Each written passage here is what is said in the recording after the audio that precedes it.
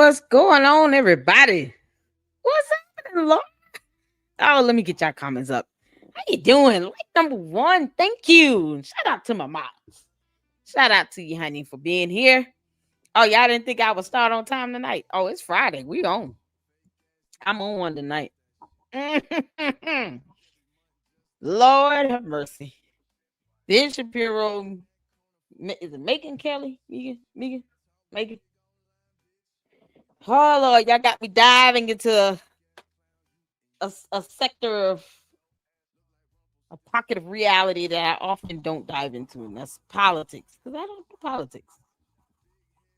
I just go based on what's right, wrong, facts, and evidence, and that's it.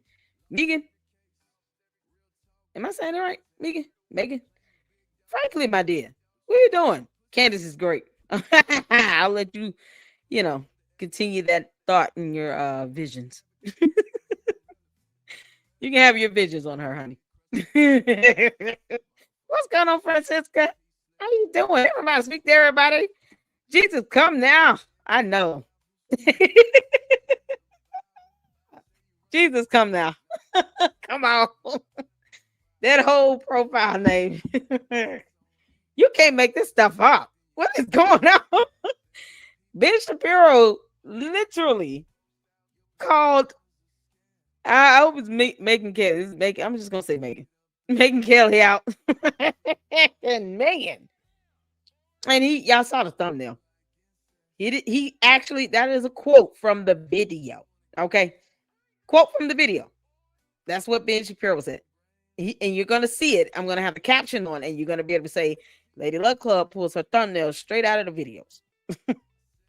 I'm not going to add words to it because I think Ben Shapiro was very clear on what he said, and he meant what he said.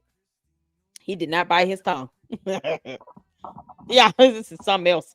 Why did it take for him to have to say any of this for Megyn Kelly to say, you know what? Yeah, I've seen her video clips, and it's getting weird. Something. All right, let's keep going. What's going on? How you doing, man? Shout out to you. Everybody speak to everybody. What's going on? I hope y'all are having a good day. Happy Friday. It's the end of the week. All right. It's the end of the week. Manny, my mom, thank you so much. Fantastic moms. I have the best moms on YouTube. Laura, Manny, Saint, Candia, all of them. Jeff, he's our military active duty member. So sometimes he's out there serving our country. So shout out to him. And we love you, Jeff. And then of course we have the fantastic supporters here in the LLC. Thank all of you all for tuning in. I hope all of you are subscribed to the Lady Luck Club because we're trying to hit 30,000 supporters. And we're almost there. Yeah, I'm at like 28,000 something. It's like 28,776. I mean, we're almost there. We're so close. So let's hit 30. I would like to hit 30 by next week. I think we can do it. So if you guys can help that along by sharing the content, make sure you subscribe. Leave your thoughts. Leave your comments in the comment section. Frankly, my dear, we'll be doing that. Hit the like button. And make sure that you guys post this out on Twitter and X and all of that. We're going to be going over another lawsuit between Candace and Kimberly Klasick. Just the summary and what the lawsuit was about.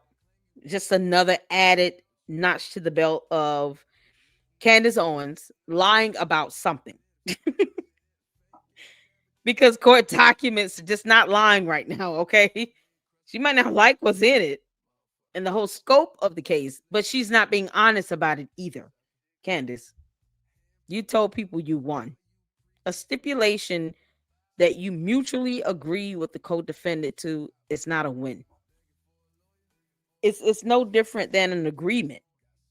Y'all both stipulated on an agreement to a dismissal with prejudice. That's not a win. And I'm going to show you all exactly why it came down to that. So we'll go over that after this. We got to start off with the video. Hold on. Lord, Frankly trying to give me some news tip. Okay, what's going on, Franklin, my dear? What's the matter? Let me give you a news tip. What's the news tip? Susie Wiles is going to be arrested. Who's that? And Shapiro is a big baby. Oh, come on. Come on. Hey, Lady Luck Club. Tommy D. Ron Real. What? Who can make somebody's really? This is my second channel. Oh, okay. My son is in my account, y'all. I was about to say, I know darn well anybody looked into my account. It's my child. Hey, y'all say hello. Tommy D. Raw Real is my second channel. My son is using my phone, because they're always your babies, no matter how old they are. So he's using my phone and he's watching us, y'all. So yeah, say hello to my son. Hi, Tommy G. Raw Real. How you doing? Oh my God, too funny. I thought somebody was hacking my second account. Oh man. Franklin, my dear, you done giving me your news tip. Talking about Ben Shapiro as a baby. I don't listen to Ben Shapiro. That's the beauty of all of this. I get to be neutral in all of this because I don't listen to Ben Shapiro or I don't even know if I'm saying Megyn or Megyn. If I'm saying that right, I'm not trying to mispronounce her name. I don't talk about her, so I don't know. And of course, we've been tuning into Candace Owens because she just keeps lying about stupid stuff and weaponizing somebody's death and lied about having 2 degrees that she doesn't have that cannot be located on anywhere. She said she re-enrolled into the University of Rhode Island when she talked about it in her video. She said, I re-enrolled. I don't know if y'all picked that up. Well, in order for you to if you re-enrolled, that means you got your degree from there. Why doesn't the school have any record of you getting a degree from the University of Rhode Island, Candace? You said you re-enrolled in the school. And she said it in her video on her show. I got it saved and I got a timestamp. It was doing the comment section. We went over it. But today, I noticed she said, I re-enrolled. And I'm like, oh, well, then there you go. It makes it easier for me to verify if she actually got these 2 degrees. Because now we can just trim it down to the school. So we're going to play that part of the video after we check out what's going on with Ben Shapiro confronting Megyn Kelly. Because the part that I've seen so far is epic. What's going on, Say? How you doing, honey? I was just talking about you.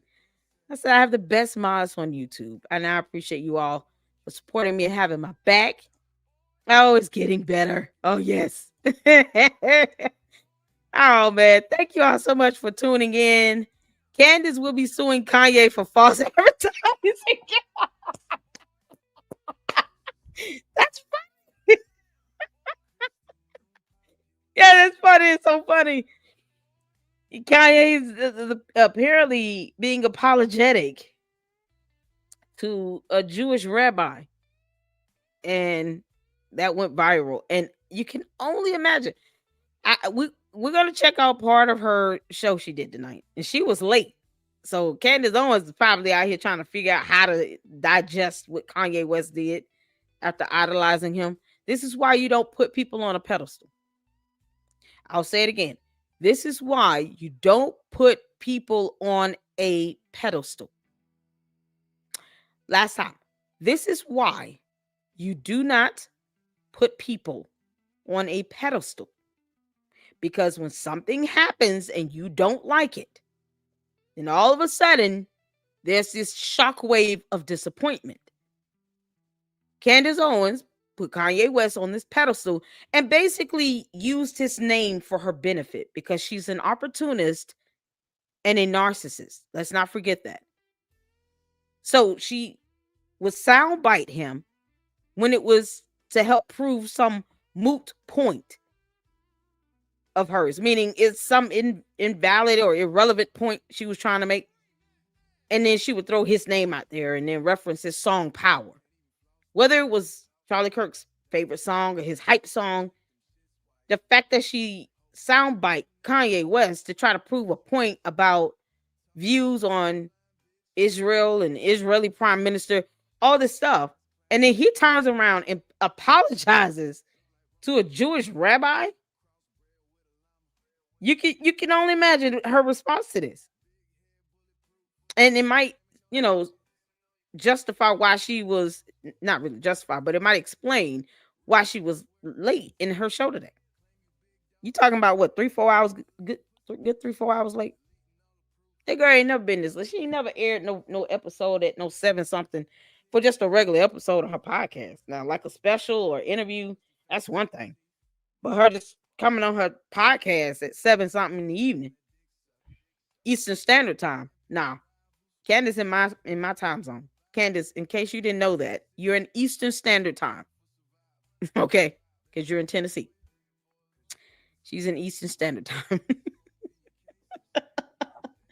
I don't think she knows that because she certainly doesn't understand what UTC is because she thinks that's Utah time. Oh, man, we got everybody up here. All right. Y'all make sure y'all hit that like button as you all come in. And everybody, speak to everybody. We are on it today. I finally caught Jersey Girl. I finally caught live. I enjoy the accuracy of your content, and you have me laughing nonstop. Thank you so much. I appreciate that. Shout out to you. Tommy G, please, son, please don't. He going in. He going in, y'all.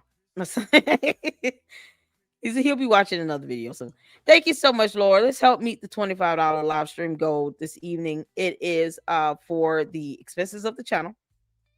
I have been working. I still have not ordered this desk, but I do have the money to order it. Thank you all for the contributions. You guys have seen what it looks like. It's on Amazon. It's going to definitely give me more space and opportunity to be able to put out the equipment and to be able to live stream more comfortably, and the quality will be better because then now we have the green screen and everything and a wider desk to work with. Thank God.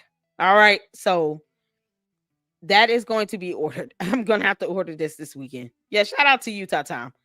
So once I order it, you guys will see the confirmation. It will be posted just like any other equipment I've ordered, whether it was, straight out or with a gift card. I always post it up on the channel as a post, and you guys will be able to see your contributions at work because that's transparency. Candace always rich, but she gets $50, $100 supers, and it's still weird from people that's trying to get, their comment read.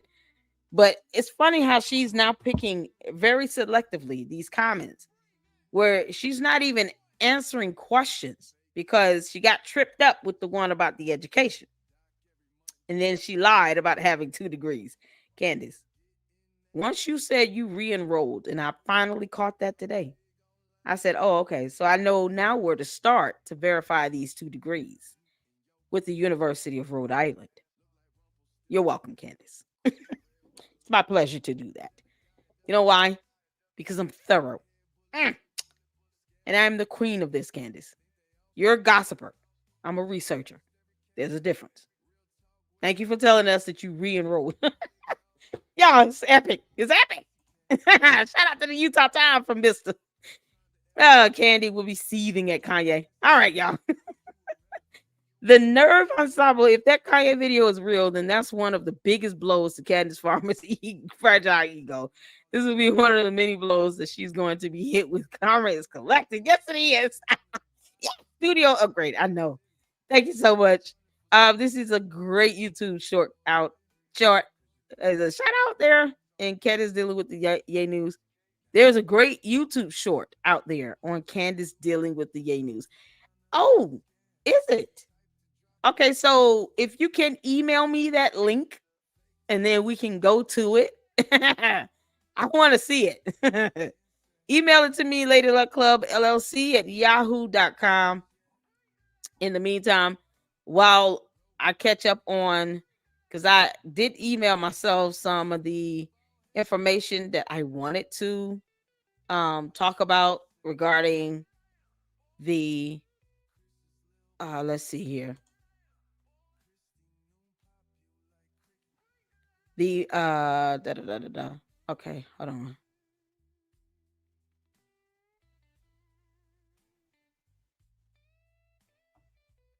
Okay, I guess hold on. Somebody sent me something else. My bad. Okay, so I got the lawsuit. It was a ruling and an appeal from the Kimberly Klasick case. We're gonna get to that. And then we have tomorrow, I'm gonna go over some information. We're gonna go over that portion of the video about Candace Owens talking about she's got 2 degrees. And then we're gonna find out what I've uncovered in my research. That'll be tomorrow. And that'll be about her education and her views and thoughts on education. Because once upon a time, Candace Owens had some strong opinions about people with college degrees or the value and worth of a college degree, which baffles me even the more as to why she would lie about it. Candace, you slipped up when you said you re-enrolled. You don't really? Jabu. You don't think I would contact that thing on school to your school of yours, girl? That was a dare waiting to happen. Okay. But that'll be tomorrow, y'all. Oh yeah. That'll be tomorrow. Thank you so much, Manny, for dropping the email. In the interview was eating her up. I'm sure. This is gonna be good. Is she saying all those internet sites missed that she re-enrolled? No, she said I re-enrolled in her podcast. She said that she had to drop out, and then she said, but then I re-enrolled, and now I am finished up and have 2 degrees. That's what she said. You're gonna be like, I can't believe I literally, when I heard it again and I was doing some research on this and I heard it again, I said, wait, she said she re-enrolled from the school she dropped out of.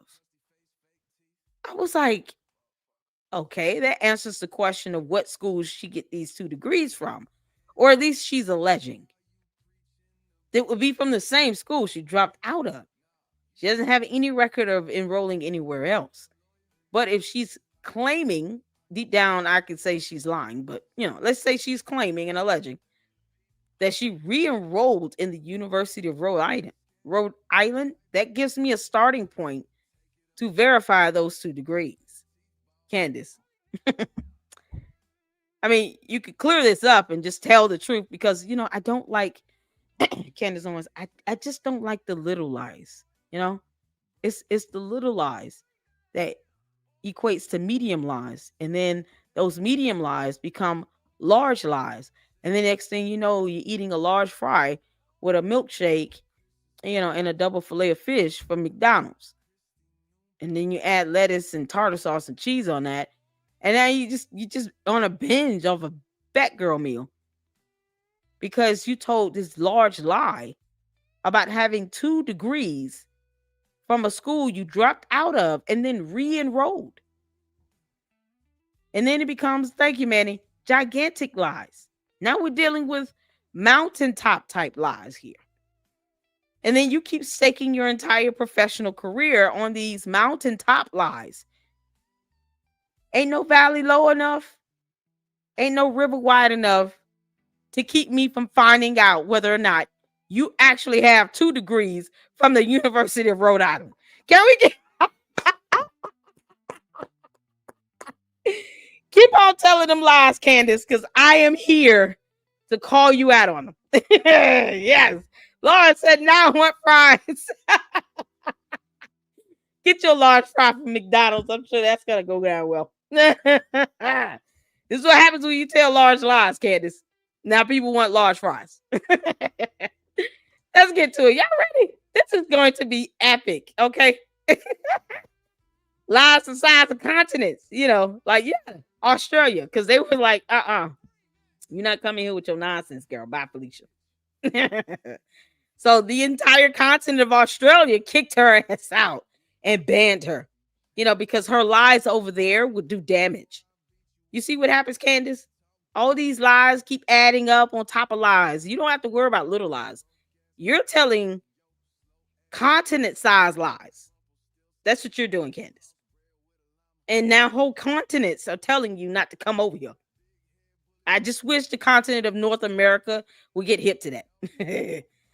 All right, y'all, we get ready to watch this. Put a 1 in the chat if you can see and hear. This is from Jewish Uncensored. Because I just didn't feel like going all over Megyn Kelly's YouTube channel. I just wasn't in the mood. So we're gonna watch this clip here, and I'm just gonna play the part where he starts talking about Candace Owens because that's what we're interested in. All right, so put a 1 in the chat if you can see and hear. Let's get to it. Candace Owens. I think that what Candace Owens is doing right now is evil. It is evil what she is doing right now. Okay, and I say that again. But what? Because like I didn't opine on whether it's evil or not, but my position is it's really none of my business. And why is it? But I have a question. Why is it none of your business? I mean, you comment on these things for a living. I'm not mother of the internet. No, but if this were on the left and somebody were accusing Charlie Kirk of his wife having murdered him, I assume that you would be talking about it. Is that what Candace is accusing Erica of? Yes. What's she murdering her own husband? She's accusing TPUSA insiders and other members of the right wing, including Seth Dillon, of being involved in the murder of Charlie Kirk. Yes. Okay. Like I said, I don't take in that content, which is an honest statement. I don't have time to watch Candace's show. I believe you. I believe you. But the point that I make. Okay, so now that he's brought it to your attention, girl, how do you feel about this? Because you can't keep saying, oh, it's the left saying this and doing that. Well, Candace is not left, right? Last time I checked, Candace doesn't represent the left. So she still considers herself to be a conservative. I don't know. For whatever reason, the right adopted her. They took her in. And now they're stuck with her. So I don't know if the left wants her back. Let me just ask that. Would the left want her back? Probably not. So either Candace is on an island of her own, or she's a right wing or right conservative, right leaning person. Yeah, when I say I don't tap into politics like that because it doesn't get you into heaven. It just doesn't. But for the purpose of the conversation, she's alleged to be a right-leaning political commentator of some sort. And she's the one saying all of this stuff. And Megyn Kelly wants to act like, oh, I don't have time to take that type of content in. I don't watch her show. What do you mean you don't watch her show? So why not give your honest opinion about it? Megyn Kelly, you're on something else, girl. Y'all, you can't make this stuff up. Let me go back a little bit. No, but if this were on the left and somebody were accusing Charlie Kirk of his wife having murdered him, I assume that you would be talking about it. But hold if on, this let me were start on back. the left and somebody were accusing Charlie Kirk, I have a question. Why is it none of your business? I mean, you comment on these things for a living. I'm not mother of the internet. No, but if this were but you on the comment left for these and somebody things were for a living. accusing Charlie Kirk of his wife having murdered him, I assume that you would be talking about it. Is that what You can't Candace make is this up. accusing Erica of? Yes.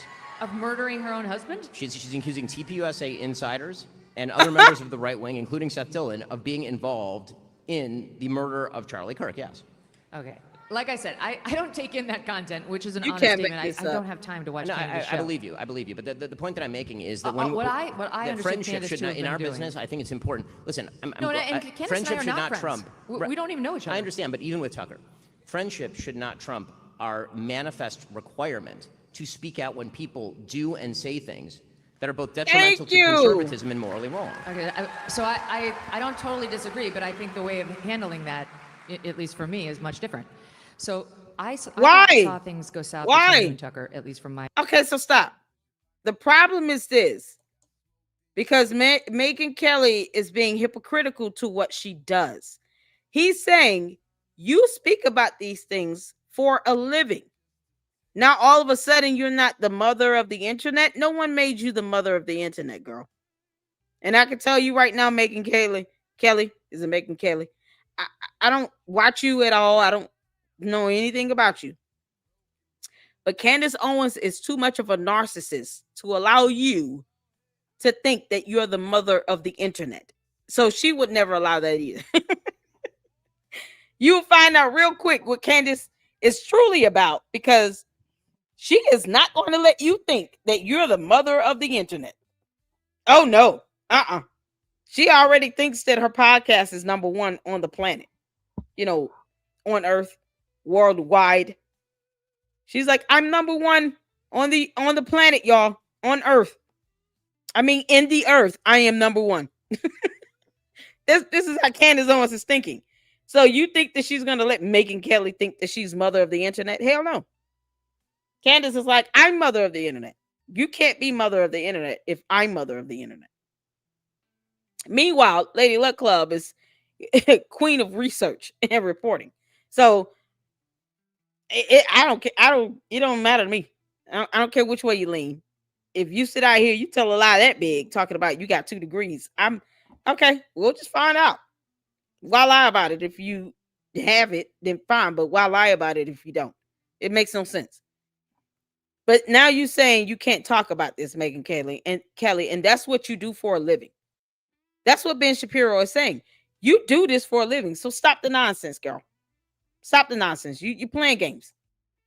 You know, now all of a sudden, I don't watch this stuff. I don't keep up with it. Why should I have something to say? You got to be kidding me. We got to go back and hear that again because it's so hypocritical. It is evil what she is doing right now. Okay, and that's I say the thumbnail again. But what? Because like I don't opine on whether it's evil or not, but my position is it's really none of my business. And why is it? But I have a question. How is it none of your business? I mean, you comment on these things for a living. I'm not mother of the internet. No, but if this were on the left and somebody were accusing Charlie Kirk of his wife having murdered him, I assume that you would be talking about it. Is that what Candace is accusing Erica of? Yes. Of so she's just being ill-informed. And other members of the right wing, including Seth Dillon, of being involved in the murder of Charlie Kirk, yes. Okay. Like I said, I don't take in that content, which is an honest statement. I don't have time to watch Candace's show. I believe you. But the point that I'm making is that when what I understand, Candace, why is she not addressing it? Now that you hear Ben Shapiro is confronting you with it, people in your audience are confirming it. You all hear the audience? This is supposed to be her show, right? She has people in her audience agreeing with him in what he is saying. And she's kind of sitting here like, an airhead. You see why I love being neutral? Because I could just say what I'm seeing and observing and give my opinion from there. Megyn Kelly sounds like an airhead right now. I'm not mother of the internet. No one is asking you to be. He's asking you, what do you think about what she's saying specifically about Turning Point USA and Erica Kirk and other people who work at Turning Point USA, all of Charlie Kirk's friends, some guy in a green hoodie and a hat, all these random people of being involved. Egyptian airplanes, the U.S. military, the entire executive branch of government, the Israeli prime minister, all of Israel, back to Egyptian airplanes, something with Utah time. How did you miss all of that, Megyn Kelly? You've missed everything she's talked about, is what you're saying, Megyn Kelly. But yet, didn't she say a few weeks ago about something, or was it Candace saying something about her not being attacked because she won't attack Candace Owens? How did that go? Let's play this out and we'll go to that video because I'm sensing some hypocrisy amongst Megyn Kelly with this. But if this were on the left and somebody were accusing Charlie Kirk of his wife having murdered him, I assume that you would be talking about it. Is that what Candace is accusing Erica of? Oh, man, she's murdering her own husband. What's going on, Albert? She's accusing TPUSA insiders and other members of the right wing, including Seth Dillon, of being involved in the murder of Charlie Kirk. Yes. Okay. Like I said, I don't take in that content, which is an honest statement. I don't have time to watch Candace's show. I believe you. But the point that I'm making is that what I friendship should not, in our business, I think it's important. Listen, friendship should not trump. We don't even know each other. I understand, but even wait, what? Friendship should. Hold on. Is she serious? Is she serious? She's not friends. Why was Candace Owens talking about people not attacking Megyn Kelly for not, accusing her of spreading conspiracies or something? So they don't know each other. Is that what Megyn Kelly is saying? Megyn Kelly, don't lie. Okay? Because when you start lying, that's a whole nother thing. Because then it really shows you have something to hide. As opposed to you saying, like a grown woman, I really don't want to get into this because I don't want to comment on it because I don't want to get caught up in it. if I want to talk to Candace about what she's saying, I'll talk to her privately. But didn't she say something about this a couple weeks ago? Because now she's, oh, we're not friends. I don't talk to her. I don't really know her like that. Are you serious? That friendship should not, in our business, I think it's important. Listen, friendship should not trump. We don't even know each other. I understand, but even with Tucker, friendship should not trump our manifest requirement. Let me go back. Let's go back. Of murdering her own husband? She's accusing TPUSA insiders and other members of the right wing, including Seth Dillon, of being involved in the murder of Charlie Kirk, yes. Okay. Like I said, I don't take in that content, which is an honest statement. I don't have time to watch Candace's show. I believe you. I believe you. But people who tell the truth don't have to say this is an honest statement. If you're being honest, you don't have to point out that a statement that you are making is an honest statement. That's a red flag right there. I could have sworn that Megyn Kelly's avoided, or she said something where she didn't want to attack Candace Owens, or she did say something. Candace Owens played a video on her show where Megyn Kelly was saying that she had a conversation with Candace. She felt that she was a good mom and something else to that extent, and that she didn't want to just attack her like everybody else has been doing or something. Now all of a sudden you don't know her and you don't watch her show. The point that I'm making is that what I understand friendship should not, in our business, I think it's important. Listen, friendship should not trump. We don't even know each other. I understand, but even with Tucker, she said we're not friends. We don't even know each other. We don't even know each other. I understand, but even y'all see this? We don't even know each other. Candace Owens, how you feel about Megyn Kelly saying that to you? She's saying y'all are not friends. Y'all don't even know each other. Weren't Candace Owens praising her for not attacking her? Megyn is lying. Thank you. How you doing? Is it Bondart? I'm sensing some bullshittery here.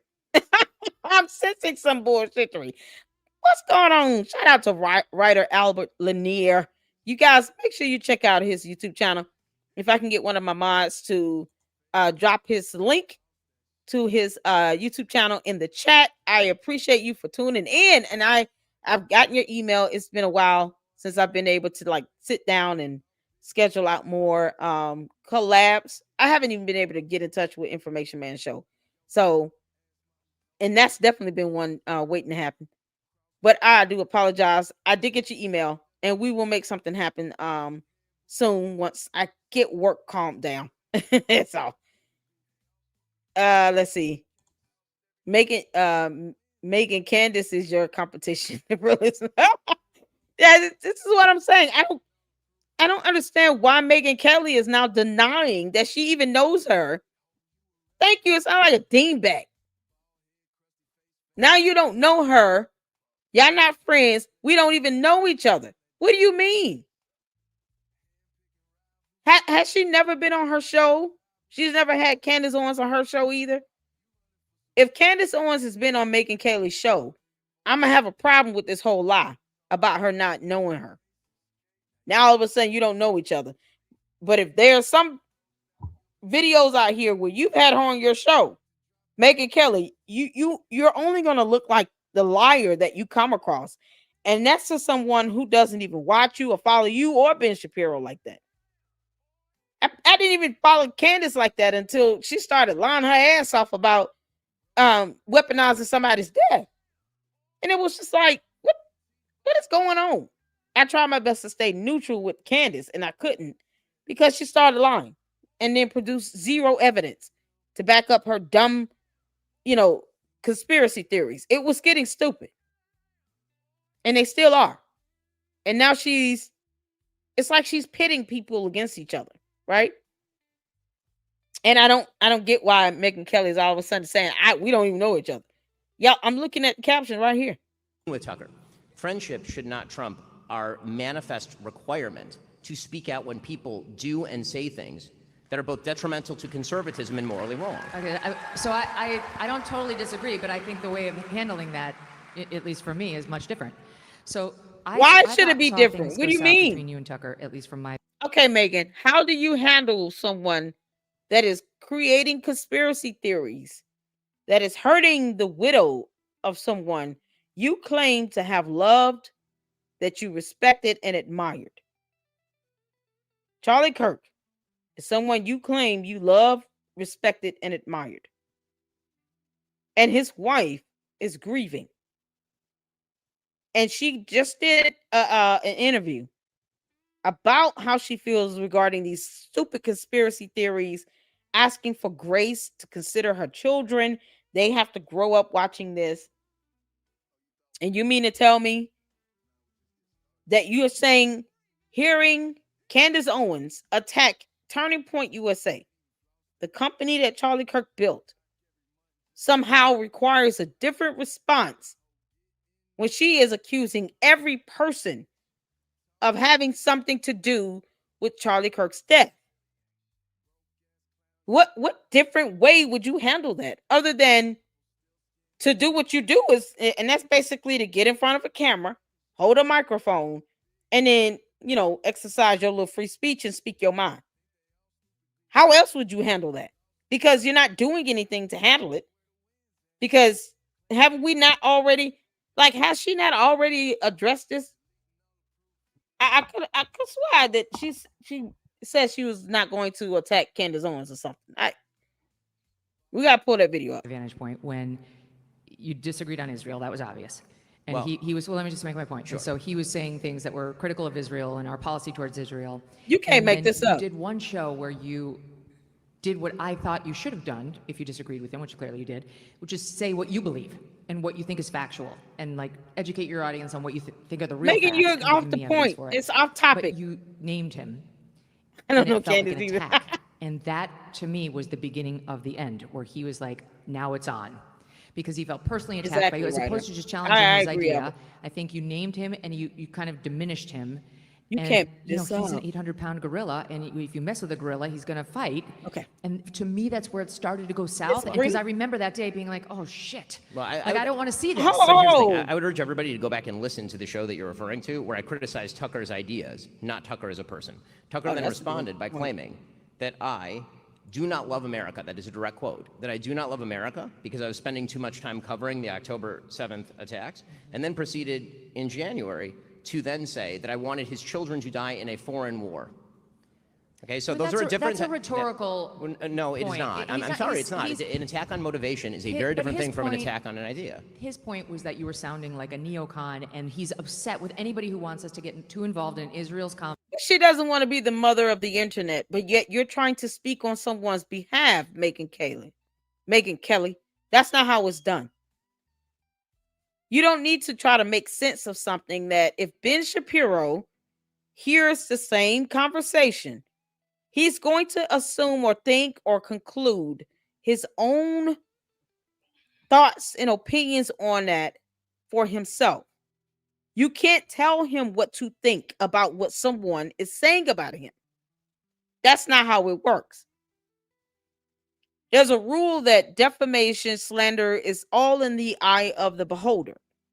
So it comes down to how the person that is being defamed and that is being lied on perceives that to be. If they're saying that they're being harassed, it's based on how they feel they're being harassed. And then if they take it to the court of law, then they will have to produce the evidence to support the examples of where they believe they have been slandered or defamed or harassed.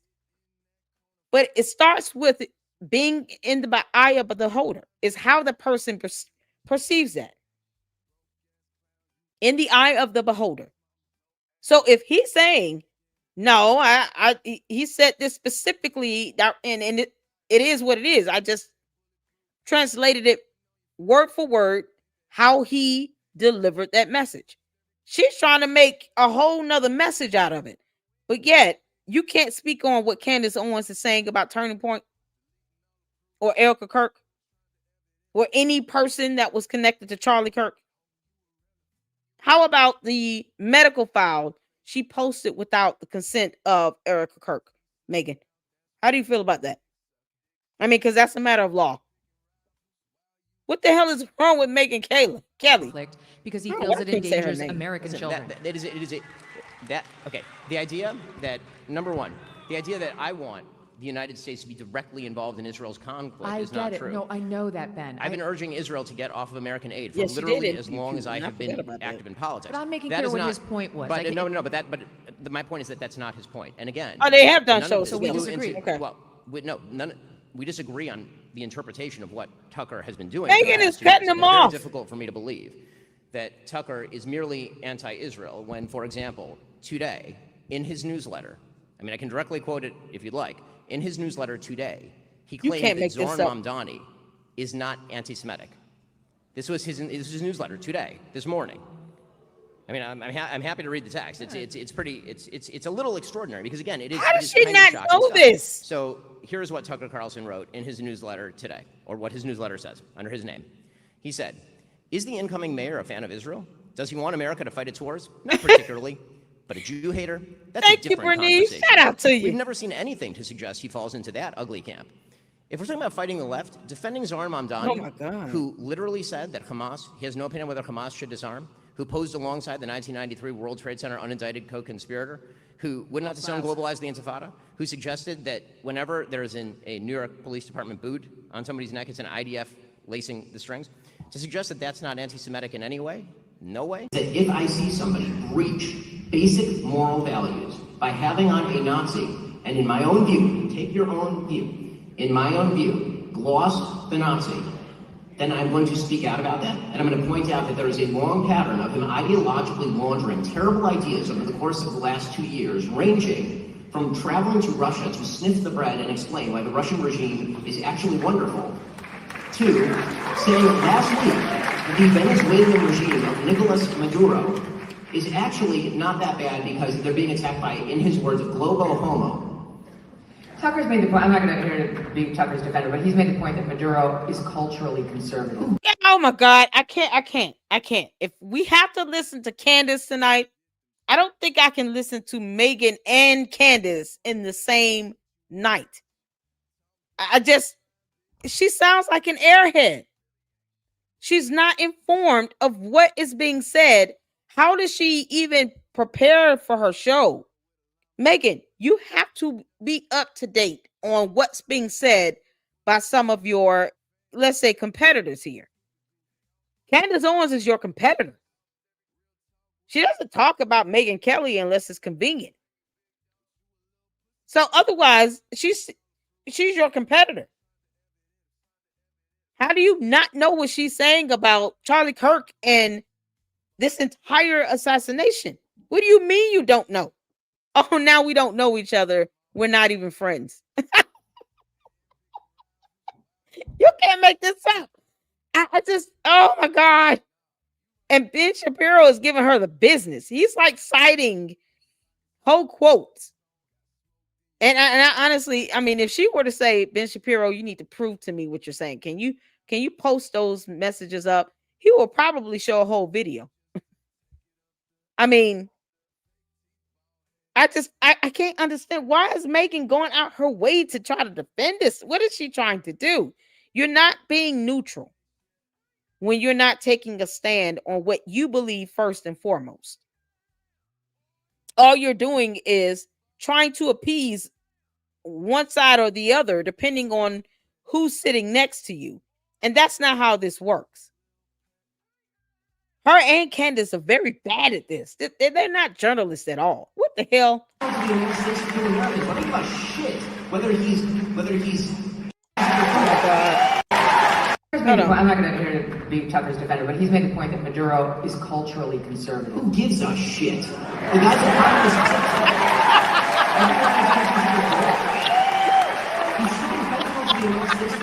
What about shit? Whether he's anti-LGBTQ rights.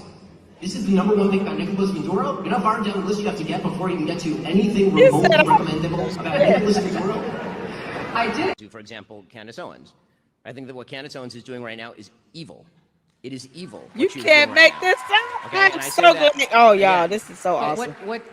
Worth hearing. Like, I didn't opine on whether it's evil or not, but my position is it's really none of my business. And why is it? But I have a question. So for her to say, my position is it's really none of my business, lets me know that she heard it, she knows what's being said, and she's trying to stay out of it.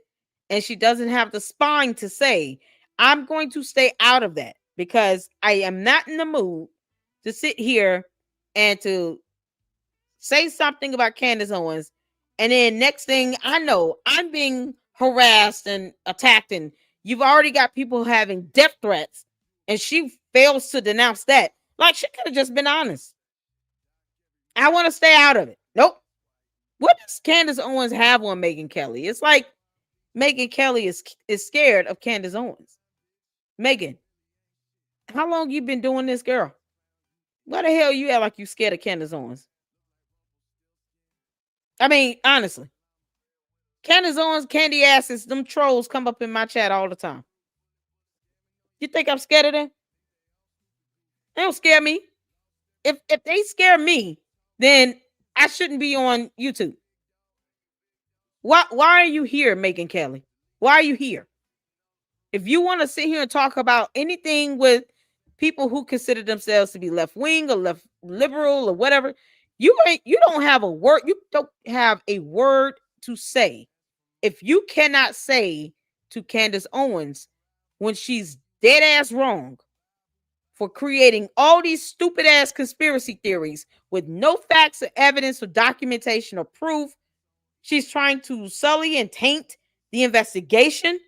She's doing all of this stuff. And you're sitting here saying, I don't want to opine whether she's evil or not. But okay, so that's an indication you know what's being said then, for you to say it's none of my business.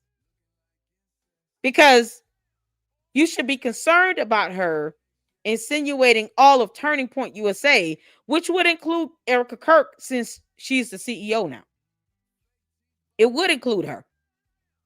You would be concerned. You got Candace Owens saying everybody is guilty.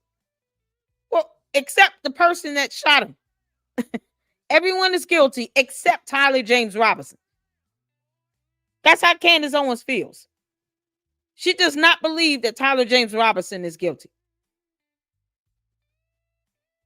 Not at all. Not even a little bit. If you leave it up to Candace Owens, this man will walk free. And it'll be declared a mistrial. Because she won't look at the evidence that does point to him being the shooter and having acted alone. But she can't produce evidence to show that someone else is involved. Her theorizing stuff means nothing to the court. You can't make this up, but now she wants to say it's none of my business. Until it becomes your business, Megyn Kelly. Because right now, Candace Owens, it's like she's got something on you and she's keeping you, hushed up. And now you're scared to say how you really feel about all this nonsense that she's saying. But if it were to thwart the investigation and tank the jury pool selection, how would you feel about that? Megyn Kelly is an airhead. She's why an is it airhead. none of your business? I mean, you comment on these things for a living. I'm not mother of the internet. She's an airhead. No, but if this were on the left and somebody were accusing Charlie Kirk of his wife Hit the having like murdered button. him, I assume that you would be talking about it. Is that what Candace is accusing Erica of? Yes. You can't make this murdering her up. own husband? I thought she's pretending accusing to. TPUSA insiders and other members of the right wing, including Seth Dillon, of being involved in the murder of Charlie Kirk. Yes. Okay. Like I said, I don't take in that content, which is an honest statement. Y'all heard how she said, okay. I mean, look how she's sitting here trying to fake this concerned look. Like, oh, I didn't know. It's written all over your face, Megyn Kelly. I'm pretty good at this. Where you're lying. You're lying like hell. Megyn Kelly, your body language. What's that body language expert? He does great videos. Hopefully he does an analysis on this. Megyn Kelly is lying like hell. Look at how she's squinting her eyes. It's like she's trying to prevent making eye contact, but realizing she still has to look his way because it would be super obvious if she didn't look at him. She knows what's being said. And she's squinting her eyes like this as if that's somehow going to slow down the information being processed in her brain. You can't make this of Charlie Kirk, yes. Okay. Like I said, I don't take in that content, which is an honest statement. I don't have time to it's watch not it. it's not an honest statement. The point that I'm making is that what I understand friendship Candace should to not, have in been our doing. business, I think it's important. Listen, friendship should. And she tried to cut him off. Y'all see what's happening here? She cuts him off. She tries to sidebar and talk about something else that can be distracting and deflect away from what he is saying. Megyn Kelly would understand this point if it were anything else dealing with anyone else, especially with her being, having this whole divisive mentality about left versus right.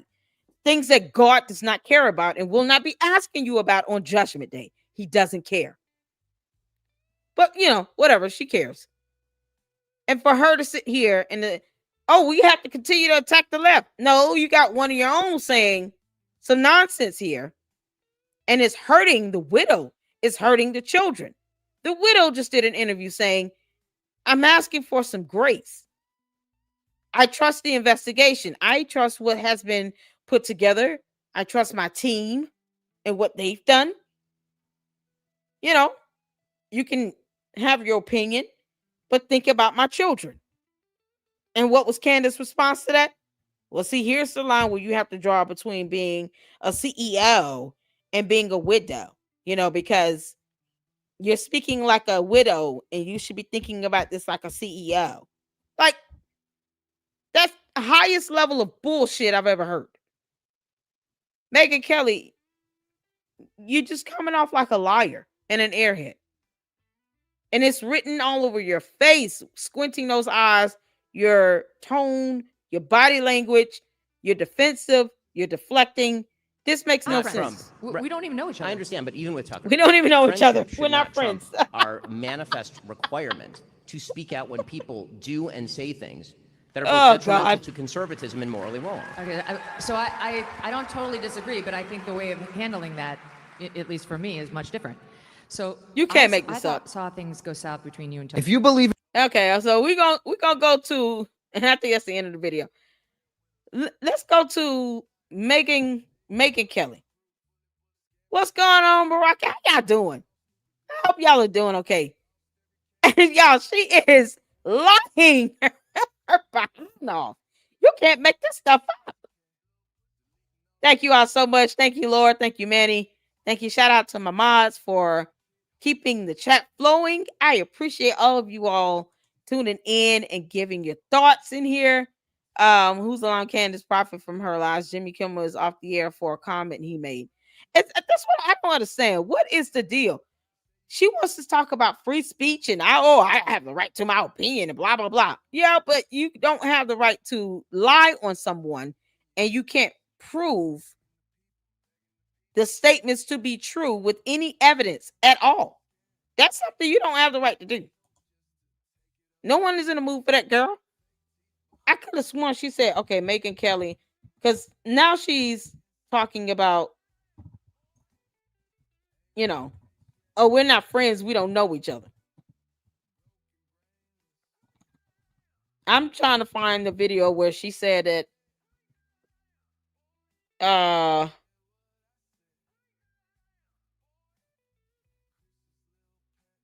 hold on a second. Because she acts like she doesn't know what's being said.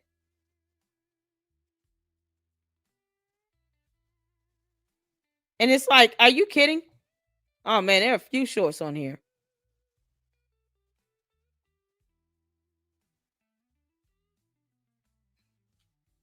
Megyn Kelly Shields. What is going on? Okay, hold on. I'm just trying to find, there's a specific video I'm looking for.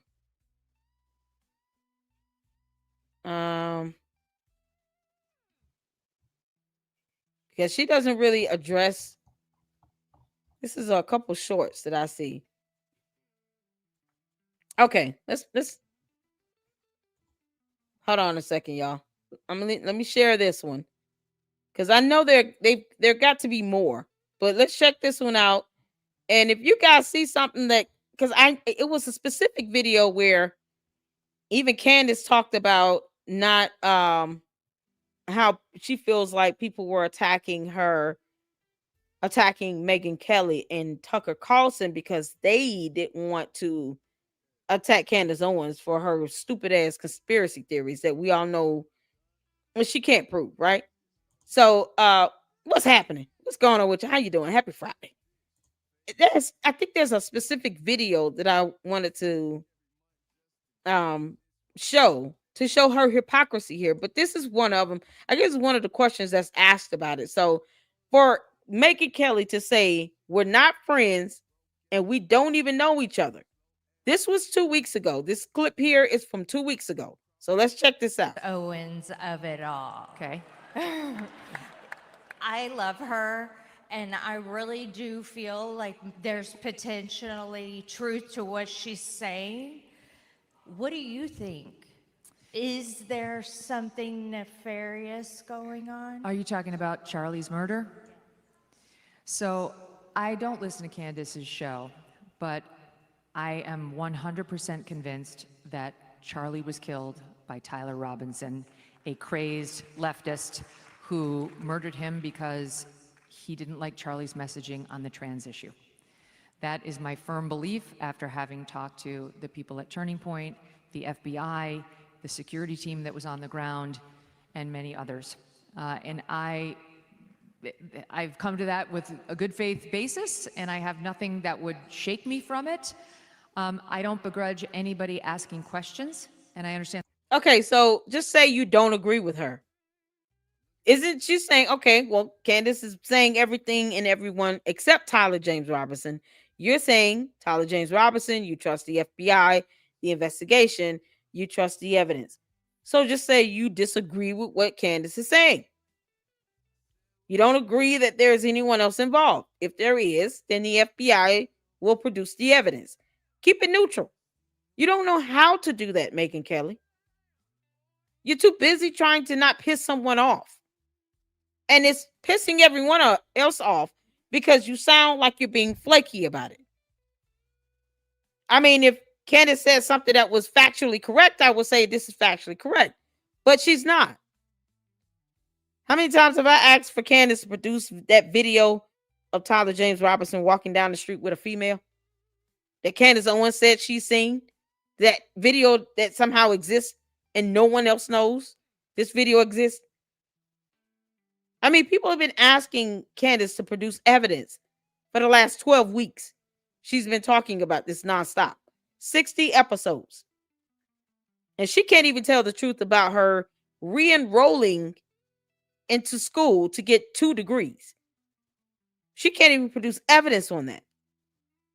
So why is it so difficult to say, I don't agree with Candace? If she's not going based on the FBI investigation and the facts here of what happened and who shot him, then no, I'm not in agreement with it. I don't care who it comes from. It don't have to come from her, come from anybody. Anyone that's saying anything outside of the evidence and the FBI investigation and what I believe, I don't agree with them. It is what it is, and that's it. Candace doesn't pay my bills. Then it's that easy. You see, I have nothing to lose either. Girl. And the controversy around where she's gone with it. But I think it's really kind of a mess, like a matter of your preference for your broadcaster. And, you know, Candace is many people's cup of tea, and she's not other people's. And I'm the same. And I haven't responded well to people demanding that I try to police her speech, because that's a leftist thing. It's not a right thing. So if she's not for you, that's fine. But if she is, that's fine too. And what she says about this particular matter, look, I give her... Everything's not a leftist thing versus a right thing. It's just not. All right. Free speech is not limited to left or right. It's not how our laws are written. It's absurd to even make that comment. It's really childish, because you're saying that, you know, someone who does not politically agree with you automatically has a disregard for free speech. I mean, you kidding me? You can't even grow a spine and say Candace is wrong. I don't want to hear nothing you got to say after that if you can't say Candace is wrong, because she has not produced any evidence. And she did say that there was a video that someone told her about, you know, from the lady that called in and was paid to give her a tip. saying that the FBI is not releasing the full video of Tyler Robinson walking up the street with a woman. Candace did say there was a video that the FBI is not showing. The video evidence that we've seen, that the public has seen, has been edited. That is what she said in her on her podcast. I remember that because I kept saying, and I've been saying it, where's the video? Candace said there's a video. Yep. And I keep on the captions so that you guys can read the words that are being said. I can't make that up. And it's too stupid to make up, to be honest. But this is all the stuff that Candace has said. It's so much that she said. I know it's a lot to keep up with, but Candace says a lot of dumb things. And then all she does is just rinse and repeat. She just recycles her dumb conspiracy theories. By next week, we'll be back to the Egyptian plane theory again, because reasons. I just give her a lot of grace because I know she's suffering. I know she really loved him. And I think this has been very hard on people who actually knew Charlie and really loved him. Let's talk about. So, okay. So you think because she loved him, now she's got to lie on everyone around him and lie about everyone else being involved? Are you kidding? Okay, so let's get to this letter. Bibi Netanyahu went on Fox News on September 11th, the day after Charlie was shot, and commented on the loss of the man he said was his friend. And here's that in SOT 1 in part. He was an extraordinary friend. He said, he wrote me a letter on May 2nd this year. He said, one of my greatest joys as a Christian is advocating for Israel and forming alliances to defend Judeo-Christian civilization. A few weeks before the tragedy yesterday, I called him and I spoke to him and I said, please come to Israel. I invited him to Israel. And sadly, that visit will not take place. But he was a defender of our common Judeo-Christian civilization. He was unbelievably excited to walk in the footsteps of Jesus here. He valued our bond, the bond between America and Israel. Candace, who's been critical of Israel in this conflict, did not appreciate that we had a foreign leader reading part of Charlie's letter, trying to characterize his stance on Israel without giving it its full measure, because it had changed a bit in recent months. And I thought you didn't watch her shows, Megyn Kelly. This would be coming from someone who watches her shows, right? Wouldn't you need to watch her show to know this? Like, this is what I'm saying. She said she doesn't know Candace Owens. They are not friends. She doesn't watch her content. She said that, right? And now she's speaking on Candace Owens' comments and statements about the 7-page letter that Charlie Kirk wrote to the Israeli prime minister, and Candace's video she did about that, where in that video, Candace was daring the Israeli prime minister to release the whole letter and to not, she basically was saying that you withholding the entire letter is like you're lying, because we're not able to see the whole thing. And tried to use legalese that was still incorrect. Lying by omission. That's what she said. Candace, you don't understand how court works. So to hear you say lying by omission is hilarious. But that's what Candace said. And now you hear Megyn Kelly commenting on Candace on statements. I thought you didn't watch her show. Because how would you know she said this? If you did not watch her show, you don't know who she is. You are not friends with her. And now you're sitting here talking about this. This was a month ago. This is 1 month ago, people. We're watching a YouTube short from Megyn Kelly's channel from a month ago. And she is not wrong about that. She responded on her show. Defending her. And Candace was very good. I'm sorry, what did you say? She responded on her show? Is that what she said? Yeah, y'all see this? She responded on her show. And Candace was very... So you watch her show, Megyn Kelly. Y'all see why I like the captions? You watch her show, Megyn. So you lied. You lied to Ben Shapiro to his face because you're lying. And you lied to your audience. She responded on her show. You don't watch her show. So how do you know that?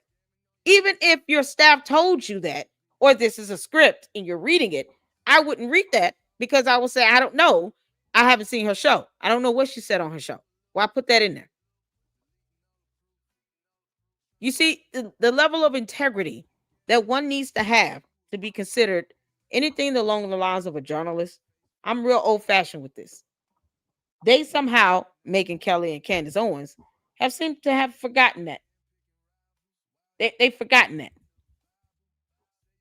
Neither one of them have any, a shred of integrity here. Why lie about stupid stuff like that? I don't watch your show. That's a lie. Yes, you do. And you're defending her in this. You're defending her in this. But yet, the title of this clip is Cultural Decay Leading to Left. Why is it? No, Candace Owens is not a left. I thought she was a right-wing, more right-leaning conservative here. What does the left have to do with this? Why are you? So either you see Candace Owens as somebody that's liberal, left-wing, or you don't. I don't know. What's your stance on that, Megyn? You got to take a stand on something, or you'll fall for anything.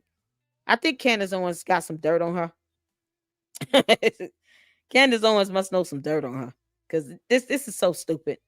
Good friends with Charlie. I mean, she called herself a Mason of Turning Point, and she is. So I believe Really? Candace is sincere in her upset around Charlie's everything. I mean, obviously around Charlie's death, but around people trying to talk for him and sort of summarize his position on something as controversial as Israel.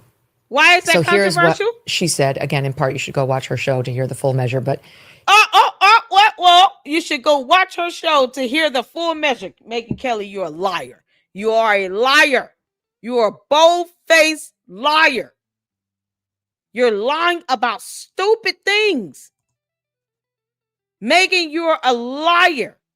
You said you don't watch her show. And now you're saying a month ago. What is the deal? What does she have on you? What does Candace Owens have on you, Megyn? Because she got some dirt on her. Y'all, you can't make this up. Let me get some comments in. Listen here. Megyn Lady Luck talking to you. Okay? Sorry I'm late. What is wrong with Candy A? What's going on, Kimmy? She's totally lost it. Did anyone else notice she never mentioned? We're gonna check out her video in a second. I had to point out the fact Megyn is lying. Ben Shapiro confronted her about things that Candace Owens is saying, and you get Megyn talking about, oh, I don't watch her show. I don't watch her. I don't take in that content. We're not friends. I don't know her. I don't know her. We're not friends. She just said that today. But here's a video clip from a month ago where she's telling people to go watch her show when Candace brought up the letter Charlie Kirk wrote to the Israeli prime minister, and then accused the Israeli prime minister of lying by omission, a concept she doesn't understand because she doesn't know how court works. Because he didn't release the full letter. And then when he did, Candace tried to question the origin of the letter. Who wrote it? How did it land in the Israeli prime minister's lap? Like, no, you said that he needs to release the whole letter. He did that. Candace is a liar herself. So she had no way out of that. So her way of trying to challenge the letter after he released the whole letter was saying, oh, well, how do I know he wrote it? Can we get confirmation of whether or not he sent the email? It was almost like someone else wrote it for him, signed it for him, and emailed it from his computer, from his user login. That's how hard she went on this letter. When the Israeli prime minister said, she daring me to release a 7-page letter. Okay, I'll release it. And he did. And now you have her lying about even knowing her, being friends with her, or listening to her show. When just a month ago, she's telling people to go watch her show. Here is what she said in response to Netanyahu on her show just the other day. There definitely is a little bit more to the story. First and foremost, that letter he is holding up, he is severely misrepresenting. Those sentences are real, but I am calling upon Bibi Netanyahu, the dear friend to Charlie Kirk, to publish the letter's entire contents. Like, don't start with just. Okay, so the statements are real. Okay, we know that. We can read, Candace. You just didn't want to believe it. That's the only issue we all had here. It's the fact that you didn't want to believe it, so you made a problem out of it. And Megyn Kelly is sitting here sipping for your lying ass for no reason. But Megyn Kelly said she doesn't watch her show, and here she is playing a clip of Candace Owens' show from her channel, from her podcast. Megyn Kelly, you are a liar. Megyn, you lied. Bold-faced lie. Didn't I tell you all to look at the eyes squinting at Ben Shapiro? It's a telltale sign, you all. See, I know what I'm talking about here.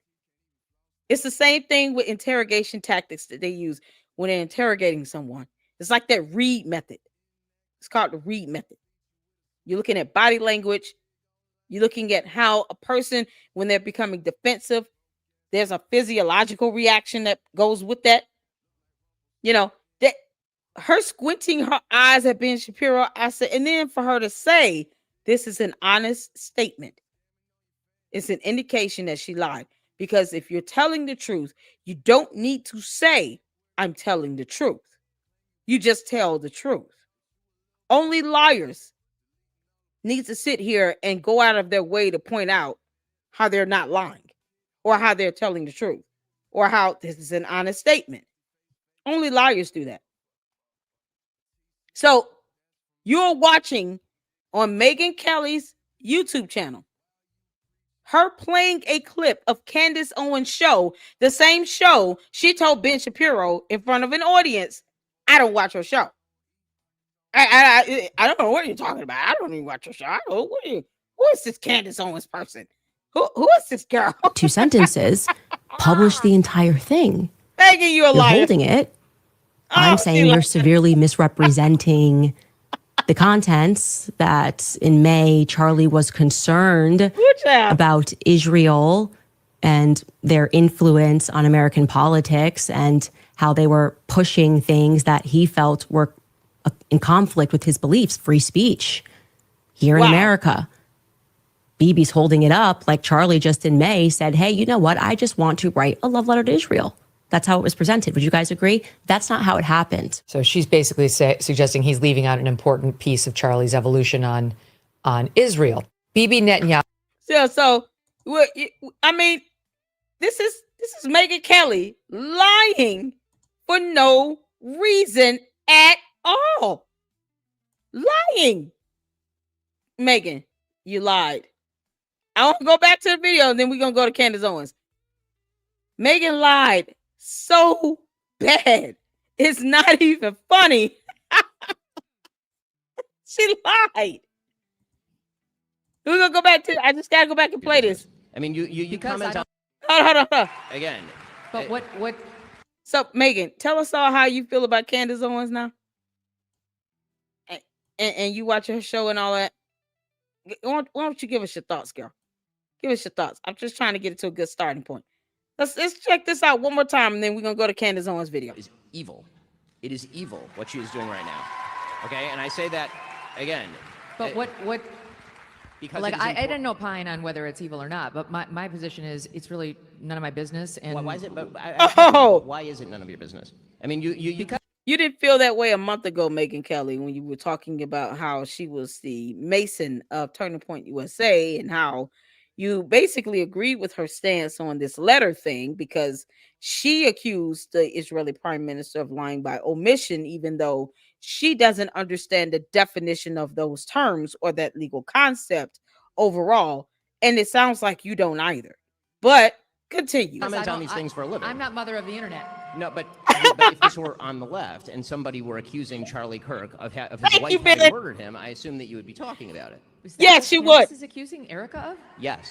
Of murdering her own husband? She's accusing USA insiders and other members of the right wing, including Seth Dillon, of being involved in the murder of Charlie Kirk. Yes. Okay.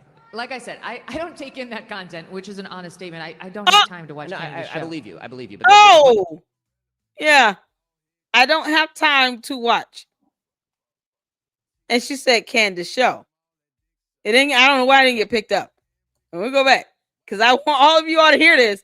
So you all can say, yeah, Lady Luck Club definitely proved that Megyn lied like hell. In front of Ben Shapiro and her entire audience. Megyn Kelly's audience should be pissed at her for lying this bad about simple things. I don't have time to watch Candace's show. I believe you. But no, I don't. Okay. Like I said, I don't take in that content, which is an honest statement. I don't have time to watch Candace's show. I believe you. But Megyn, you're a liar. You're such a bad liar. That I'm making is that when what I understand friendship Candace should not, in our business, I think it's important. Listen, friendship should not trump. We don't even know each other. I understand, but even with no. Four good lies in that. While you're sitting here facing Ben Shapiro, Ben, you didn't pick up on the fact she was lying to your face, man. She lied to your face. You should feel some type of way about that. Y'all ready to check out Candace and laugh at her? Oh my God. You can't make this up.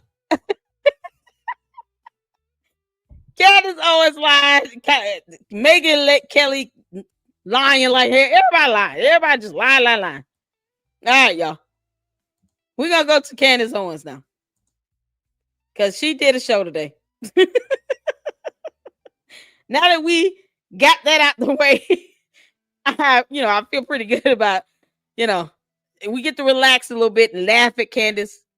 It'll be easier to laugh because, Megyn Kelly just laid it out for us all. She's a horrible liar. Oh, Megyn Kelly, you're a horrible liar, girl. I got to speed Candace up because if not, she gives me a headache. I know she talks fast, but All right, y'all. Let's get to this. Thank you all so much for tuning in. Hit the like button and make sure you're engaging in the chat. Let's go. Blood libel. Blood libel. I've suffered a centuries-old anti-black trope. That's how this works, right? Like if you're in the pro-Israel lobby and you deal with any sort of pushback or flack, you got to fall to the ground and cry victim. Well, it's my turn now, you guys, because yesterday, Ben Shapiro, who was invited as a guest to join Megyn Kelly on her tour, he pretty much just goes mask down, and it's obviously hilarious. He just lies. It's so weird. He just has nothing. So he lies and tries to pressure Megyn to respond to the lies. All I can say is the pro-Israel lobby is down real bad. They're writing fan fiction. They're like Bibi Netanyahu fan fiction. And on that note, I sat down with a woman on CNN, and it went about as bad as you might have expected. Fantastic clips that are making the round. So let's jump right back into this. Happy Friday, and welcome back to Candace.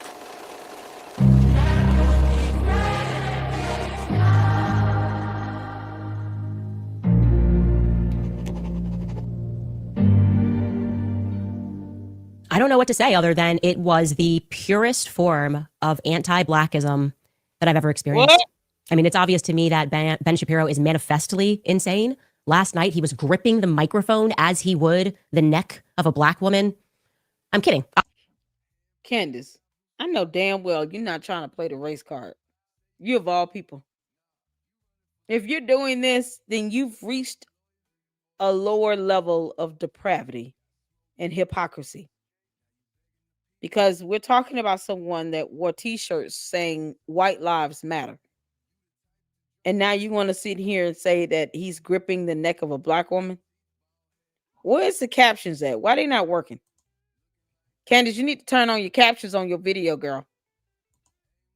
Hold on, y'all. Let me refresh it because I need to see the captions because otherwise Candace lies so much, we got to see it.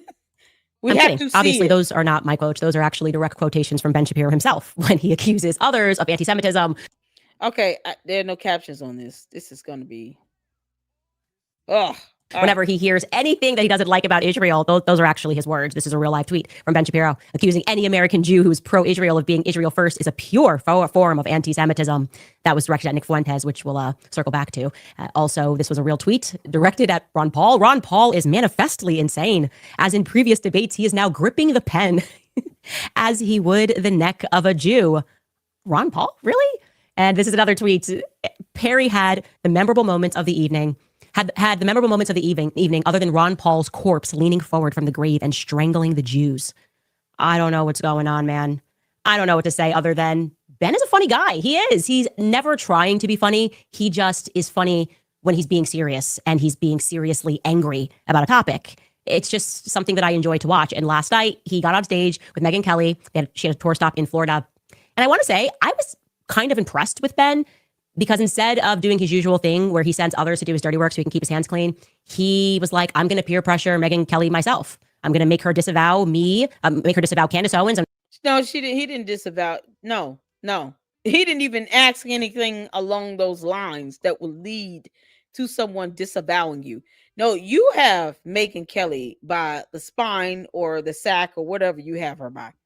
And she's scared of you, girl. That's the problem. And Megyn Kelly lied to his face about not watching you, not knowing who you are, and not being friends with you. So if you want to talk about a disavow, she did admit that she does not know who you are and you two are not friends. The question is, why? Why aren't you challenging that? He didn't make her say that. He just said, if you're friends with someone, it doesn't mean you can't tell them the truth and correct them when they're wrong. Doesn't the Bible speak on loving, gentle correction as Christians, as we should be doing to help keep each other in line, keep each other on the right path, in hopes of there being some level of forgiveness? I'm going to pull up the scripture on that because that is biblically based for us as Christians to help with love and you know, just out of being genuine, help to correct each other when we're wrong. Nothing wrong with that. And that's what he was doing. He never said for her to stop being friends with you or to not denounce you or to disavow, none of that. But she, on her own accord, said you're not friends with her and she does not know who you are. She does not watch your content. She does not watch your show. And she said this is an honest statement. To make her disavow Tucker Carlson by putting her on the spot and asking her to respond to things that Tucker Carlson never did and Candace Owens never did or said. And you really get to see it masked down because you saw this narrative circulating amongst people who were just absurdly making claims that I attacked Erica. Hey, Molly. And I know what these organic movements look like. I know how they operate behind the scenes. And I know Ben plays a part in this. And so it was actually quite refreshing for me to be like, now everyone gets to see what you are because you're saying stuff that never happened. So we'll start with what he said about Tucker Carlson. You should know Ben has a real thing for Tucker Carlson. I don't understand it. It is just, I don't know. It's been going on for a long time. There's something about Tucker Carlson that gets under his skin. I'm not clear on it. I would actually love to hear Ben speak about that. I mean, people at the Daily Wire, when they're leaving the Daily Wire, have to sign agreements that they're not going to go work for Tucker Carlson for 6 months. It's strange. God. Anyways, he jumps into this explaining his upset that like Tucker left him on red. I don't know. Tucker and him had a nice conversation on the day that Charlie Kirk died, and Tucker then sent a nice text because Ben had called him. And I guess Ben thought there would be more of a follow-up and there wasn't. So here is Ben complaining about that and then spinning it into the accusation that Tucker Carlson somehow supports Mom Donnie. I don't know. Take a listen. So I texted him and I said, thanks so much for calling. It means the world. It truly does. Should we do a show together talking about the DSA threat, Democratic Socialist of America threat, and orienting in the same direction? Happy to do whatever it takes to bring everyone back together for the fight that matters. And Tucker then wrote back, thanks, man. I appreciate it. I'm going to spend the next week or two thinking about how to be most effective. The country is clearly on the brink. I reached out repeatedly. After that, nothing happened. And again, I thought it was a good idea at the time.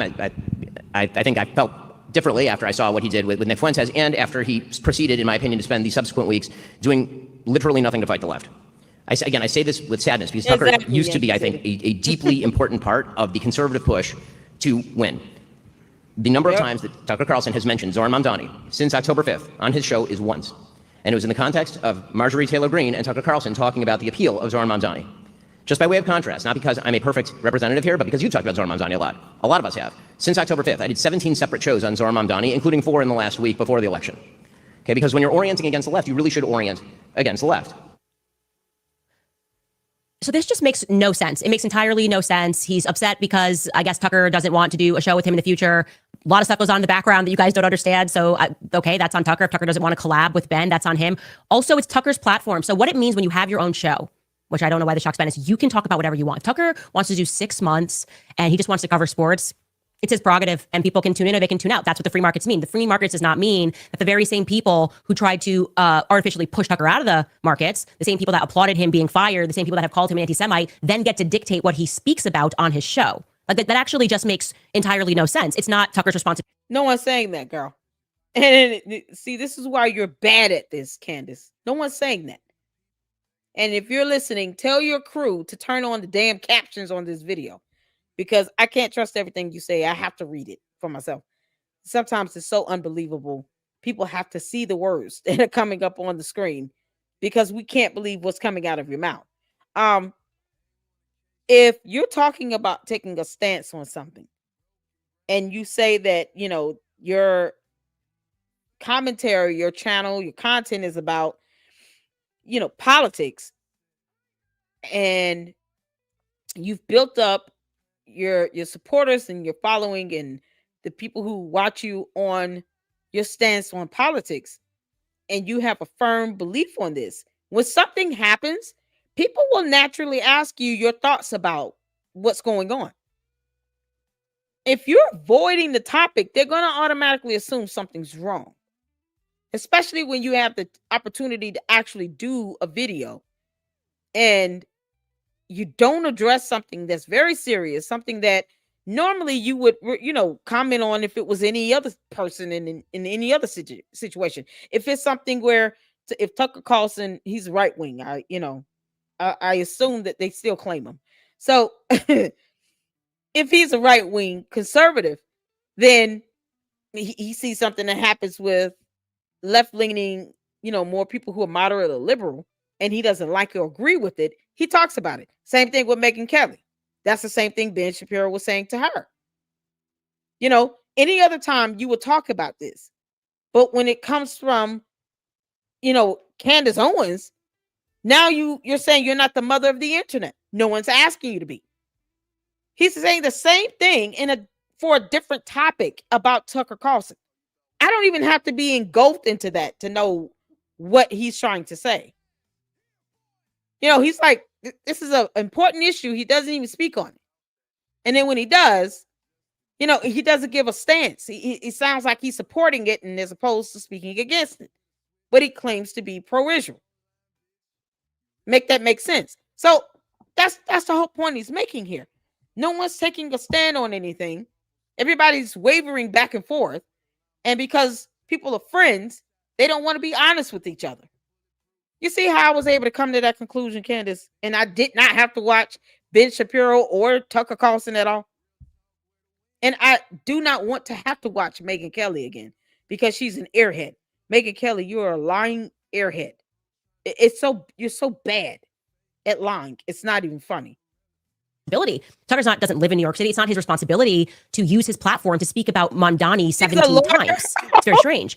But to the insinuation that Tucker somehow supported Mamdani and said like nice things about him when he sat down with Marjorie Taylor Greene, here's actually what Tucker said with Marjorie Taylor Greene. And you be the judge of whether you think Ben is being an honest person when he describes it in the manner that he just did. Take a listen to Tucker. That's the same question. It's interesting. You said a second ago that when people are really frustrated when the system they live under fails them, they listen to voices that they shouldn't listen to or wouldn't listen to under any other circumstance. Like how did Al Sharpton get to be the leader of Black America or whatever? I mean, it's like it's a thing. Mm-hmm. Desperate people tend to go to crappy leaders, I think. And I just can't get over what happened in our biggest city this week, the very same week that everybody in D.C. is focused thousands of miles away on the greatest threat we face, Iran's nuclear program. I want Iran to have the bomb. I'm not pro-Iran, obviously. We're not pro-Iran. Yeah.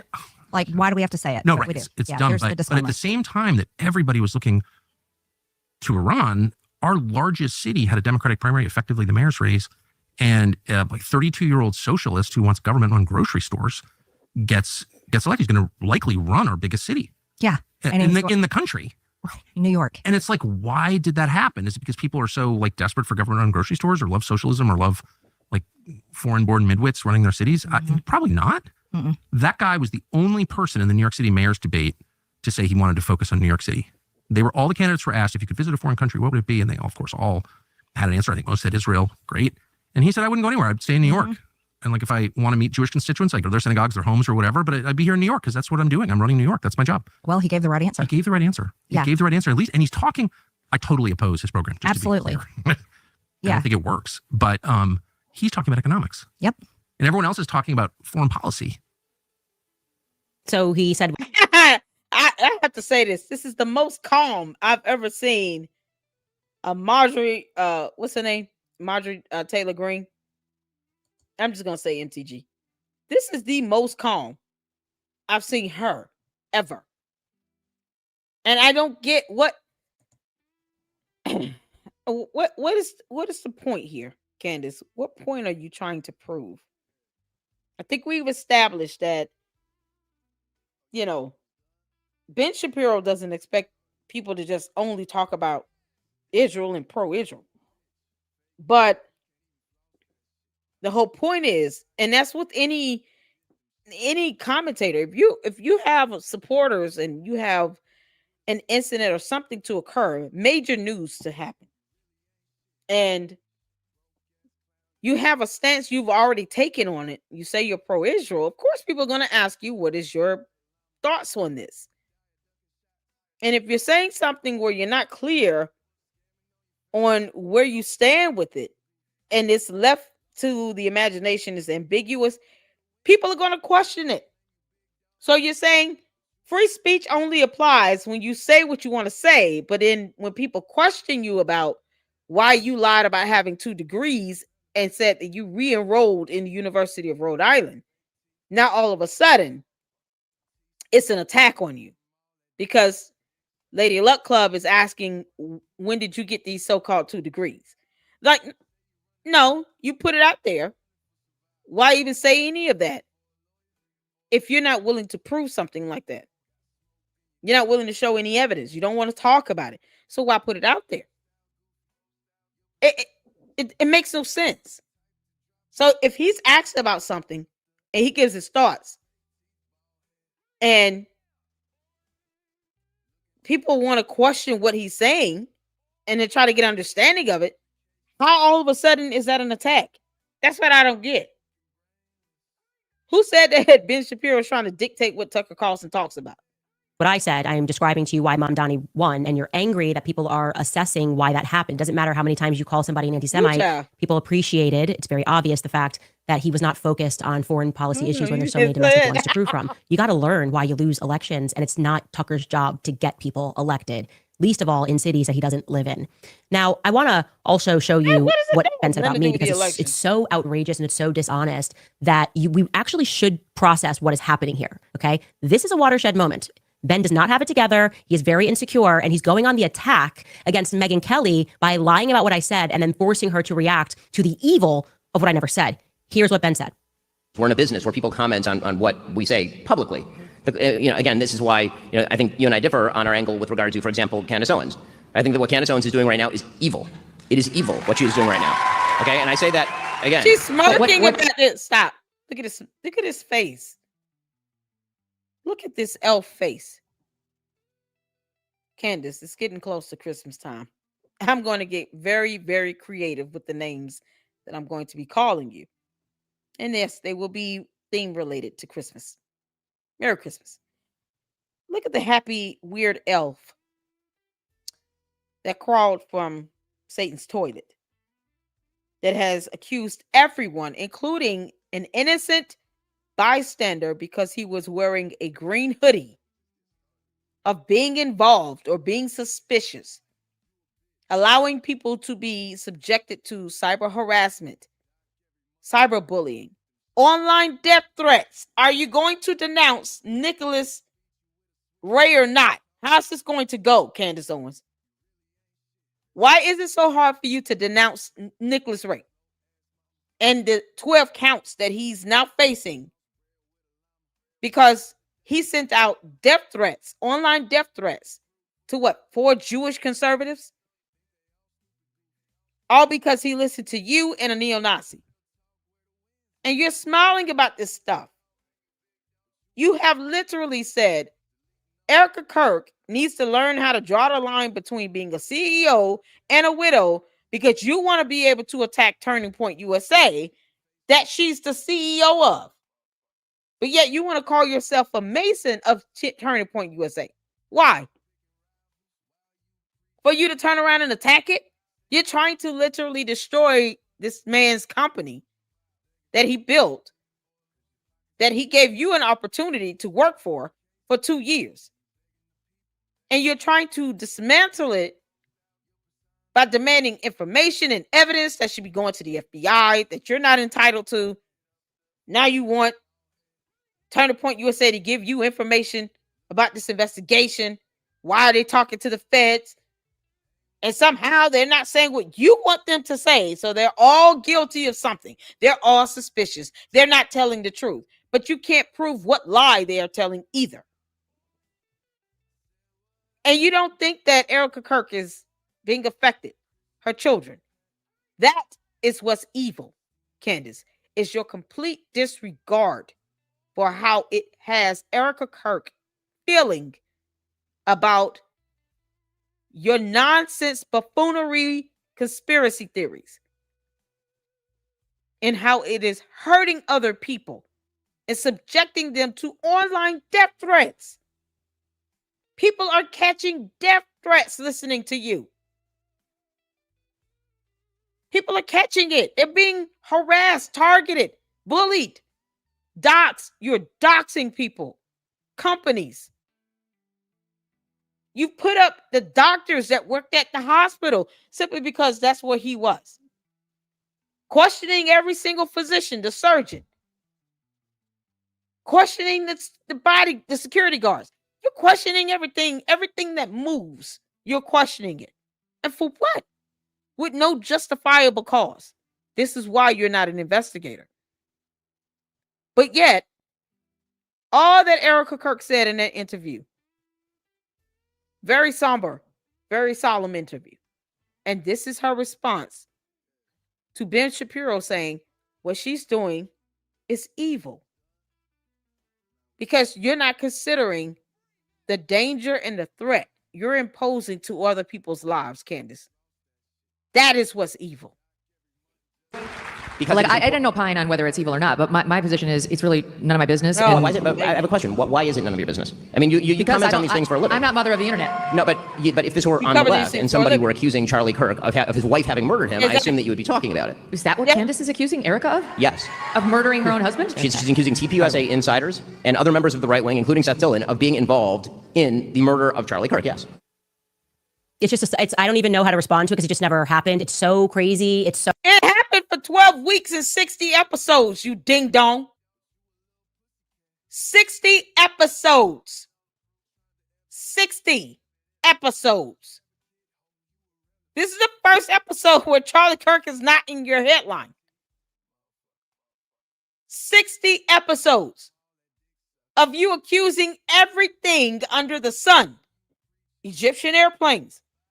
Utah time, the U.S. military, the entire executive branch, Israel, Israeli prime minister, all of Turning Point USA, Erica Kirk, because she's the CEO of Turning Point USA. No regard for the kids. Every single Jewish conservative that was a friend. You've attacked his pastor. What about Phil Lyman? You went after that man's mother and his nephew/cousin.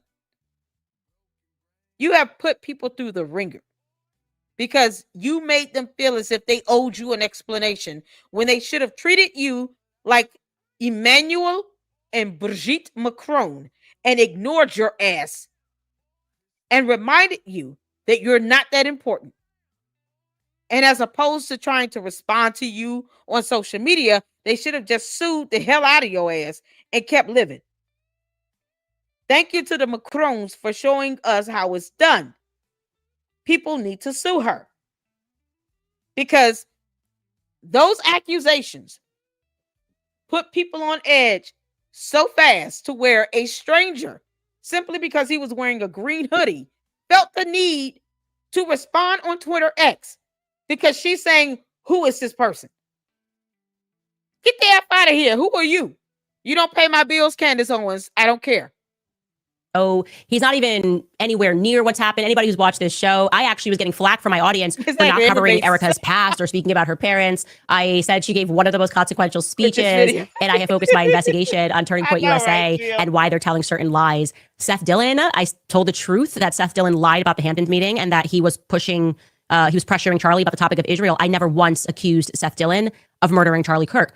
So what's he actually doing here? Right? Obviously, there's a lot of layers that we should peel back, and it's important that we do it. The least interesting part of this is the fact that he's lying through his teeth. That's implied he's a Zionist. But there's a lot more that's happening that meets the eye, because Ben Shapiro was effectively the final boss of the pro-Israel lobby, and it's because he never comes out and says what he means. He's kind of like more of a behind-the-scenes person, and we're now watching him come undone in real time, because no matter who you are, in this age of digital media, it is simply not a good idea to lie through your teeth, okay? Wrong time, 2025. Child, I'm so glad you said that. Yeah, because in the year of our Lord 2025, we have so much advancement in technology. For you to say that you re-enrolled in a school and obtained and got 2 degrees is something that can be verified now online. So when you say that you've got those 2 degrees from that one school that you claim you re-enrolled in, those degrees better exist and haven't been verified as completed with a date of completion. Because Candace Owens, I am on your ass. You lied about those 2 degrees. I have video of you talking about going to college being a waste. It's funny how you take a stance on something and then realize that you're not able to accomplish that goal yourself. Then you change your views on it, because you couldn't complete college because you claim you were broke, and yet you could never pinpoint how much money you were spending and how much you had lost in loans. Something that could be proven with documentation as well, but never mind that. We're still waiting on you to post this gag order you claim that you were going to violate, because I would love for you to violate any court order that is signed by a judge in a court of law so they can hold you in contempt. Just for, the pleasure of knowing you're being held in contempt somewhere. You can't make this up. You lying through your teeth, and yet you don't understand UTC. Okay, so you claim that the military is involved, and you still could not literally show evidence as to how the military was involved in some sort of plot to assassinate one civilian out of a country where it's 275 million people. Yeah. All right. Because everybody's, from the military at a hospital in one city in Utah. Okay. Before you get the lie out, the internet is going to clock it, right? They're going to go back and be like, you lied. And when you do something like that, the blowback is going to be on you. They're going to go, actually, this now impacts your credibility. You said that Candace. No, it doesn't. Megyn Kelly lied to his face, though. She said she doesn't know you. She's not your friend. She doesn't want your show. She doesn't take in this content. And there are videos to literally disprove that. But you said that Turning Point USA is not telling the truth. And you never proved what they were lying about.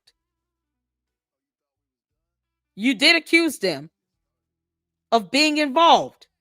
You tried to accuse a 23, 24-year-old kid because he's the son of the pastor that Charlie loved and respected. Funny how you forget all the lies that you tell because, you have no proof and you want to have selective memory, I guess. I don't know. But just like the internet can prove Megyn Kelly to be a liar, or even if Ben Shapiro lied, it can also prove that you've lied. Candace, what are those 2 degrees again? Went out and said something about Erica. By the way, you hear the people in the background going, woo! I'm going to tell you what's happening there too. And you're going to see how this thing really works. Point number 1 that I want to make about what Ben is doing right here is just the stunning hypocrisy of it. Yeah, I hit that like the rules for thee and not for me. I am getting old. My memory is getting a little fuzzy, but I distinctly remember the week that I was gloriously fired from the Daily Wire. And during that week, the CEO of the Daily Wire, at the time it was Jeremy Boring, jumped onto an X Space hosted by Lauren Chen and had a conversation with Nick Fuentes where he sang Nick Fuentes' praises and also invited him onto the Daily Wire. Okay. Here's a headline because the Huffington Post remembers too. Daily Wire CEO tells white supremacist Nick Fuentes that he's talented and he's very funny.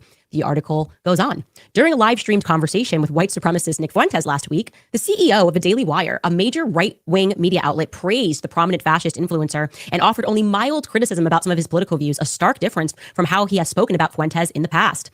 On March 25th, the Daily Wire CEO Jeremy Boring joined Fuentes on X for a live audio chat room. Boring told Fuentes that he listens to Fuentes' show quite often and that he thinks Fuentes is quote unquote very funny and one of the most talented political influencers, even if he is very concerned about some of what Fuentes says. Later in the discussion, Boring said that he'd be thrilled to have Fuentes on one of the Daily Wire's shows to debate the media company's popular pundits, some of whom have millions of viewers. This happened. So I want you just to remember this because I feel like people are not appreciating how hypocritical it is that he's now trying to struggle session Megyn. Oh, no, it's hypocritical, Candace, when you say that you're going to violate a gag order and you don't produce that gag order, or when you say that I do not want a dismissal of this lawsuit. I want subpoena power. I want to get to the discovery phase. And then you file a motion to dismiss with a brief that your 3 attorneys needed extra time to complete. And then tried to do it again after an amended complaint was filed to the court. And the second time around, the judge was like, oh, hell no. Not for 3,000 words, and it's 3 of you. They're stalling that case, and so are you. And yet, you did not want that case to be dismissed. You said you would not seek a dismissal of that case for the Macrons that you have staked your entire professional career on. And you still will not admit that you filed a motion to dismiss with an opening brief twice in that case for the initial complaint and for the amended complaint. As opposed to just filing a response, you filed a motion to dismiss. But you always want to be sued so that you can have subpoena power because you don't understand the concept of that either. And you want to get to the discovery phase. You said you would be able to prove with irrefutable evidence that Brigitte Macron was born a man. Where's the scientific evidence for that? Because you would need DNA.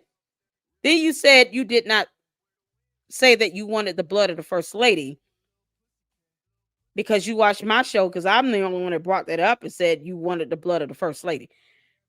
And then I played the part of your video where you said you wanted to fly your doctor out, get a little blood, take care of this, clear it up real quick. Why would you want blood if you didn't want the blood? Because you know blood is what you need to prove someone is born a certain gender. That's genetics.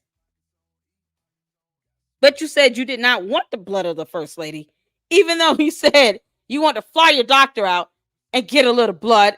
We can clear this up real quick. Or you can just keep sending me photos because you want to deny all the evidence. Because evidence is a term you can't define either. Yeah, the hypocrisy of you is staggering.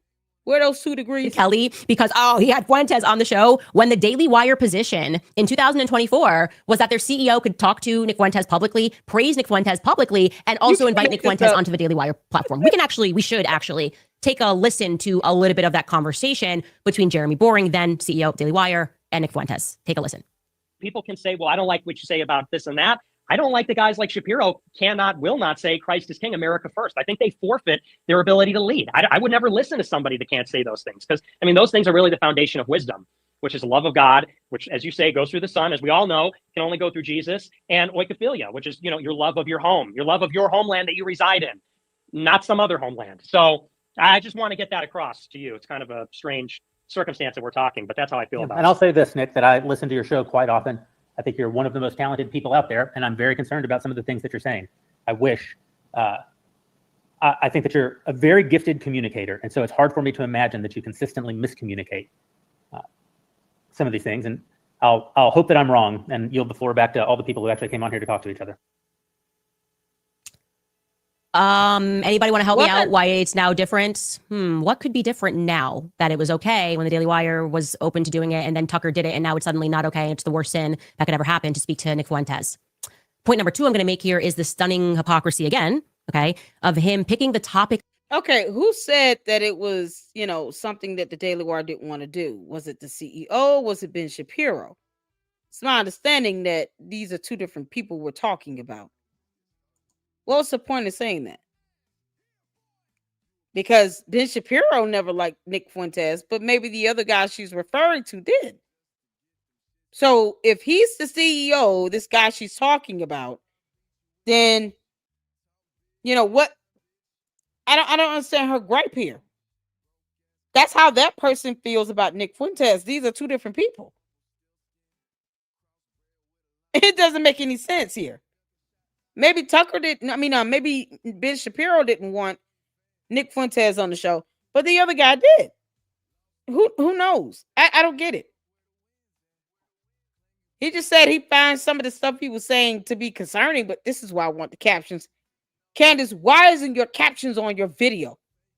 You're so weird. Of Charlie Kirk to pretend that he's noble, to pretend like he has to say something, even though he's lying, in defense of what's happening to Charlie Kirk's widow, when it is just a fact that Ben Shapiro did a lot of things behind the scenes to stop the rise of Charlie Kirk. It's a fact. Okay. Here's another. Candace, are you not disclosing the fact that he was fired? So that the CEO guy that said he liked Nick was fired. So what are we talking about here? Shout out to Yandra. Thank you for that. If he was fired, then who's being hypocritical? I don't get it. If the guy was fired, then that is how that person felt about Nick Fuentes, not Ben Shapiro.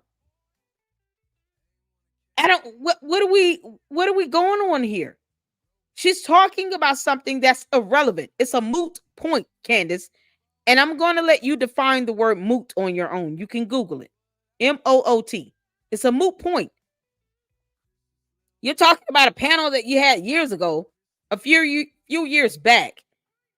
And if the person that said that he was the CEO and he liked Nick Fuentes for whatever reason, and he's now fired, then obviously the thoughts and opinions of Ben Shapiro is not the same as that person who made the comments.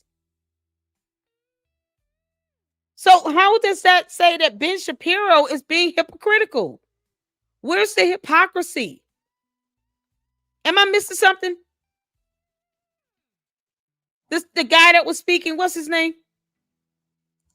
Because I don't get it. She's trying to make it seem like this is how Daily Wire felt. No, it's how that one person in the Daily Wire felt.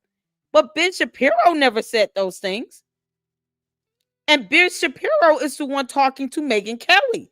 So how is he being hypocritical? He never said those things about Nick Fuentes. What are you talking about, girl? Oh, I need the captions. Because Candace lied like hell. Another text message. I have literal hundreds of them pertaining to Ben sending his to Nick Fuentes.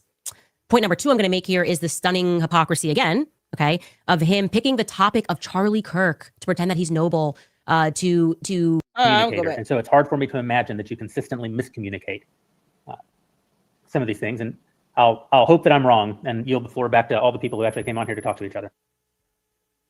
Yeah, he said anybody want to help me out why it's now different? What could be different now that it was okay when the Daily Wire was open to doing it and then Tucker did it and now it's suddenly not okay and it's the worst sin that could ever happen, to speak to Nick Fuentes.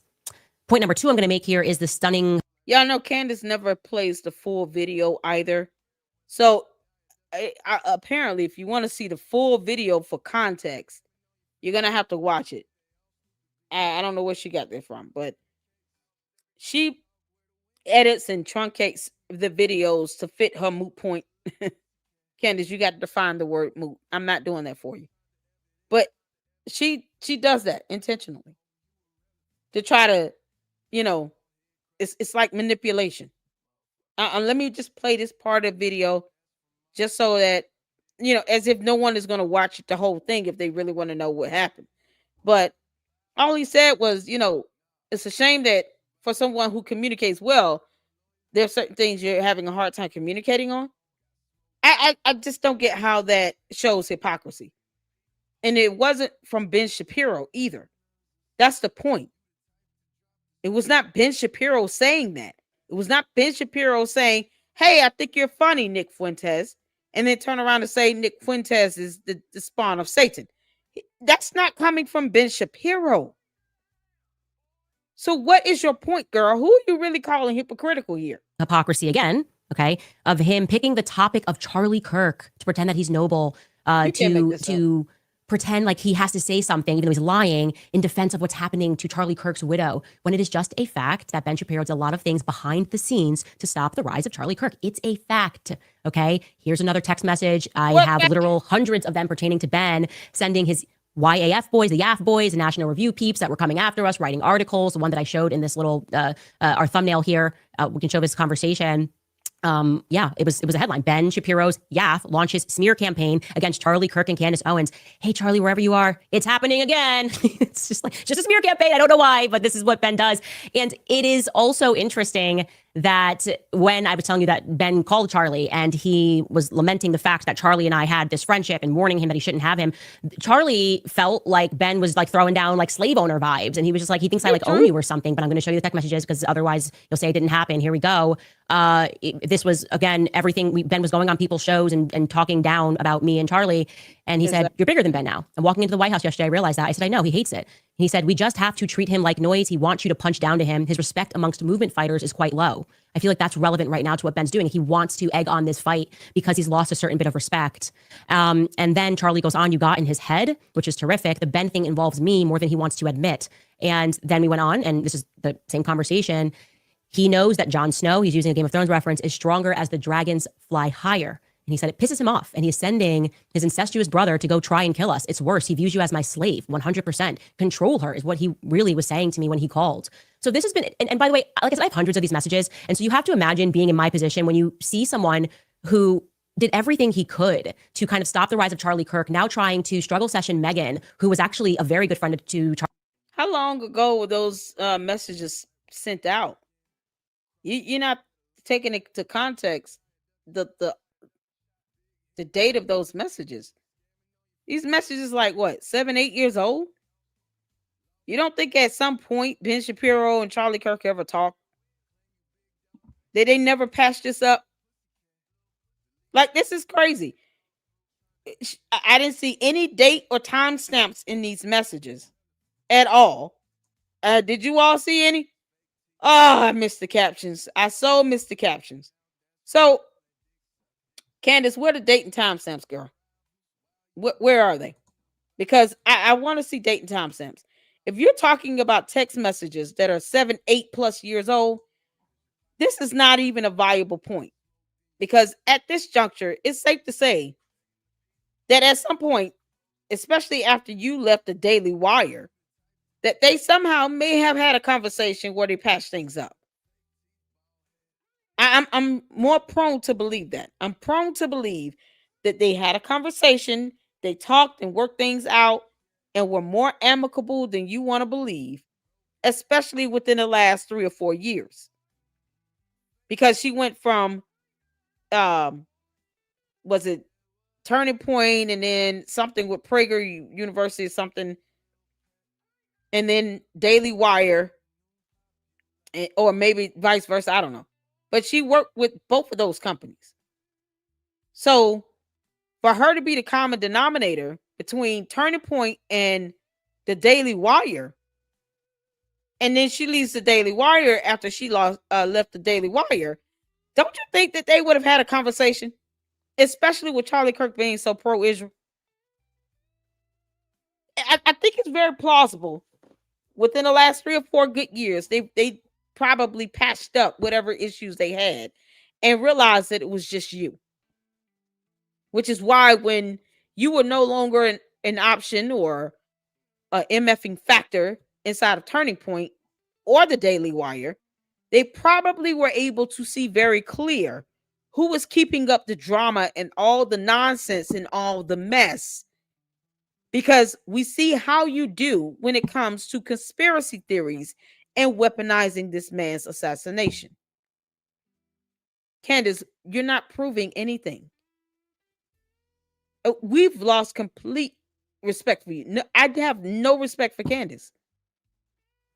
Shy of calling her out of her name. I have no respect for her. I'm just trying my best to be professional about it. God. Because this isn't proving anything. These texts could be 7, 8 years old. And once again, Charlie Kirk is not here to defend himself. She's pulling up messages where Candace, Charlie is not here to defend himself. He's not here to say, I don't know why Candace is bringing all this old shit up. He and I talked, we worked things out. And because you are creating all this drama, and you were the common factor, the common denominator between Turning Point and Daily Wire, I'm led to believe that Candace Owens was just keeping up drama everywhere she went. Candace Owens was the one being divisive. She was the troublemaker. She was the one that was sullying and, bringing down the morale of the companies.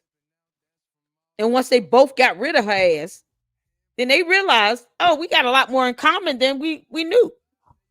We just had to get Candace Owens is the one that's being the jackass here.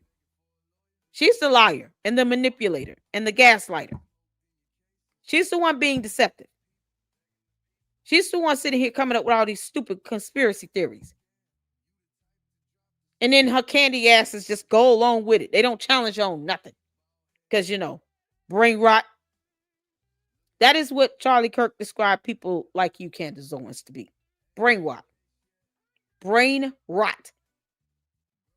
You still didn't even get an honorable mention by Erica Kirk. You won't even allow her to come on your show. You've never even invited her. And you want people to think that you were friends with Charlie Kirk? Girl, if you don't kick rocks, this proves nothing to me. Nothing. 100% control her is what he really was saying to me when he called. So this has been, and by the way, like I said, I have hundreds of these messages. And so you have to imagine being in my position when you see someone who did everything he could to kind of stop the rise of Charlie Kirk, now trying to struggle session Megyn, who was actually a very good friend to Charlie. Charlie deeply respected her. And towards the end, obviously, she took a very principled position on telling the truth about what he was going through. And Charlie dies. And suddenly he's like, I care about this evil that could be happening. Candace is investigating who killed her friend. And she shouldn't be doing that. I mean, there's no way to spin it. What is his suggestion here? That me asking questions about Turning Point USA? You're not asking questions. You're causing people to catch online death threats. You moron. You're an idiot, Candace. People are catching online death threats because of you. They're being cyber harassed and bullied and doxxed. They're being targeted, cyber stalked. You said you want a certain profile of a man with long hair, an older male that can put his hair up in a ponytail or a man bun. And then you targeted all these people that could fit that profile. And for what? You targeted some poor innocent person because he was wearing a green hoodie.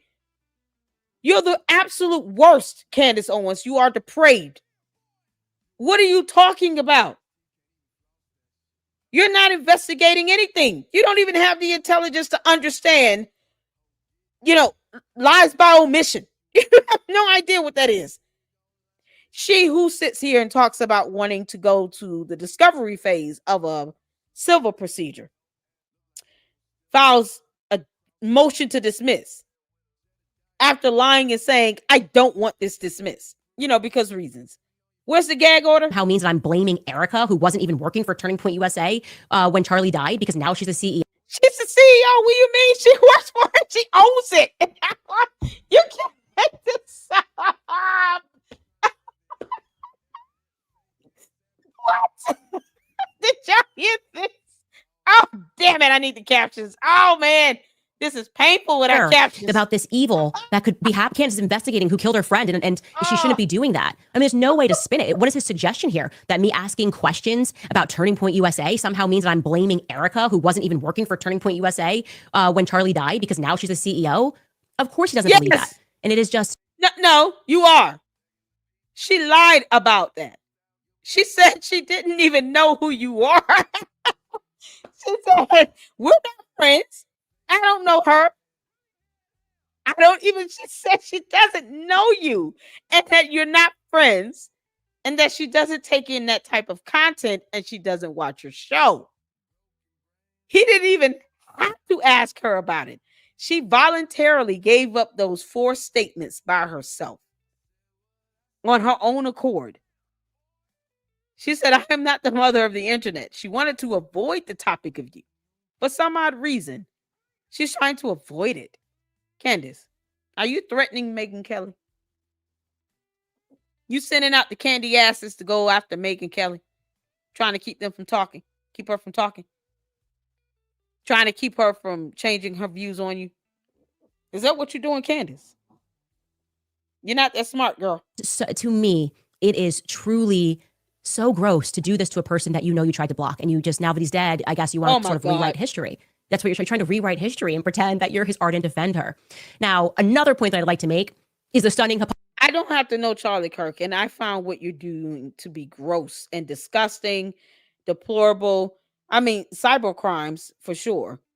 You have released this man's medical file without consent from his wife, and you failed to even protect his medical information in death. In death, he is still entitled to have some privacy with his medical information, which would include him going to a hospital or an ER, his patient information that we all recognize to be him. No one looked at that and still wondered who she's talking about. Nope. You put up his name, his date of birth, the type, the department. I mean, all this stuff that was unnecessary for anyone to see. What you're doing is deplorable, Candace Owens. And you want people to be okay with it. And the only people that are the soulless gimps that are over there praising your name and idolizing you on your podcast, on your YouTube channel. The candy asses. They're the only people getting some joy out of this because they're soulless, like you are. And for the sake of Erica Kirk and her 2 kids, you keep coming up with dumb conspiracy theories. And you refuse to stop. For their sake, you refuse to stop. So you don't have to know Charlie Kirk to understand good versus evil, right versus wrong. And to, as a mother, say, give it a break. Because these kids have got to grow up, and one day they're going to see your dumbass videos and they're going to wonder who you are after being told for many years that their father's never coming home. Something you have not had to tell your children, your 4 children you have with your husband. But Erica Kirk has to consistently talk about that with her 2. And you won't even spare her for a second.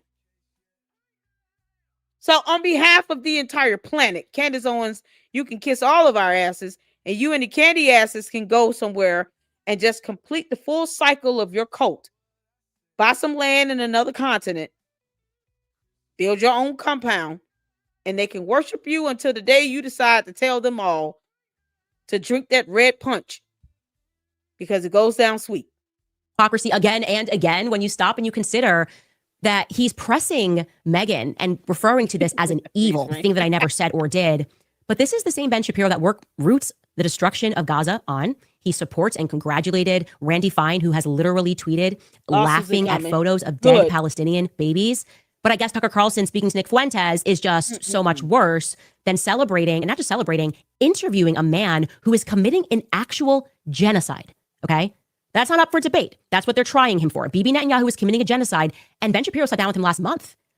And do you guys think he pressed Bibi Netanyahu on the point of a genocide? I don't understand how you could just go out there with your hair on your chest and your chest. You're just like, yeah, how dare you? How dare you not make a comment, Megyn, about Tucker Carlson? How dare you not make a comment? I care now about Charlie Kirk. Now that he's dead, I care about him and what's happening. Candace trying to find out who killed him. That's evil. You're lying. You lie when you have nothing left. So the question becomes, what is Ben actually doing here? Because it's certainly not principled. I think we can put that to bed. It's actually also risky behavior when it comes to Ben Shapiro. Like, he doesn't usually come out of the gate like that. And I think a couple of things are driving this unfortunate. Yeah, welcome to Candy Ass In. How you doing? Melanie? Melon? Is it Melon? I'm just going to go with Melon. Candace Owens is the #1 podcast in the world. That is factually false. I looked it up. It's called research. She brings receipts. What receipts? I'm still waiting on her to produce a gag order that she said she was going to violate. Can you have her post up that gag order? Melon, post the gag order she said she was going to violate. But there's nothing to read. You saying I can't read. There's nothing to read. It's called research. I looked up whether or not she was the #1 podcast in the world. She is not. You understand who holds those top 3 spots? One of them is Joe Rogan. So you can Google that. Why? I want the gag order. She said she was going to violate. You're sounding like her. Candace, if you're going to come in my chat, Helpful, let me tell you something. You're not going to come in here saying dumb things that make no sense to anyone except you and your cult members. Post up that gag order you said you were going to violate. Don't come over here with that nonsense. Come over here with some receipts. Post up the gag order. You said you're going to violate it. Come back, Melon. Where's the gag order? Only one speaking facts. Where's the gag order? I want the gag order. She said she would violate. No one watches her for facts. They watch her for sensationalism. Where is the gag order? This sounds like Candace. Candace, you said you got 2 degrees. Where's the evidence to prove that you got those 2 degrees? And from what school? I don't, bots, boy, they can't stand me. Bots cannot stand me. I want the gag order. I want proof of those 2 degrees that you said you obtained. You know, you said you re-enrolled and obtained 2 degrees after you said you dropped out of college at your 3rd year because you couldn't afford student loans. And then somehow, miraculously, you re-enrolled, didn't say what year. Only one can just assume because you were still talking about University of Rhode Island, that's the same school. But then you didn't say what year you obtained these so-called 2 degrees and what the majors were. What are degrees at? Ben Shapiro is lying. About what? She has been insinuating everyone is guilty. If you piss her off, Melon, she will say that you have something to do with it. No one's going to kiss Candace Owens' ass just to keep from being attacked for or being blamed for having something to do with Charlie Kirk's assassination. You shouldn't have to kiss her ass for that. She blamed an innocent person wearing a green hoodie because she thought it was weird. How do you find somebody wearing a green hoodie weird? How's that weird? Candace, I want the gag order you said you were going to violate. Post it up. Email it to me. You want to sit here and be bold? You better come with some documentation. I want the evidence on your 2 degrees that you said you obtained. Oh, I'm with this. We go for this all day. I do this for the candy asses and for the Umar Tardians when I talk about Umar. Because I love proving them wrong. I want evidence. Come on. Post up that gag order. Email it to me. 71 people watching. Yeah, and I'm not being sued by a world leader either. French president is not suing me and have me in court. Why did you file a motion to dismiss? I'm going by Felicia. Tell Candace, why are you leaving, Candace? Candace, because I know you watch my videos for you to talk about by Felicia. Candace, why did you file that motion to dismiss in the Macron lawsuit, but you don't want the case to be dismissed? How does that make sense? Come on, Candace. Why did you file the motion to dismiss in the Macron lawsuit? 75 people watching. Because they love this. They want the facts to be put out there. Why did you file that motion to dismiss in the Macron lawsuit? Why did you do that? Stop hating her intelligence. I'm leaving because you, girl. Why are you leaving? You running? You're running. You're not leaving. You're running. George Farmer said you have, George Farmer said his wife has multiple personalities. He never knows which one he's going to get. Which one are we dealing with here? Candace, this is your Melanie. It's like a cupcake. Why you got a cupcake as a profile picture? You're trying to give off this, I'm so sweet and innocent. Look, I want that gag order you said you were going to violate. And I want the evidence on your 2 degrees. And why don't you tell your audience that you filed the motion to dismiss in the Macron lawsuit that you said you're going to win? Where's the scientific evidence to prove that Brigitte Macron was born a man? Where's that scientific evidence? You said you had the proof. Come back, Candace.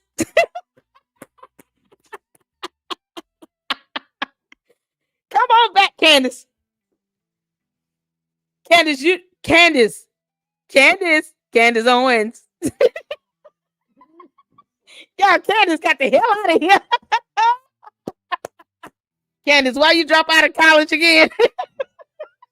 Yo, my viewers will come over here to let a troll. Candace, if you trolling, man, this is a weak attempt to troll. You didn't know I was going to ask you all this stuff. Stop hating on her intelligence. Nobody says that. I'm leaving you, girl, because you're born. Y'all, she said bye, Felicia. Y'all believe that? Candace coming in here talking about Melanie, whatever. Girl, I want to see that damn gag order so I can tell the judge you violating the court order. Are you going to ever? Melanie's still in here. Candace, I know you still here, you heifer. If you really watching me, I know you talking about I'm going by Felicia because I know you watching my content. I haven't even said that yet. So that means you've been watching the other videos. Candace, post up the gag order you say you're going to violate that you think somehow you're a part of. And I want evidence on your 2 degrees. Come on with it. All you got to do is post the documentation. Are you ever going to admit to your audience, to the candy asses, that you filed that motion to dismiss? Oh, and Candace, I'm going to go over the lawsuit between you and Kimberly Klasick. Yeah, I'm going over that as well. I'm probably going to do that in a separate video because I want to go over the appeal as well as that stipulation for you two to mutually agree to dismiss that case with prejudice. Why would you do that? Why would you stipulate to a dismissal and then say you won? You didn't win anything. You understand a stipulation is not a win. Candace, where you at, girl? You get asked questions and you go running up out of here. Y'all, that's so lame. I was actually getting, my blood was popping a little bit because I was like, oh, you get to challenge me with some facts and evidence here. And then they run up out of here talking about bye, Felicia. Helpful, when you come back, you better come back with some evidence and some proof. Error. One, I do believe that he is actually scared of Nick Fuentes. Okay. I think that fear comes from guilt. Nick's backstory, don't care what you think about him. You already know I don't like Nick Fuentes because of how he treated me. You're running up out of here. But the backstory is compelling. I learned the backstory listening to Jeremy Boring, the former CEO of Daily Wire, sit down with Nick. Man. So right after I'd been fired, and I didn't know what Ben and Jeremy admitted that they did to him. And so I think if you artificially push somebody out of the market, and Ben has never come out and denied anything that Nick Fuentes has said. Also, Jeremy Boring didn't deny it in a conversation with him. So we have to assume the story is true. And given what I know about what happens now, I think, and what Charlie was going through, I think we can all realize that Nick was an 18-year-old kid, like he told Tucker, and now the whole world knows his story. Started asking questions about Israel, and he got artificially pushed out of the market when he had his whole life ahead of him. Okay. And now when they did this because they wanted to rid themselves of Nick Fuentes. Candace, it's obvious when you're off script because you start stuttering. Because you're trying to make stuff up as you go along, and then you realize you're not that creative or honest or smart. You're talking about don't challenge your intelligence. Stop hating on your intelligence. I'm sorry. Stop hating on her intelligence. I'm trying to figure out where she's intelligent. So far, Candace is a college dropout who lies on people for fun and gets mad and throw tantrums like a baby when she gets sued because she still can't define defamation. Candace, if you come back in my chat, you better email me that gag order and proof of those 2 degrees you lied about having. Helpful, you came to the right one today. You came to the right platform today. I don't play. I'm the queen of this, and don't you ever forget it. Who then became angry about it and definitively has said very offensive things on the internet, but also he was 18, 19 years old. Now you see him on Tucker Carlson. You don't like Tucker Carlson. And I think it makes him uncomfortable. Yeah, I think she's we're in sick of Harry it. Potter, right? And Lord Voldemort thought he killed the baby, and the baby may be lit. I don't even know who the Dark Lord is in this story, but I do know. I don't even know who he must not be named is in the story. Exactly. But I do know that with Ben and Nick Fuentes, it's kind of a neither can live while the other survives. And Nick Fuentes seems to have survived, okay? Without advertisers, without sponsors, without connections, with the entire media writing things about him, being put on the ADL's list, he has proven to be quite resilient. And it is in large part due to how hard they fight him that people become curious. It's like, we're watching kids be bombed. Like, how many people have lost their lives in Gaza? And you're telling me the greatest evil is Nick Fuentes? I'm sorry. I think I can survive Nick Fuentes insulting me. I don't feel the need to wheel and deal behind the scenes or, tell Tucker not to host. I just don't care. It's just really not my business. I'm like Megyn. I just don't care. Like, okay, if somebody wants to be a fan, they can be a fan of Nick Fuentes. That's a damn lie. That's a damn lie. Candace cares about a lot of things that she should not care about. And that includes the fact that she's lying about who's involved in someone's assassination. You're weaponizing this, but you get mad when people point that out, Candace, that you weaponized Charlie Kirk's death for your financial benefit. When are you going to pay back those tickets that people purchased to go see you in Australia, knowing damn well you were not going to get a visa granted to you because you thought somehow that U.S. laws are supposed to apply everywhere you go, and you consider yourself to be a U.S. resident when it's convenient. But yet, wasn't she just saying last week or earlier this week that she wants to go to Russia? Bye, Candace. Take Melanie with you. The Melon GT, whatever that is. Take Melon with you. Probably is from Russia. Melon might be from Russia. If you go ahead and go to Russia, take all your candy ass followers with you. Take all the candy asses with you. Don't leave them behind. And Russia got to take all y'all. And if they don't take you, because they won't, you can't come back here. Go to South America. I sense an insecurity here in the fact that 10 years on from when Ben had this thing that happened to Nick Fuentes that he tells a story about, now Nick Fuentes is still here and Ben's influence is waning. It just factually is. Okay. No, it's Another not. thing that's happening here, and this is on the point of Megyn Kelly and going back to the woo, making it sound like Ben's got a popular position about me. I sense that the pro-Israel lobby is on the brink of collapse. They are desperate for allies, right? And they're so desperate for allies that they're forcing them away. That's what they're doing to Megyn Kelly, right? They're showing the world right now they are willing to lie to get what they want. Ben is lying right now to get. Megyn Kelly says she doesn't know who you are. She's not your friend. She doesn't watch your show. And that she doesn't take in this type of content. That's what Megyn Kelly said in front of his face and her audience. Why would she lie that bad? Is the question, Candace. Why would Megyn Kelly lie that bad over something so simple? If she truly was defending you on something, if she wasn't trying to denounce you, then why would she go out and flat out do that? She says she doesn't even know who you are. What he wants. And for whatever reason, the pro-Israel lobby believes that this repeat failed strategy of lying and threatening people is going to work. Now, you might be asking, well, how is Megyn Kelly being threatened here? This is exactly what Ben just did on stage. That is exactly the moral blackmail that Charlie was speaking about in the last days of his life, okay? Ben is morally blackmailing Megyn, right? He's sitting across from her. The threat is her reputation. He's standing there and he's saying, Candace is attacking a grieving widow and accusing her. When you going to tell your people that you filed the motion to dismiss in the Macron lawsuit? You said you bet your entire professional career on it. Why don't you tell your audience that you filed that motion to dismiss? No. I get excited on challenging you people because otherwise you have nothing else to offer. Come on, girl. When you go tell your audience you filed a motion to dismiss and that you lied about it. I'm just saying. Melon, if you're from Russia, I'm going to be so disappointed. And at least being American, if you're going to sit here and come in my chat with this nonsense about Candace. Unless you're Candace. To which, Candace, you couldn't debate me on your best day and my worst, girl. Murdering Charlie Kirk. Will you disavow this evil on the spot?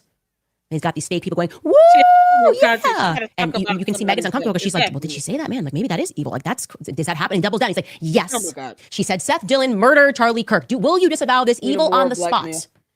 That is moral blackmail. Are you a better person than to accept Candace Owens, who has attacked a grieving widow and is saying to that grieving widow that you murdered your own husband?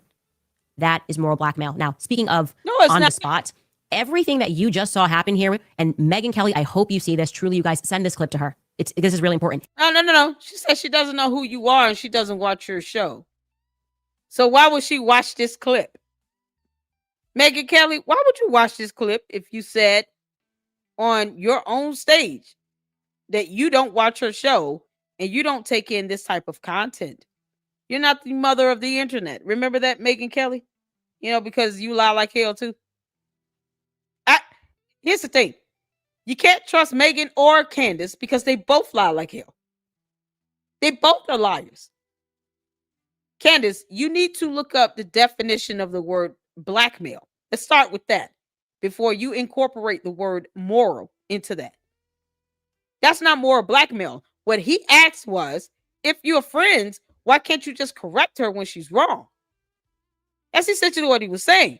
And yes, you have accused everyone at Turning Point of lying and covering up what's truly going on in your mind and in some alternate reality with the death of Charlie Kirk. You are insinuating that they're in on it. You have said that they have some sort of plot. They're covering up for something.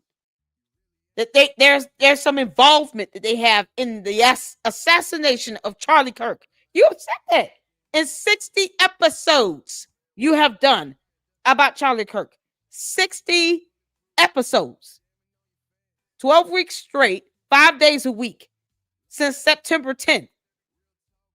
Coming up to 60 episodes. You can't make this up. And you want to sit here and talk about moral blackmail when you're weaponizing his death, knowing that you two weren't friends for almost a good year. You weren't talking to him like that leading up to his death for the last 12 months. Why don't you show text messages between you and Charlie Kirk that were between the last time you were on stage with him leading up to the day he passed? For at least the most current last year, the last 12 months, show some text messages between you and him having conversations. Because he called people like you brain rot. You haven't produced that evidence. You're just running your mouth, girl. Melon, I hope you listen. It is pre-planned. It is not organic. The supporters are not organic. The questions are not organic. We can pull back another layer of this onion so you can understand how vicious politics is, because it is vicious. You might remember, maybe you forgot, but I spoke at YWLS in 2024 right after I was fired from the $0 and 0 cents. And a big thing happened. We should never forget it. Evidence. Okay. While I was heading to speak at this event, we learned, because there was an intern at the Daily Wire who had a conscience and she felt very uncomfortable with. I don't have to trash talk anybody. And you asking, you trying to get my attention, Carmen? Who has Carmen 777? You understand the significance of numbers? No? Okay. So you're saying, yes, there is evidence that some social media influencers, including those on platforms like YouTube, are paid by political campaigns, political action committees to reach young, ignorant votes. Proof that mine is. How about that? Because you're asking me directly, Carmen. Yeah, Carmen left. Oh, she said I'm gone. No, prove mine is. How about that? Because people come here and they, the candy asses, they ask me these dumb questions. How much is, Benjamin Netanyahu paying you? Well, he's not paying me anything. But if you want to say he is, then I'm waiting on the payment, Benjamin Netanyahu, because you got candy asses out here wanting you to pay me, bro. I'm expecting a check from Benjamin Netanyahu. Can y'all believe that? They want to speak millions into my life. Okay. You serious?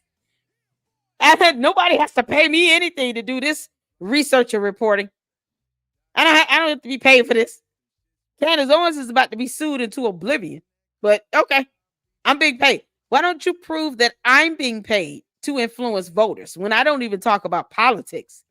I don't talk about politics. No. This is a matter of Candace Owens weaponizing someone's death and lying like hell. And even when the widow says, give me some grace, I have 2 kids with this man that have to grow up and see this stuff. Candace Owens sits there and responds and says, Well, now you see here, this is where Erica is having to draw the line between being a CEO and a widow.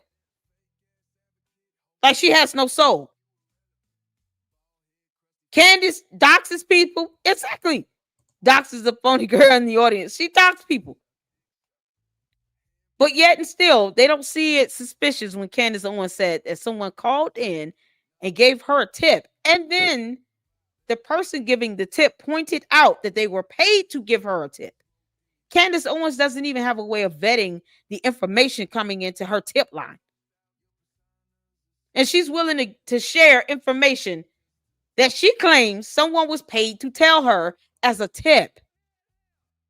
No integrity. Carmen, if you can prove that my platform is being paid with PACs and all this other stuff, please do. And send it my way.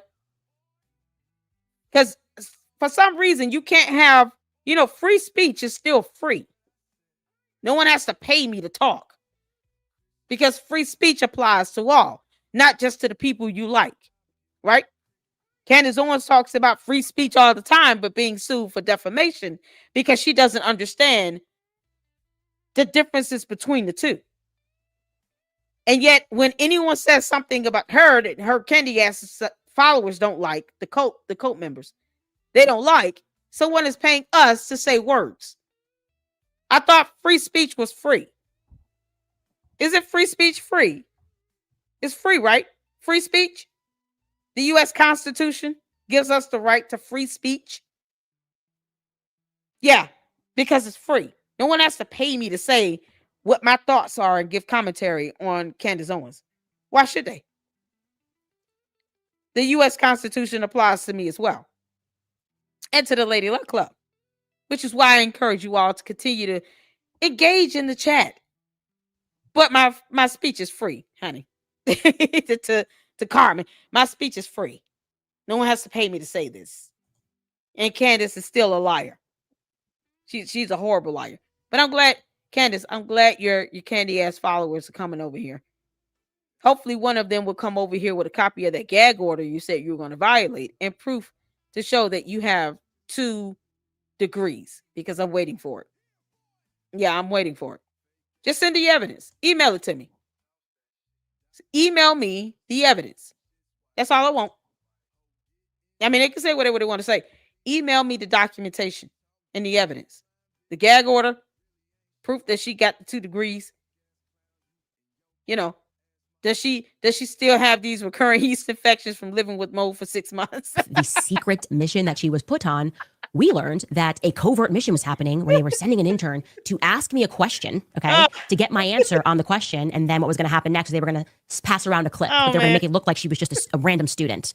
Let me show you a clip, because we found this out. I called it out on stage. Charlie intercepted. We found what her name was, and I called this girl out on stage. Take a listen.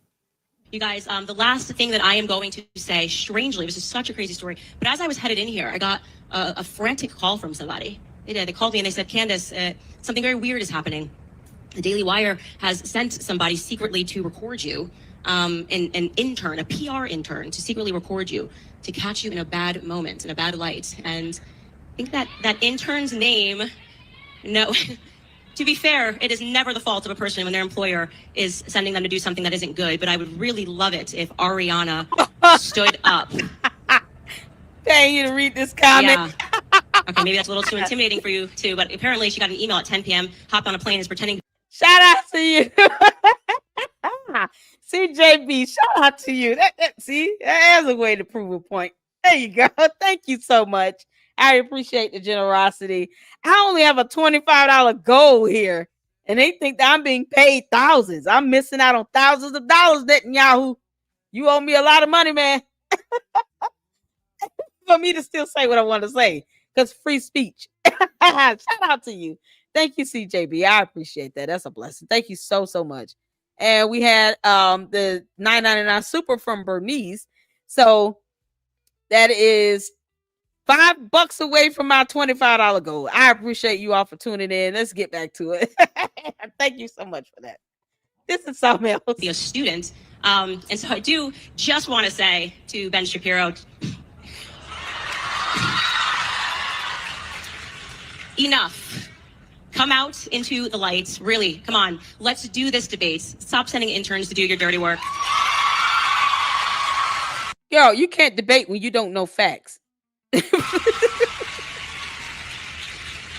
I don't bite. I'm down for the debate. Charlie Kirk says he will fly you out. He will fly you out next week to Detroit, and we can do the debates on his stage. Thank you, Turning Point USA. Let's take some questions.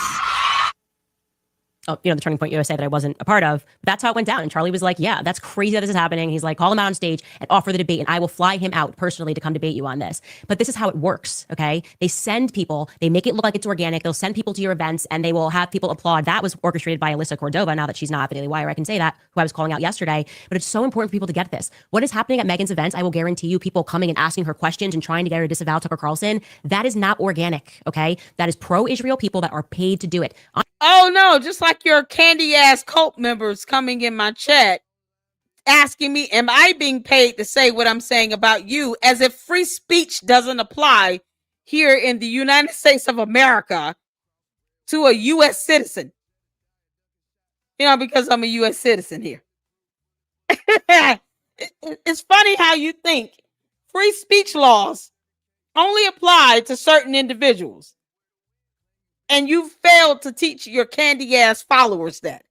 If you're going to have a cult, Candace, can you at least remind them that everyone has the right to say what they want to say? And I don't sit here and encourage my people or my supporters, the Lucksters here in the LLC, to attack the candy-ass cult members of yours, because they understand they have free speech.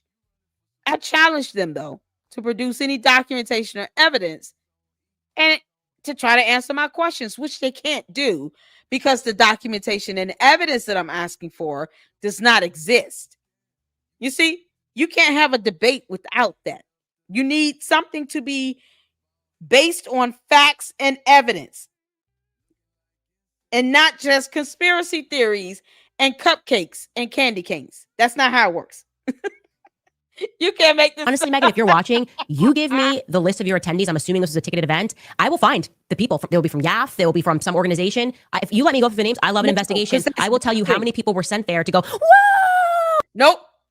That requires doxing, Candace, and that is a cybercrime.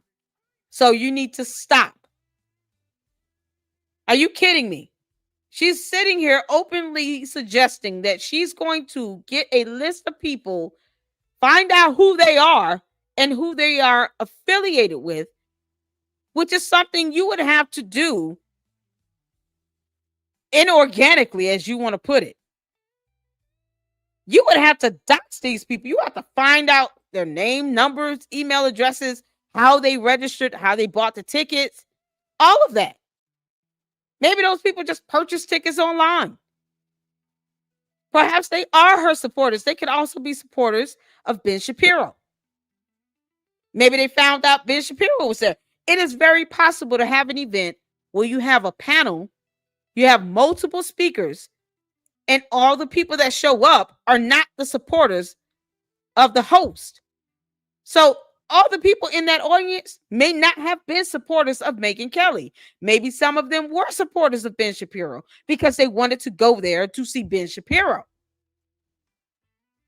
There were two other people that spoke. I think Tucker Carlson was one of them. He may have had supporters there that may not really support Candace Owens like that. Megyn Kelly herself, with her lying ass, said she does not know who Candace Owens is. She's not her friend.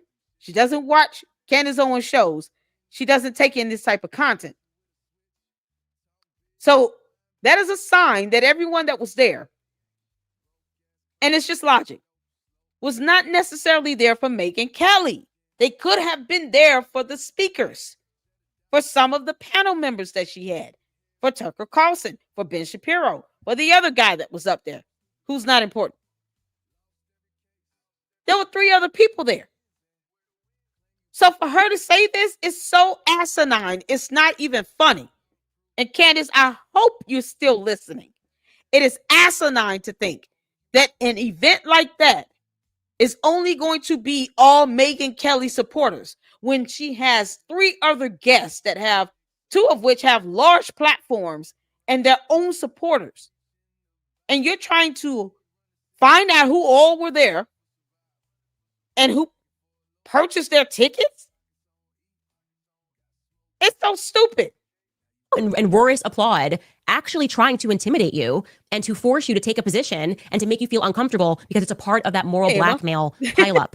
And so I'm actually genuinely not upset. I don't care. I believe in the free markets. I genuinely say, yeah, I will always debate. You don't even believe in free speech, if Tucker left you on red and you want to come on this show and you want to debate Israel and you want to discuss Erica Kirk and the things I never said, if you want to discuss your relationship with Charlie Kirk, anything that I have said that you would like to dispute, my platform is your platform. I'd say you should come on my platform because my show's bigger now. But we could also do yours. So hit me up. We'll be right back after a brief break. All right, you guys, I've been speaking a lot about goals. I can't do at every single tour stop at trying to interview because it was a couple of days after Charlie was killed. First interview I was giving, just worked out that it was CNN. It wasn't about Charlie Kirk, but we had set this up. These 90s term for white nationalism, ZAG, Zionist occupied government. It's their idea that Jews control the world. And I'm wondering, like, are you intentionally referencing those kind of themes? Wait, just to slow this down, are you accusing me of white nationalist rhetoric? Because I do have to have a little bit of a giggle about that first. Well, to me, I'm also like, they'd be no fan of yours. It's silly. But this is one of the things where I feel like it's such a lesson for CNN. This is why nobody watches it anymore. I mean, it's like you're sitting across from a black person, you're like, I've learned about white nationalism, and you're using white nationalism. I know them, I've been to their rallies, I've read all their texts. I get it, I know. I'm so glad you're educated. But this is when it's like, put it in a book and anybody will say it. It's like, it's just, at a certain point, you have. Candace Owens doesn't even answer questions. She just sits and makes smart remarks. That's not a debate, girl. You wouldn't be able to debate someone asking you legitimate questions, especially when they're asking you to produce evidence, because you can't do it. So your way of not answering is to deflect and throw out these sideline remarks that make no sense to no one but yourself and all of those voices in your head. Y'all, look at this freeze frame. Look at this freeze frame here. It's one of those personalities coming out, you know, that George Foreman was talking about. Because your husband said you have many personalities and he has no idea what he's going to get day by day. Yeah, one of them is coming through right here. It's like The Shining. Have to use your eyes and go, is Candace Owens promoting white nationalist rhetoric? Okay. Immediately no. So what else could it be? Could it be that actually Zionism is what it actually represents? What does that mean? Like, Zionism is a political philosophy. Okay? Zionist occupied government. If you look into the history, yes, I believe we are a Zionist occupied government and we're not the only one. Okay, yes, and I take it to the bank. If you need to walk out of here and say Candace Owens is a white nationalist for you to be able to digest it, then that's fine. You know, you have to do that in your own time. But what I will say is I stand by the smart comments. With the smart comments, you can do that in your own time. That's not what she's asking. It's yes or no. This is not debating. This is her being antagonizing. This is what this is. And gaslighting. You're throwing out extra shit that no one cares to hear. Yes or no? Moving on. You see that? It's not even a debate. That's why that cupcake person that was in here in my chat ran up out of here talking about bye, Felicia. I stand by every statement that I made, and I want to double down on it. Okay, America is occupied by Zionists. Oh, I'd like to triple down on that. If there's anybody going, I'd like to triple down on that. These tactics are super boring and tired. And this is why it hinges upon suppressing speech, right? Constantly having to refer to somebody as evil or white supremacist or anti-Semitic because you've lost the argument on the like there is no merit to your argument anymore. So it's all a constant struggle session of semantics. And then she moves on to they. Do you remember growing up when we were just allowed to use the word they in sentences? And nobody said, what do you mean by that?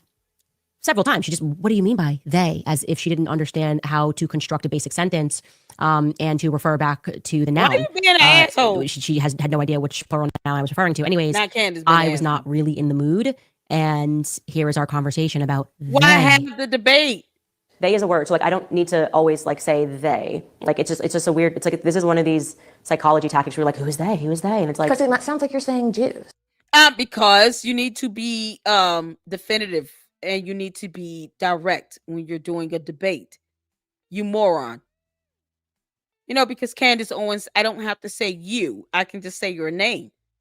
Because in a debate, you want to be specific about who you are referring to, or else you leave the audience wondering who the hell are you talking about, Candace Owens. You are a moron. And you do not know how to debate. Making flippant remarks and being cynical and still avoiding answering questions directly while you still can't say the Jews or Jewish community whenever you want to answer a question does not make you a great debater. It does not even display your sign of your level of intelligence that your candy asses insist that you have somehow, that they think I'm attacking. I can't attack something that doesn't exist. Once again, I cannot attack something that does not exist.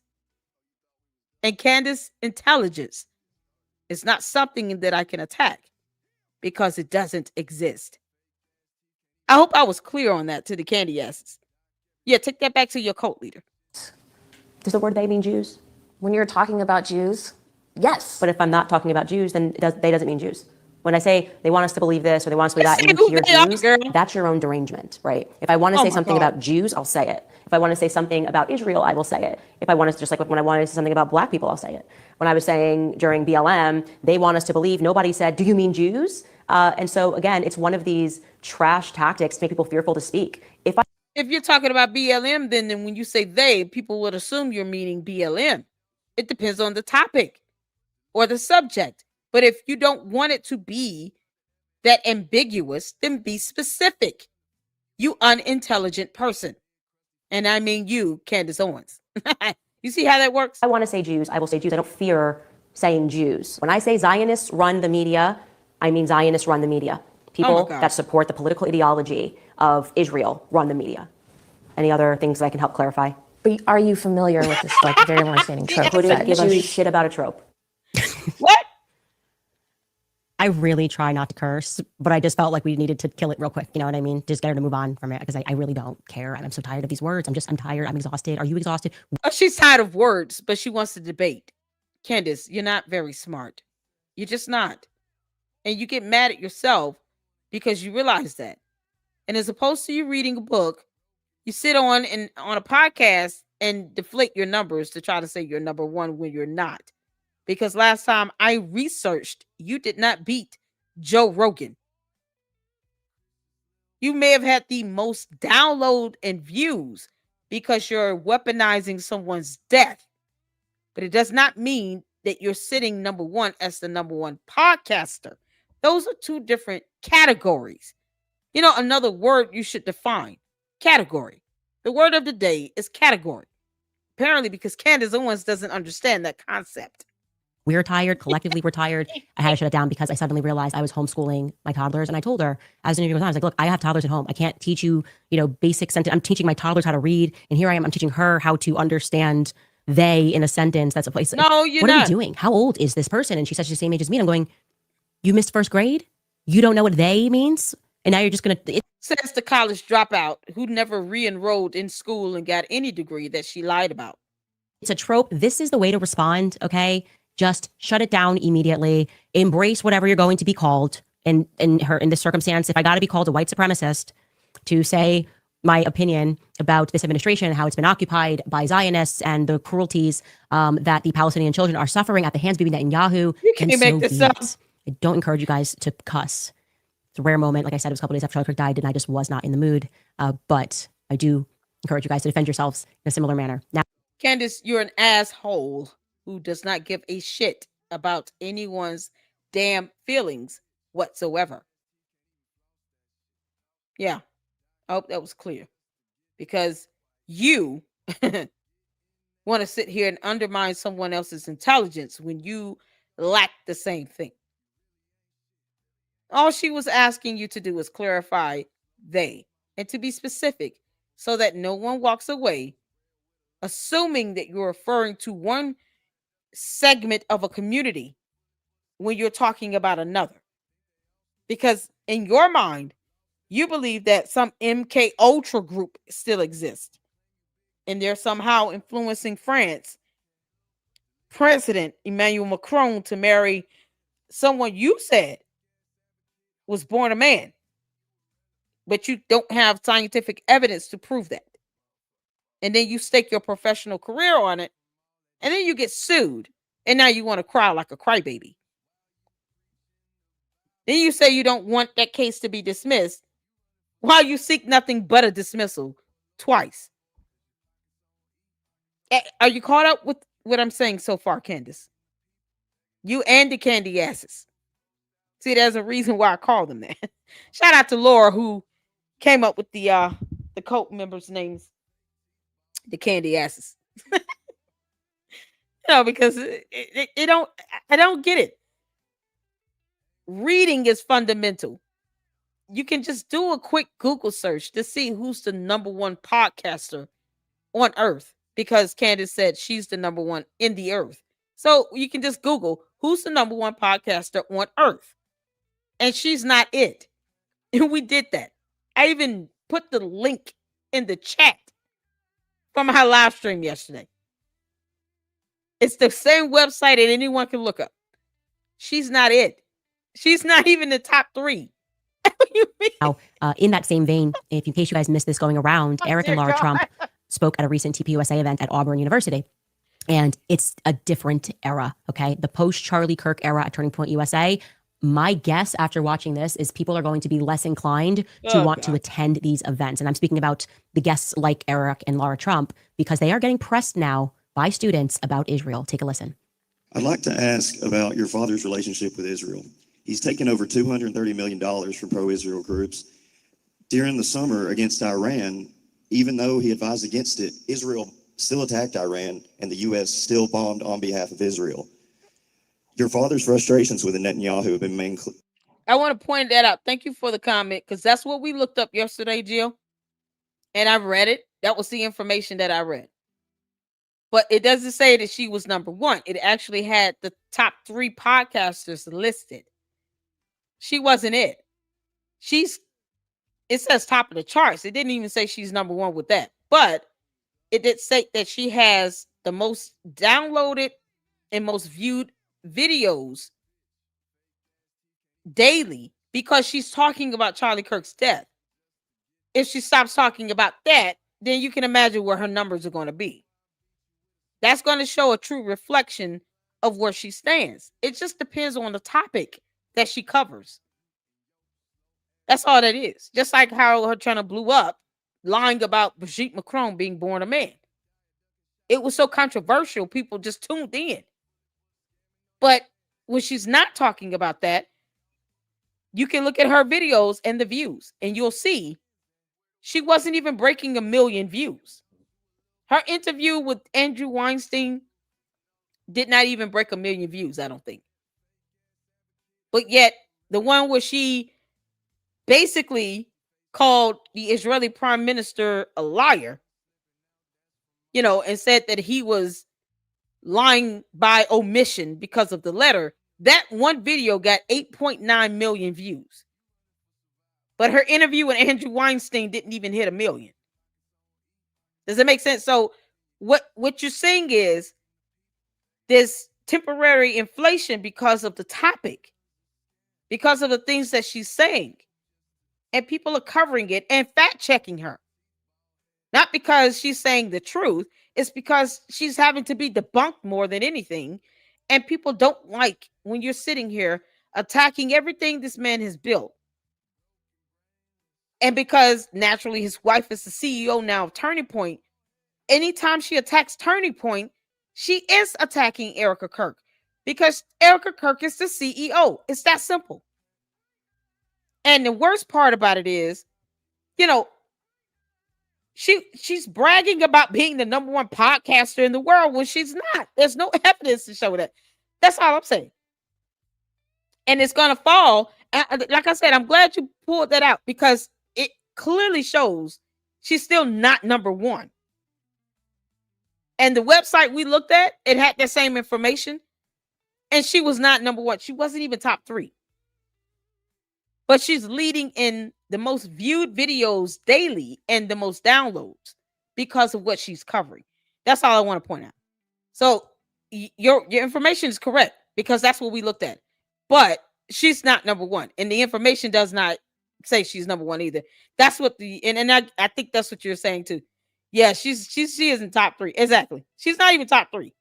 I fact checked it. Like, this is how bad Candace lies. Candace, you're a horrible liar. You and Megyn Kelly, y'all should be best friends.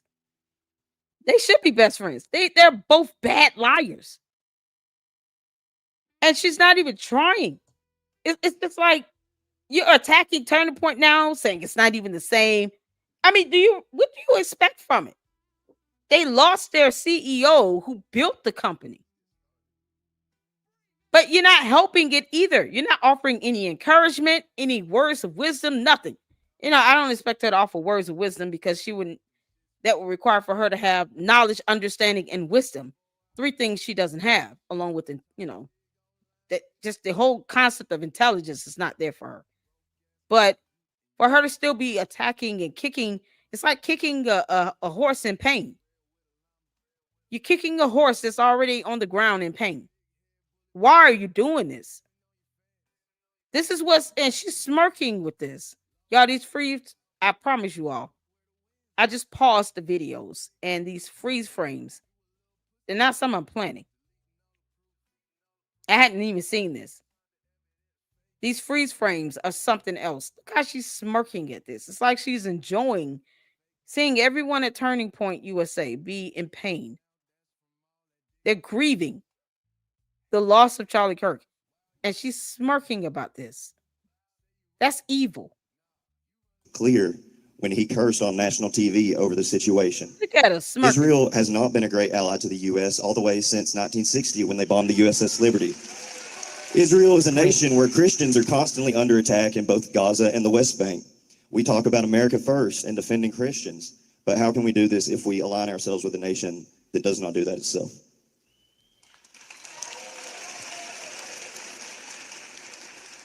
There's no question my father's had frustration. In fact, I think he's had frustration throughout the whole conflict with both sides. At the same time, make no mistake, you have a nation that is chanting death to America every single day on the streets of Tehran. You have a nation that will develop a nuclear weapon, and you have a nation that will use that nuclear weapon against the Western way of life. There's no question about it. In response to the nukes from Iran, Israel has nuclear weapons and is not a part of the IAEA, unlike Iran.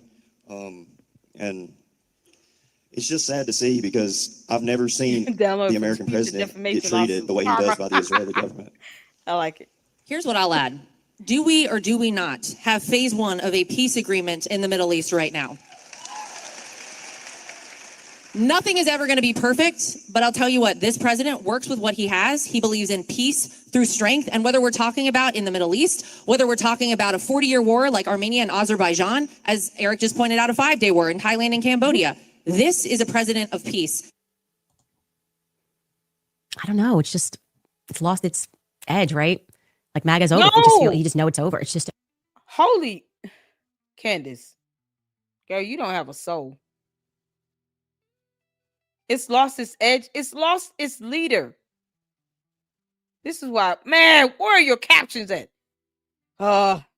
Yeah, this is gonna be the last time I watch a Candace Owens video without these captions because it's so unbelievable to hear her say the things. You have to see it in print just for it to land home.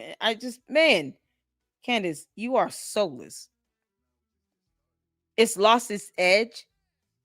Turning Point USA lost its leader. It lost its CEO and founder.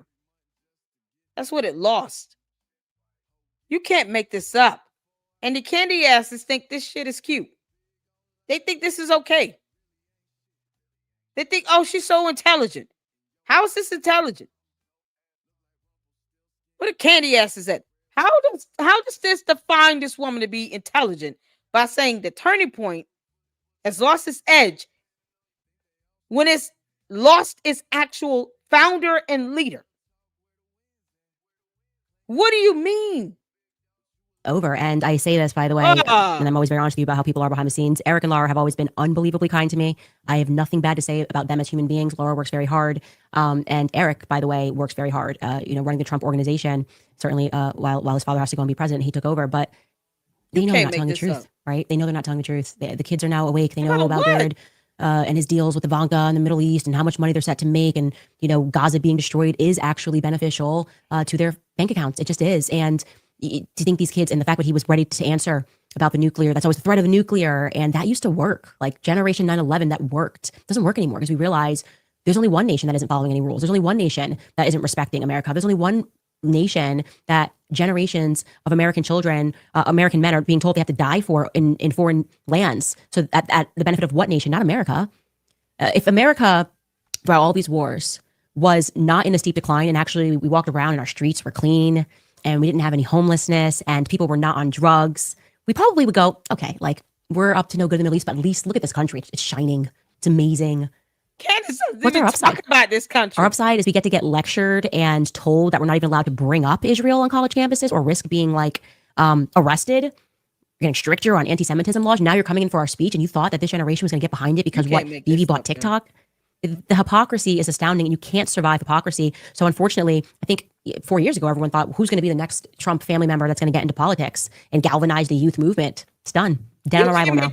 And it's because you guys went for broke on Israel. So, you know, whatever the real estate plan is in God. Candace, you went for broke on Israel. Do you realize you don't even talk about anything going on in the United States of America?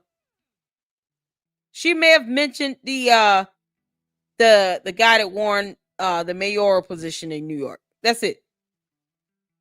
She hasn't said anything about the United States of America as far as real issues and topics that are occurring here to where her audience could help bring about some resolution to change the things.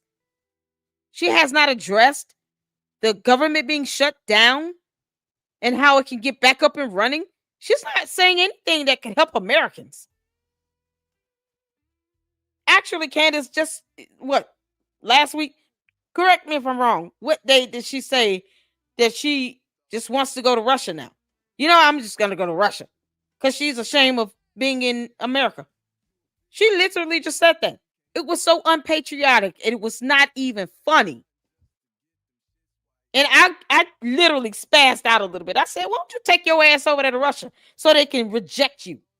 Because, Candace, they don't like you over there in Russia. I just want you to know that. This isn't even about race baiting or anything. They just don't like you in Russia.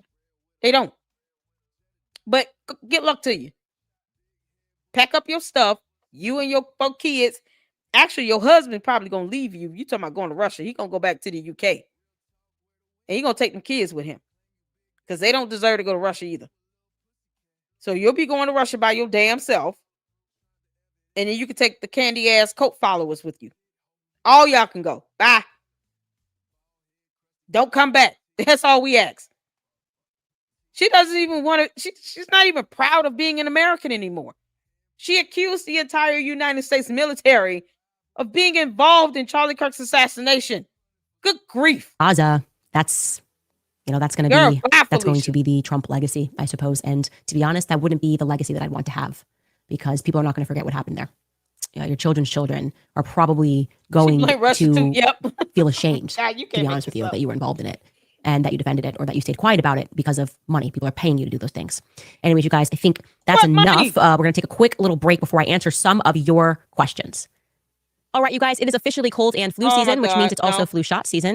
Why do you keep Nick Fuentes loses in the free markets? I want it to be because there was better competition, not because he's just knew their efforts to cancel Tucker, but I think they thought they had him. Like this was really going to be it. And of course it always backfires because people go, how immature, why can't Nick Fuentes tell a story? I don't understand it. I'm not offended. Girl, Nick Fuentes has scorched the earth with you. Okay. I've gone over videos on my channel, on the Candy Owens playlist on my channel. Cause she got a whole playlist because, you know, all these multiple personalities in your head, you know, you're like a case study now. That's basically what it comes down to. And I have videos I reacted to of Nick Fuentes scorching Candace Owens. And she still acts like he didn't say any of those things. And he told the flat out truth about her.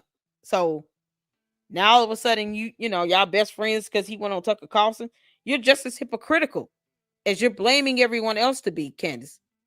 Because now you're saying, oh, Nick Fuentes is, now he's so awesome. You didn't give a crap about him last week. And now all of a sudden, he goes on Tucker Carlson and you want to pretend like y'all are cool. Like none's wrong. See, what he doesn't like is the hypocrisy in you. And that's what he calls out. Nick Fuentes don't have a problem cussing you out and calling you out. And you want to sit here and make it seem like, you know, y'all have never had a debate or anything like that, or the content he's done on you didn't bother you when it has, and you've brought it up. Now, all of a sudden, none of that exists because he went on Tucker Carlson. That makes you just as big of a hypocrite Candace Owens, as you're claiming everyone else to be. Take a stand on something. Just be real about it. Oh, I don't cry when someone says something about me. Yes, the hell you do. That's all you do is cry. You can't make this up. By anybody sitting down with Nick Fuentes. And I think everybody should be in the free markets. If Nick Fuentes loses in the free markets, I want it to be because there was better competition, not because he's just been artificially pushed out. That's the only way that works. Otherwise, it's immature. It just is immature. And it's whiny too. Katie Arabian writes, missing Charlie extra today. We all deserve the truth no matter how awful it is. Please never stop fighting for our brother in Christ. You're in our prayers. May God bless and protect you, Candace. I don't care at all about Ben trying to join people. It's almost like they're trying to peer pressure me. Like there's like this threat, like they want me to say something bad about Erica because they want me to stop investigating it, which is making me feel weird that it's always the pro-Israel lobby that's doing this. People that weren't friends with Charlie, okay, are trying to struggle session us into no longer investigating. I'm not a pro-Israel lobbyist or anything. They're not paying me anything. I still have to pay my rent. I don't know what the hell you're talking about. And I even said you need to stop attacking Turning Point USA, his whole legacy, any and everything he loved and stood for. Stop attacking his pastor, because if he were alive, he would not allow you to do that either. You would not be doing any of this, Candace. You wouldn't even be talking about Charlie Kirk if he were still alive. Because the last year, you've been talking about everything but him. You didn't even have him and Erica Kirk on your show before he was assassinated. Because that can be proven by going through your channel and seeing what the hell you discussed. Why didn't you have Erica Kirk on your show?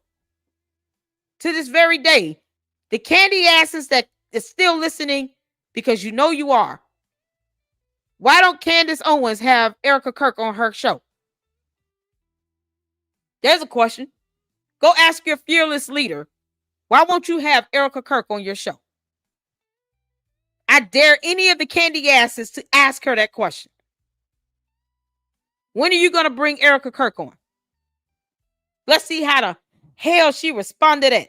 She probably would throw up because she knows that she doesn't like Erica Kirk. She's jealous of her. She's envious of her. Because otherwise, why would you not try to invite her on your show? And you claim to be the best friend of Charlie Kirk. Funny how Erica Kirk doesn't mention Candace Owens at all, though, right? You know, there have been a few opportunities. Erica Kirk could have brought Candace Owens' names up. And she doesn't even say her name. That is how unimportant you are, Candace, in the grand scheme of things. In Turning Point, in Charlie Kirk's household or his life, Erica Kirk has not even said your name. And you won't even invite her on your show. And you want people to think you don't have a problem with her? Girl, bye, Felicia. Bye, Felicia. What happened here in order for us to get a clean bill of health of not attacking a widow. It's like, oh, well, if you investigate, then you're attacking Erica. It's a nonsense. It makes me think that there's something there, right? But you have like, what are they so afraid of? Why is the pro-Israel lobby in particular so afraid of any incursion into the absurd storyline that the feds are trying to sell us about Charlie Kirk? Right? It reeks of desperation, and desperation only exists when there's something to hide. And Israel has not been acting right from the beginning of this. We know that. We know Israel. Okay, Israel, but what does Israel have to do with that? Megyn Kelly said that she believes the FBI investigation as well. So you're going to attack Megyn Kelly for believing the FBI investigation? She said, no, I trust the FBI investigation. I believe that Tyler James Robinson did it. She calls him a leftist, but whatever. But are you going to say something about Megyn Kelly, who literally said she doesn't know who you are and you two aren't friends, and that she doesn't watch your show? She literally said that in front of her audience, as well as Ben Shapiro on national television. Are you going to go after Megyn Kelly for saying she believes the FBI investigation and that she doesn't believe any of your dumb conspiracy theories? You going to go after her for that? We'll wait. Has not been acting right. We didn't do it immediately. It wasn't us. Oh, that's kind of weird. That's kind of weird that you're just jumping up and saying that it wasn't you. Amber Lee Fraz writes, let's not forget that he would be the one to pick up his bloodstained microphone. That is right. Ben did say that right after Charlie died. And even that, it was just, for me, knowing what was between them, it was just a lot for me to process. I was going through so many emotions that week. I was so angry. He was initial in the reaction to Charlie's death. It is obvious that he has an agenda.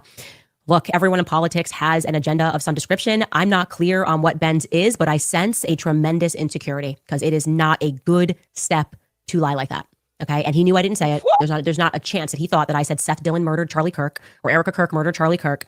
So he's showing his fear. And also, like I said, I think he wanted to effectively bully Megyn Kelly into a position. And she's trying to come up for air. And she's like, wow, people are cheering this on. Maybe Candace really did say this. Maybe she did accuse Erica. That would be horrible.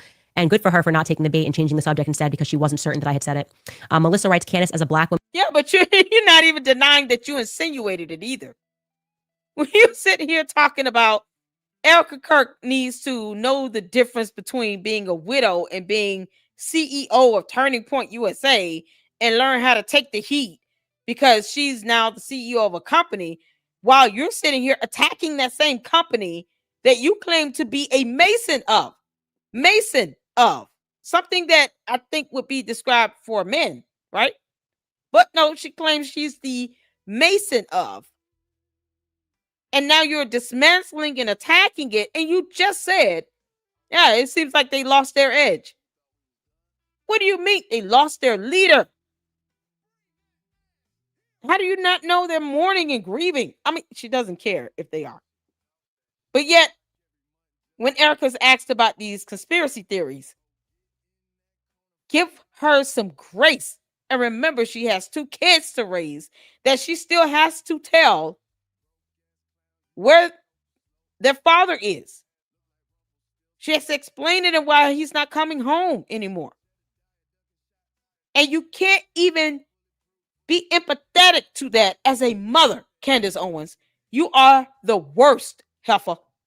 The worst, heifer. When you handled that interview perfectly, if anybody was embarrassing, it was her, who, by the way, appeared to be on drugs. Something was off. It was given, wine drunk mom. Yes. Did you used to watch Hey Arnold, like Helga Pataki's mom? Yeah. Oh, God. For those of you who use a very specific reference, but if you got it, you got it. It was giving Helga Pataki's mom. By the way, we watched such serious cartoons when we were growing up. Tom Simpson writes, are we sure Fuentes being pushed isn't as an op to smear the anti-Israel dissident right by association?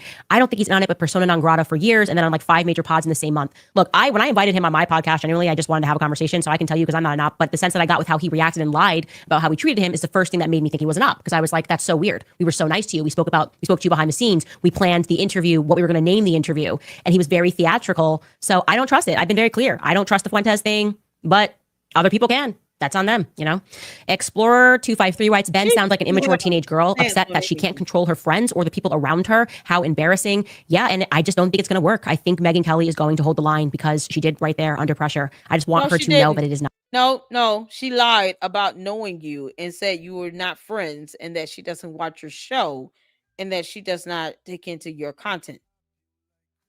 She denied knowing you. I don't know what's worse.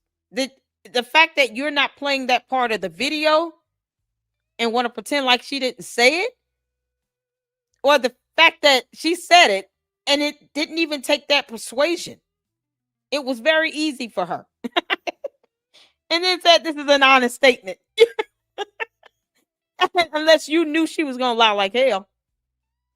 Maybe that's the agreement they have, If anyone asks you about me and my show and my thoughts, just tell them you don't know me. We're not friends. Maybe Candace is okay with that because Megyn Kelly just lied like hell. Why would she lie that bad? But maybe Candace is okay with her lying and saying she doesn't know her and they're not friends. Talking about she's holding the line. No, she said she didn't know you. That's not holding the line. She said, I'm not the mother of the internet, like anyone asked her to be. Girl, if you, Megyn Kelly, if you were the mother of the internet, honey, you wouldn't even be hard competition for me. And I don't even have half the followers you have. I think we would be jacked up if Megyn Kelly was the mother of the internet. No, ma'am. Candace Owens will not allow it either. Because obviously Megyn Kelly does not know that Candace Owens is a narcissistic, opportunist leech upon society who cares nothing about what a grieving widow is going through while she's asking for a little grace because her kids have to be told every day why their father is not coming home anymore. And Candace Owens said, She just needs to know the difference between being a CEO and a widow. You can't make that organic. up. That is so important. So for those of you that are watching both of our shows, just make sure you tell her that. Zamit writes, truth is harmonic, lies are shrill. That's exactly correct. Plant babies and more writes, you're amazing, Candace. You owned that interview. Thank you so much. I appreciate that. Amber Lee Fraz writes, they made is a giant error in stopping Charlie Kirk. Oh, they made a giant error. I think you had a typo here. They made a giant error in stopping Charlie Kirk. Now the people are Charlie. Bless you, Candace, for continuing the fight. Who is they? Who is they, Amber? When you say they, did you know? Did you know about that manual that was published in 1897? When you say they, it's a long-running anti-Semitic word, that word they. So please be very clear if you plan on using it this weekend. If anybody out there is going to say they, please be very clear on what you mean when you say the they, because her feelings are really, she studied it and she knows people. This demonic nonsense. Can you stop talking like you caught up in some sort of evil spirit movie? I mean, we know you might, seance a time or two, but good grief. Can you not do it on the show? We don't want to see or hear that. I'm not in the mood to see one of your personalities come forth. Good grief. This is the same person that said that Charlie Kirk visits her in visions, even though he's deceased, and the Bible speaks about that being an unfamiliar spirit. You can't make that up. I've never known any prophet in the Word of God to actually talk about having visions of people who were deceased. And when Saul summoned Samuel, he did it with what the Bible calls a witch. That's not a holy thing. What do you? Whole vibe she was giving was like mom drunk. Okay. Lastly, Jonathan writes, compared the Islamic rules of engagement with the Geneva Convention. Also, Ben says Republicans should work together against Mamdani, yet the DW was all about sabotaging all the other conservative media. Like I said, in general, everything he was saying there felt to me to be very hypocritical. And I hope that I've done a very good job demonstrating just how hypocritical it is and how they pivot their perspectives. You got to support, Bibi Netanyahu, who's murderous. But oh my gosh, I can't believe you would speak to Nick Fuentes. We can speak to Nick Fuentes, but you can't speak to Nick Fuentes unless we say you can speak to Nick. And none of it makes any sense. And genuinely, it's just because the pro-Israel lobby is on its way out. People don't like them anymore because of these tactics, because they're not sincere in wanting to debate. And then even when they do debate, they then do what they did to Charlie Kirk. And afterwards get so angry that they lost the debate that they try to squeeze him and tell him he can never host this person ever again because they lost. It's the behind the scenes actions that they take and how they treat people. And I mean, what a terrible guest for Megyn. Like, she's inviting you on her platform and you've planned this session, you planned to press her, and you probably planned to have people pass around that clip to try to embarrass her. That's not going to bode well in the future. No, she'd be embarrassed herself the moment she lied about not having watched your show. I honestly could care less about her being pressed, because what he asked her about was a legitimate question on whether you, even if you're friends, believe on providing correction, morally speaking. If someone is saying or doing something morally wrong or ethically, wrong, are you going to correct them? Why not bring it to their attention? Why not speak on it? And then she turns around and says, I don't know her. We're not friends. I don't watch her show. And you think that's okay? Megyn Kelly lied like hell, and no one prompted her to do that. And you're not speaking to that at all, Candace. You're not even mentioning the fact that she lied. You're not even mentioning the fact that she made those statements. She lied, and somehow that is not worse than Ben Shapiro simply pressing her about being ethical and moral. Not letting someone just go off and accuse an entire company or the entire United States military of being involved in someone's assassination. Megyn Kelly does not believe your conspiracy theories. The question is, why isn't she telling you to calm down on this nonsense? Because it's affecting Erica Kirk. It's now starting to insinuate Erica Kirk, because now she's the CEO of Turning Point. I mean, I can't even tell you, I've never seen a Turning Point video at all. I've never seen a Charlie Kirk show. And I can even come up to that conclusion. I can say to have a little empathy. Why is it someone who claimed that they love Charlie Kirk so much, because she loved him? She was in love with him. Now all of a sudden could care less about his kids. Even if you don't like Erica Kirk, he still had 2 kids. So you don't care about the children either? Oh, it's her having to know the difference between being a widow and a CEO. But never mind the fact that she's still a mother.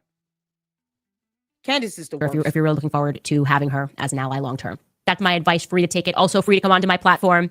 The #1 podcast in the world right now. Benny, No, you're so what's not. up? You No, want to you're come? not. You can come. We can have a conversation. I always believe in more conversation, and genuinely, I'm not angry because how could I be angry? Success really is the best revenge. We'll see you guys on Monday. I'm glad she said that because it's funny how you're being sued. And you staked your entire career on that Macron lawsuit, remember?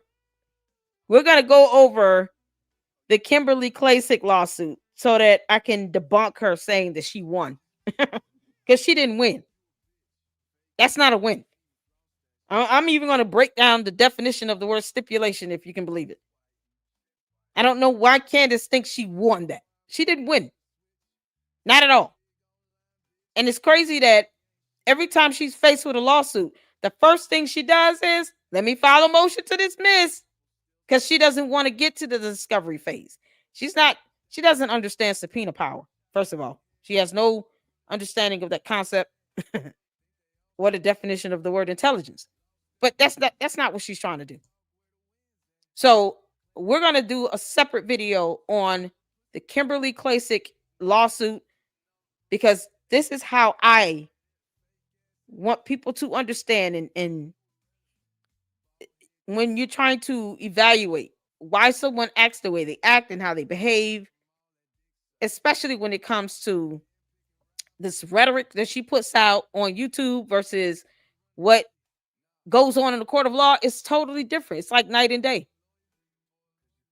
Because when we go over this lawsuit tomorrow, you guys are going to come out saying, now we understand why Lady Luck Club clowns her so much. I can't take her seriously.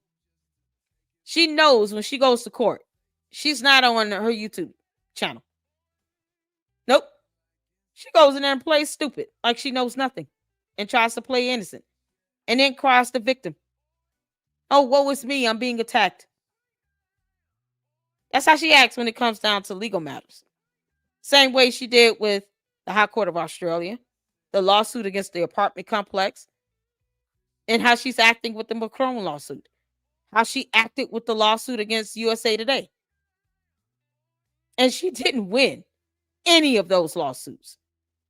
And she didn't win the one against Kimberly Klacik.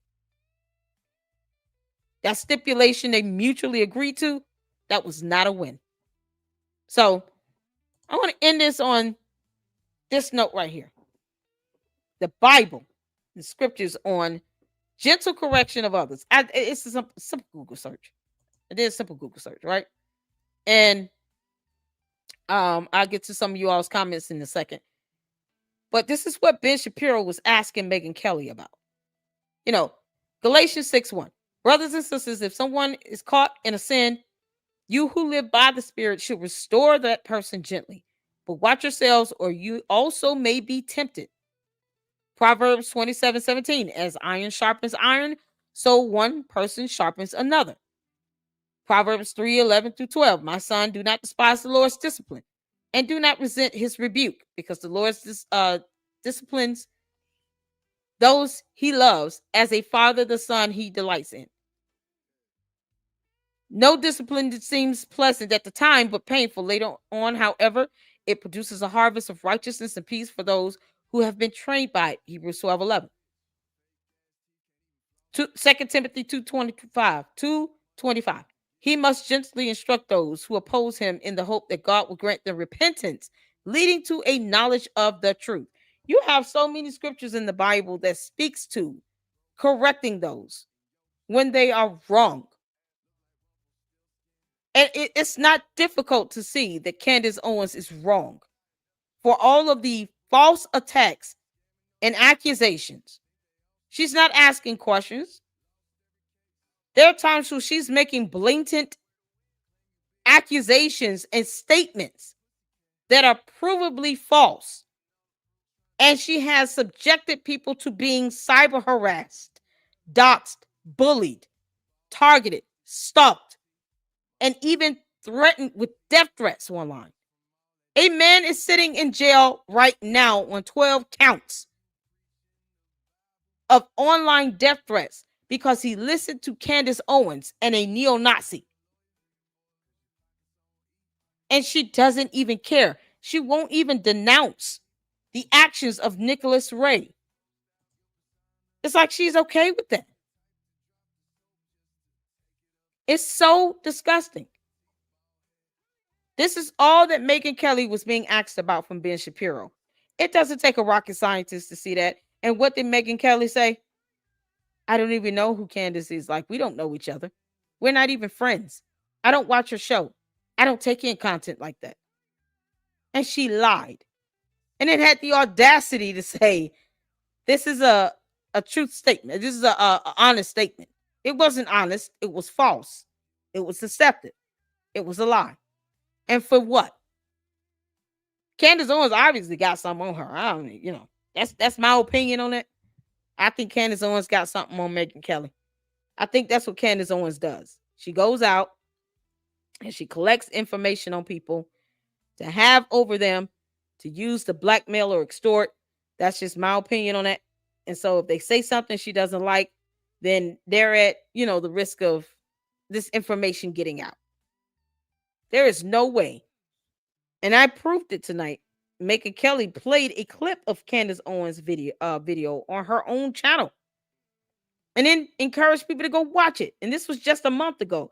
Now today, it's, I don't know who she is. I don't watch her shows. We're not friends. You don't just go out and just downright deny someone like that. Unless you're afraid of something coming out. Or you're afraid of them doing something or saying something about you. Because it was stupid to do. Ben Shapiro was just simply asking, even if you're friends, why can't you just speak on that? Because of look at what it's doing to Erica Kirk. So let's get to some of you all's comments.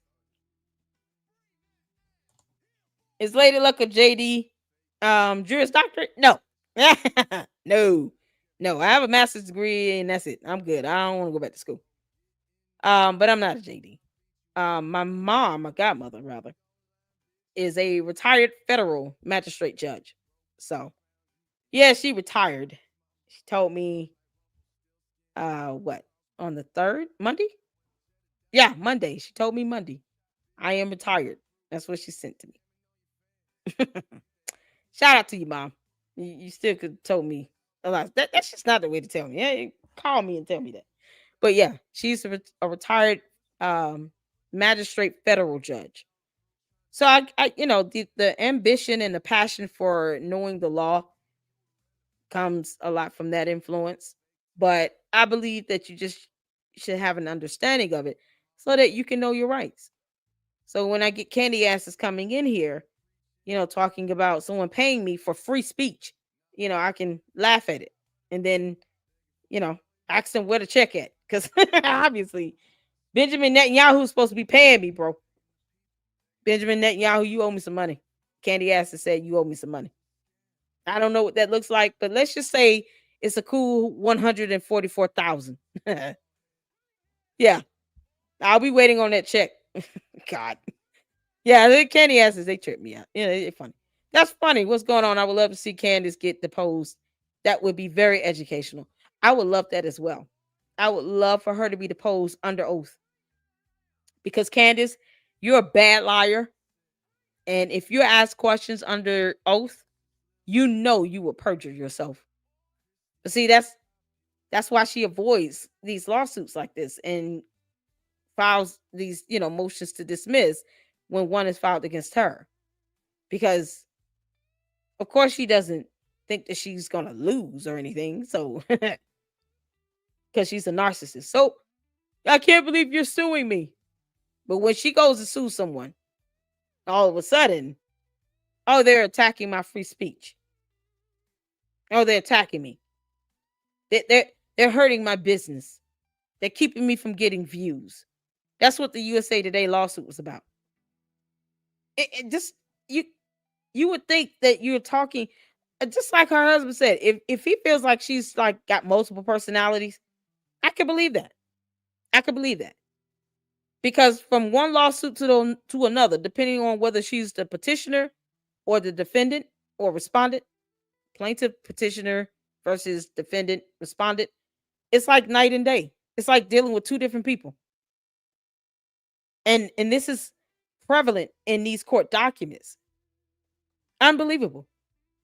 When she's willing to say that she's getting recurrent yeast infections because she chose to live with black mold for 6 months, and she's saying that this is causing recurrent yeast infections somehow. Yeah, no, you understand at that point you're dealing with someone that's crazy as hell. Candace, how are these yeast infections working? Must be itchy and burning. This is in court documents, people. I can't make this up. Oh, God. Oh, man. We would all love to see her get deposed. Discovery stage. Emma, yes, it's fabulous. Unfortunately, Candace doesn't want to get there. If she's the defendant, she's going to file a motion to dismiss. She did the same thing in the Kimberly Klacik court case that we're the lawsuit that we're going to go over tomorrow, as well as the Macron case. And I think one of you all asked me to give an update on it. So let me hold on 1 second. I can give an update on that. Diane said, if you, Candace, has real evidence, Megyn would pay attention to you. Everything is garbage. Exactly. See, Star, what's going on, Esarella? I know, and she can't comprehend that. It's crazy. Exactly. Meraki, how you doing? CJB said, when people clap for Ben about Candace, Megyn looked nervous and shocked. Yeah, she was like, I can't believe this. People, maybe those, and Candace Owens doesn't understand that maybe those people were there for him and not for Megyn Kelly. They knew he was going to be there, and they're his supporters, and they showed up for him. That's very possible. They have a right to do that. Candace, it's called freedom of movement. It's the liberty to be able to go where you want to go and do what you want to do. You want to sit here and dox and expose people for going to an event now because reasons. When are you going to refund those tickets that people purchased to see you in Australia, knowing damn well you did not have a visa before you scheduled any event in a venue, and then had the audacity to charge people $1,500 for a dinner and a backstage access pass? $1,500 for a meal. Girl, bye, Felicia. Yeah. Yuck 2.0, Candace Owens is the Oprah Winfrey of our time. Yeah, I don't know, man. Bigfoot and big mouth. Exactly. S-Files, what's going on? Chat GPT. Candace not even in top 10. Exactly. This is stuff that can be searched. But you don't, trust me when I tell you, the candy asses are not going to Google because they're not readers. They're non-reader of books. They don't research anything. They're not going to do that. That's too much like right. So they're not going to Google top podcasts in the US, or the world. She said in the world. She said she is number one in the world. Candace, you're an alien invading our planet, and I wish to God you would go.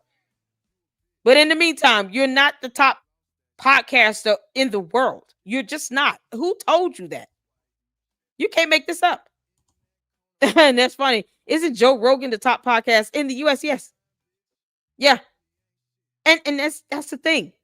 We looked at it yesterday. We researched it on the spot. I pulled it up. She was not even in the top 3. And it said she's topping the charts, but it didn't say if she was number 1 when it came to the most views and downloads. She's at 3.5 mil downloads and views. But that's because she's talking about Charlie Kirk. And all the candy asses have to do is go on her YouTube channel and just look at all her previous videos she's done for the past 6 months and see, what type of views she's been getting based on the topic. So, yeah, she's not even, she will not surpass Joe Rogan. I don't think she'll be able to surpass him. That would mean she would have to make real content. Sorella said, Macron, she lies. Look at what she says in the motion and how she describes her series on Brigitte. She does not mention anything about what it was. She lies, but acts like she's a badass. Exactly. I've read the motion to dismiss and went over it. And I'm telling you right now, the way she acts in court, like what they're alleging in court, talking about lack of jurisdiction and all this other stuff, she's already told on herself about that when she filed the lawsuit against USA Today. I even looked up the Candace Owens LLC registration. They're both the LLC and the Georgetown Inc. Both are registered in Delaware. They just are. So she has put that out there in court documents in a different lawsuit. That's just how it is. So Ben Shapiro in number 6, though. Exactly. Joe Rogan number 1. Gotcha. The Bible, yes, the book for me. Exactly. The Bible. Yes, that's the book for me. I stand alone on the word of God. The Bible. Yeah, we all know that.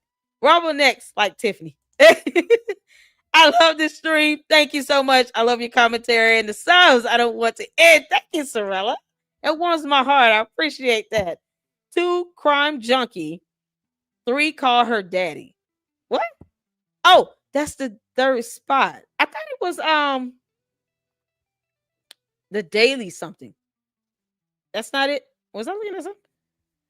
So number 2 is the crime junkie, which true crime is like, it's like a go-to for me. I watch because I learn a lot about the law, interrogation methods, those types of things, watching true crime. And then I've never heard call her daddy.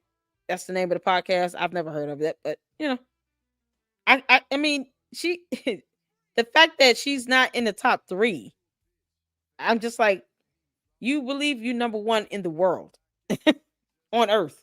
Okay. I say, what ye sow shall they reap. Amen to that.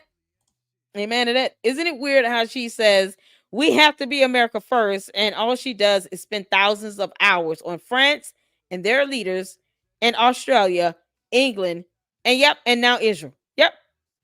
Spot on. Talks about every other country in great detail, but not the United States of America. It's like, okay, Candace, if you want to go to Russia, bye, girl. Bye, Felicia.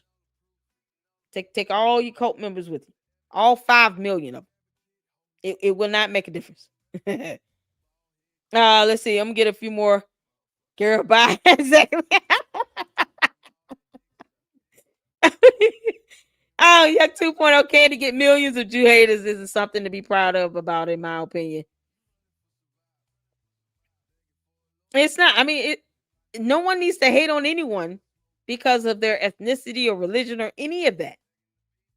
And that's the one thing she doesn't. It's like her shows are scripted. I want you all to remember this. Candace Owens' shows are scripted.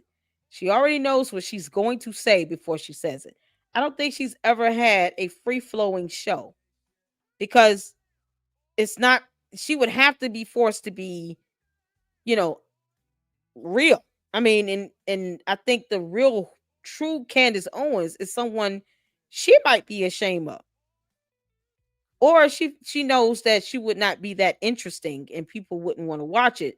And therefore, she has to resort to being salacious because she doesn't present facts or evidence. Candace used to pull up articles and stuff like that. But now you're talking about her just flat out lying about having 2 degrees and she can't even prove it. Or she lies about, the result of a lawsuit. And we can just look at the court documents. Like, these things can be debunked. And she doesn't care. And she knows that she has a following where they don't fact check her at all. They just take what she says and they say, oh, she's so intelligent because she's so well spoken. No, she's not. No, she's not. Candace Owens can't define the word nationalism. And she played a video of that where she could not even define nationalism. Yeah, I don't have a problem with nationalism because you guys have low birth rates and all, and something, and so yeah, it's the globalism I have an issue with. I don't have a problem with nationalism. It's like she sounds like an airhead. This was in a video where she's out in the UK talking about nationalism. It was a simple question, and that's how she answered it. And we went over that video. I can't make this up, y'all. The Carol is not smart. The guy that confessed to murdering Charlie Kirk and no bail. Exactly. They're looking to get the death penalty. And it's like Candace Owens is trying to throw the case. If they declare a mistrial, it'll be Candace Owens' fault. And that's just my opinion on that. That's how I feel. If it's a mistrial, it's Candace Owens' fault. The end. And then we probably should have our ass deported. Because if you got that much influence to sit here and get a man off, and you can't present any, evidence of any sort, any concrete evidence to prove anyone else is involved or that anyone else did it, then you got to get the hell out of here, because you trying to jack up our justice system. We're not in the mood for that. It's so crazy. Nas, Mariah and Whitney, they never knew each other. Read them they rights. BB, what a check for LLC. I know, right? Look, based on what the candy asses keep telling me, man, he owes me millions. Take that 7 million times 77,000 times 144,000 to the seventh power. That's how much you owe me, BB Netanyahu. You owe me a lot of money, man. The candy asses are demanding that you pay me. Yeah, you can't make this stuff up. They want him to pay me. Yeah, okay. Don't get mad when I cash that check. That's not an insult.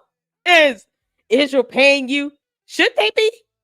Should they be paying me? Is the question. If they want to pay me, I'm not going to stop them. That's not an insult. Candace, you can't even tell your supporters, stop going around encouraging people to get paid. I don't want them to have more money than me. Like you can't even be narcissistic correctly. You want us to get paid millions of dollars from Israel? Really? Because your supporters seem to think that. They want me to get paid a lot of money from Israel. And I, for one, am like, okay, he has no power on my platform. Do you understand? God controls my platform. And then me. And that's it. No other outside country controls my platform. But if they want to send me a bunch of money so I can pay my bills and buy a house and a car and some investments and probably take my kids to Universal Studios, maybe go travel to see, the trial hearings of the Macrons versus Candace Owens. I would see that in person if I had that type of money. I sure would. Just so I can report on it. For fun, Candace. I would do it for fun. And for free. I wouldn't even think twice about it. If Israel paid me a huge check and I'm able to do this full time, the first thing I would do is ensure that I have flight and hotel secured to go to those hearings in the state of Delaware between the Macrons and you in that hearing. And I will be at all the hearings and I will report on everything going on in that courtroom. Then, except the scientific DNA that might reveal any patient information, because I respect HIPAA and the privacy of others when it comes to their medical information, unlike Candace Owens. But yeah, Netanyahu, go ahead and send me that check, bro. You can send me a Cash App too. Zelle. I don't care. You send it to me in parts. You can send me like 10,000 now, 50,000 next week.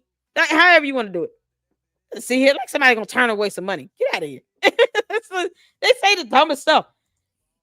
Billy, what's going on? Ben Shapiro is a Harvard Law School graduate. There you go. Ben Shapiro went to law school. That's amazing. I didn't know that. I don't listen to Ben Shapiro like that, but that's good. That's cool. Yeah, laughs can cure cancer. LLC. Thank you. Yeah, you have to laugh. If not, these people will have you run around here with a headache if you don't laugh at them. You gotta laugh at the candy asses. You got to. Shout out to my my fantastic mod Laura that came up with that nickname for him. Shout out to Laura. Yeah, she called him candy asses because you gotta laugh at him. You gotta laugh at him. So let's pull up the Now I appreciate all of you all for tuning in. For those that are still tuning in, it's 12:09 a.m. Eastern Standard Time. You know, Eastern Standard Time, EST, Candace. EST is Eastern Standard Time. I know you don't know what UTC is. Oh God. Ah, they talking about she's intelligent, but she doesn't understand UTC. Candace, are you still confused on UTC? Because it's not Utah time. I'm gonna give you a hint. UTC does not mean Utah time. It just doesn't. I don't know where you got that from. Even the guy that mansplains didn't even tell her that. You can't make this up. You mean a guy that mansplains things to you didn't even tell you? That's not you. That's not what UTC is. That's not Utah time. That's coordinated universal time. Okay, whatever. Oh, y'all want to see the updates on this case? Let's see what's going on with the Macron's lawsuit. Here we are. As always, you guys see the case ID number. N as in Nancy 25 C as in Candace dash 07-194. Emmanuel Macron v. Candace Owens et al. Because defamation is a whole issue that can be pursued in court, Candace. It's an offense that can be brought forth to the court of law. It is not covered under free speech or the First Amendment. Do you understand, Candace Owens? So let's get down to the nitty-gritties. Let's see what we got down here. So we all know Judge Sheldon K. Rennie is the judge presiding over this case. We have gone over some of the updates. I think the last update we did was from October 30th.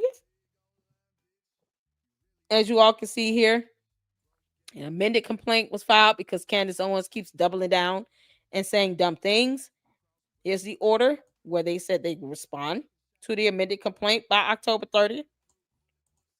You all can see that was done here and docketed October 8th.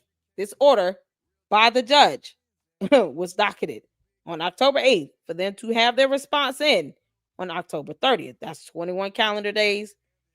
Actually, it would have been 22 calendar days from the date that it was initially submitted. And it takes, when they say docketed, that involves it being filed and stamped by the clerk of the court. So sometimes that might take a day or two, depending on how busy the court is, if it's a weekend, a holiday.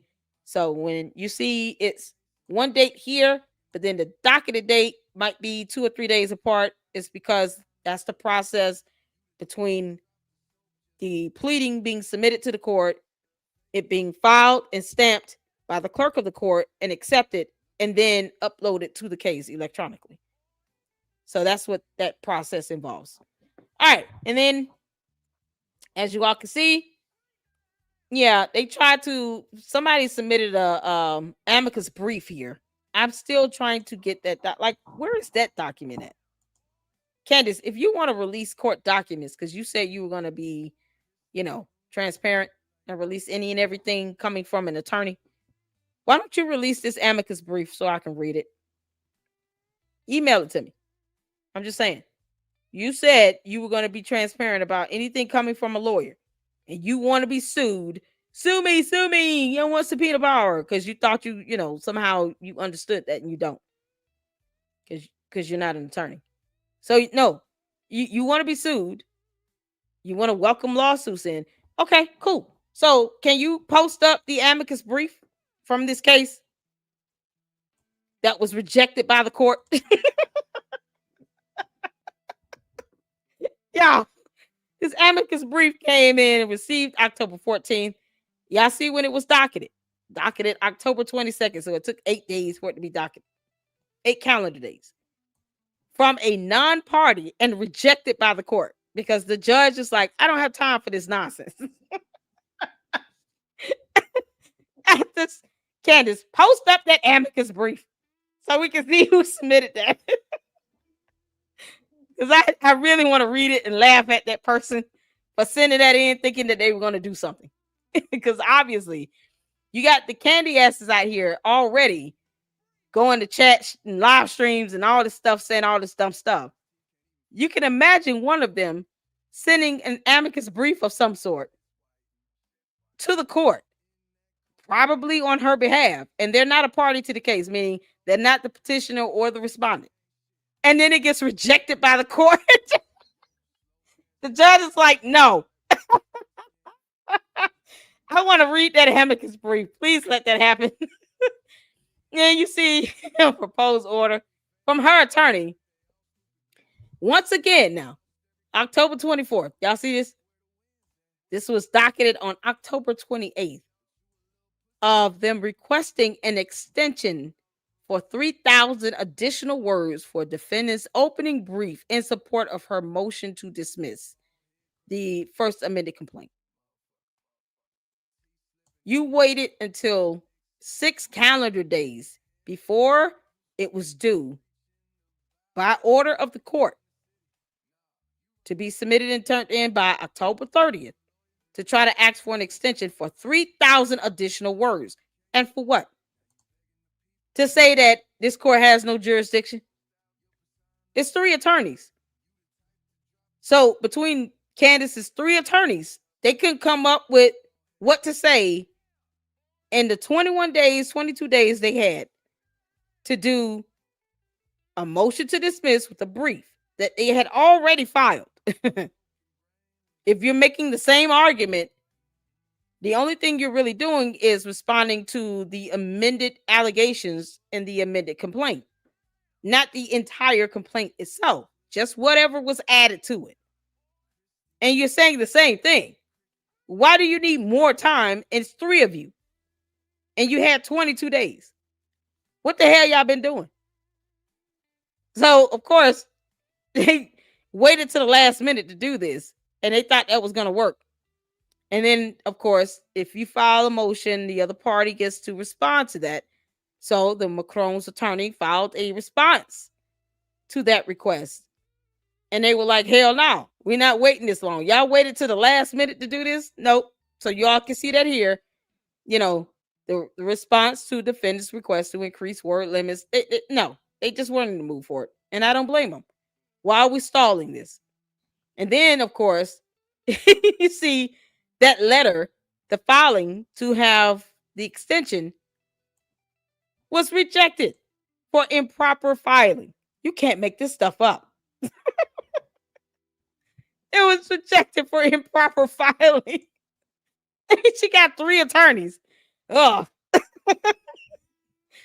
All right. So then he came back.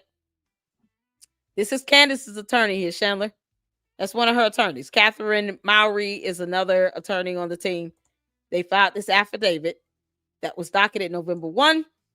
And this is the actual affidavit for the motion to dismiss. And there's a brief that goes with it. So, as you all can see here, they got it in on October 30th because it was by the order of the court for them to submit it by October 30th. It was in a whole order. The judge signed the order and said, have this submitted October 30th. And they tried to pull that bullshit stunt, asking for an extension at the last minute. It didn't work. And then it was rejected for improper filing. Because this is too good, man. You can't make this stuff up. All right, so y'all see. Oh, God, they're such clowns. October 30th, motion to dismiss is filed. So this type of pleading comes in multiple parts, right? You got the affidavit, the motion itself, the brief to support the motion, and then the certificate of service to make sure that it was served and filed properly to the other party. All of that has to be submitted at one time. All right. So that was submitted in by October 30th. You see the motion to dismiss here and to strike, Lord have mercy, and to strike the first amended complaint to be heard at the convenience of the court. When you file a motion, it warrants a hearing.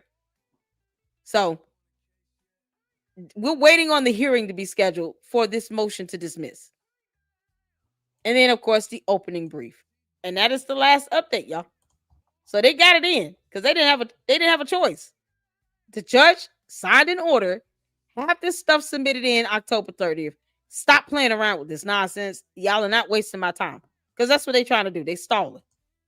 Candace, I thought you had this lawsuit in the bag, girl. I thought this was in the bag. I thought you wanted to go to the subpoena. You think you got subpoena power, Candace. Oh, no, I want to get to the discovery phase.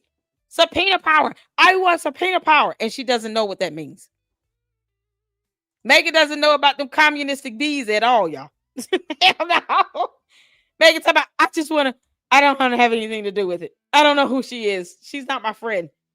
It's like Peter denying Jesus, except Candace is nowhere near that. And Megyn Kelly treats her like it. I don't get it. Staked her career on this. Yuck 2.0. Yes, she did. Candace, you staked your entire professional career on this. And look what you're doing. You're trying to have it dismissed and to have the first amended complaint to be stricken from the record. To strike it altogether. Why? I thought you want subpoena power, Candace. This is not how you get subpoena power, girl. You said you staked your career on this. Y'all know what? The moment Candace realized that scientific evidence was going to be produced to the court from the Macrons, that's when she really got nervous. And that's why she keeps doubling down, talking about, no, she's a man. Because she just wants to put out that narrative. And guess what, Candace Owens, it's not working. Because I'm going to keep reporting on the status of this case every step of the way. Because you've lied the entire time. And you never had scientific evidence to prove that Brigitte Macron was born a man. And I want to know how much you got to pay in a judgment to the High Court of Australia for the court costs. You owe the government of Australia some money for the court costs because of that stunt you pulled with that appeal that you lost. You lost, Candace. You lost. That was a loss. Just like tomorrow when we go over the court documents between the lawsuit she filed that was filed against her from Kimberly Klasick, that was not a win. But you lost that appeal, girl. Is it for 3 to 10 years? Francisca said it's a 3 to 10 year ban from Australia. See that? And she said, oh, I think I'll be able to apply within a year. No, ma'am. You need to start issuing refunds for those tickets. She doesn't even talk about that stuff, y'all. What's going on? Nika said, Megyn is scared of Candace. Why? Who knows, child? Who knows? She may have some info on her. Perhaps Candace Owens, with her trifling ass, probably kept some text messages and some emails. And Megyn Kelly probably talked about somebody and now regrets it and doesn't want that to get out.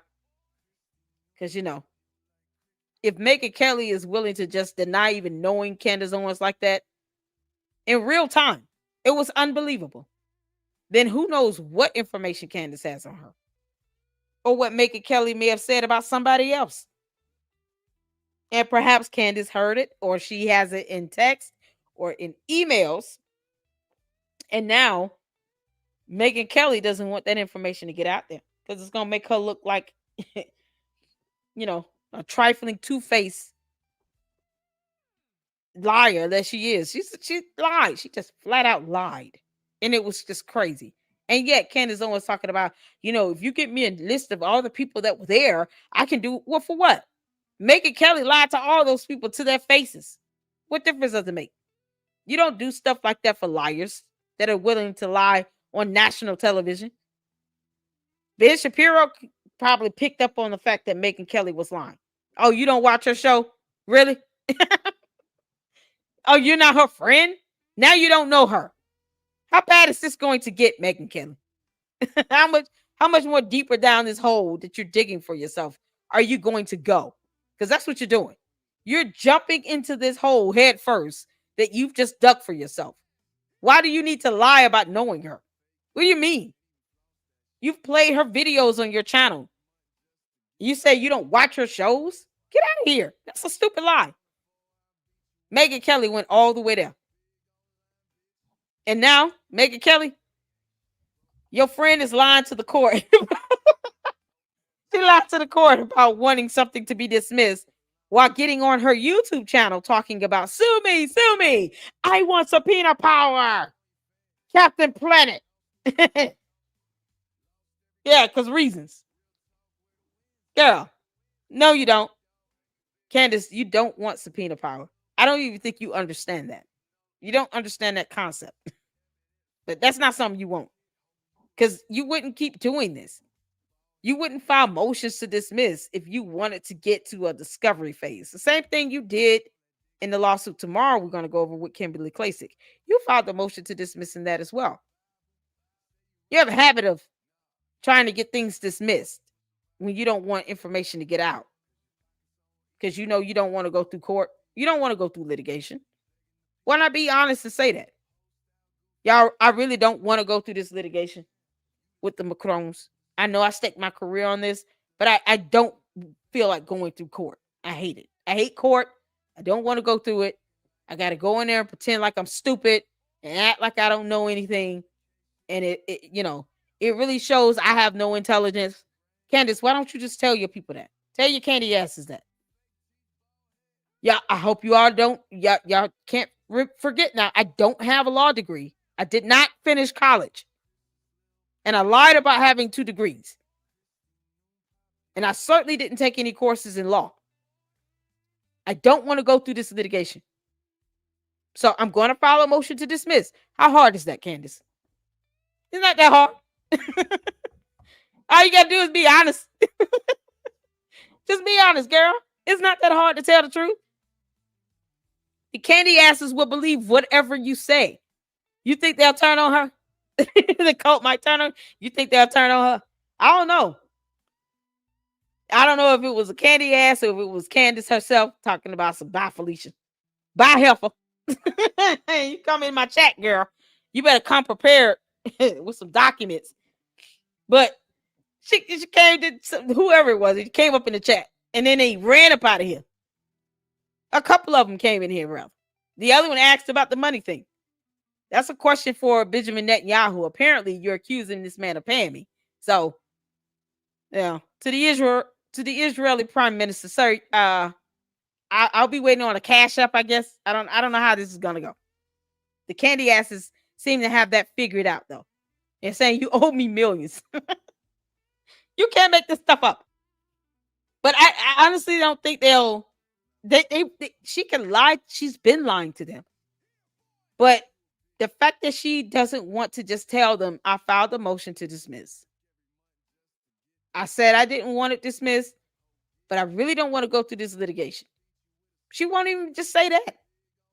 They might be more forgiving, but she won't do that. But even if she did, I don't think they would just turn on her right away. They would see that as, oh, well, it's okay. You've had 4 kids.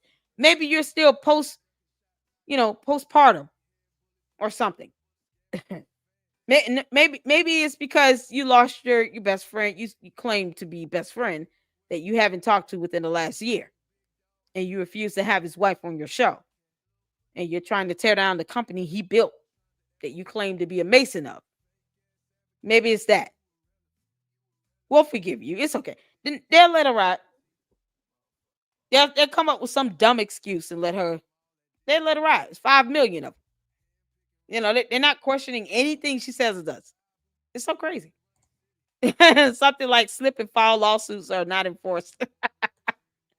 But eventually all her lies will cross and her diverse cult following will turn on her. Oh, yeah, absolutely.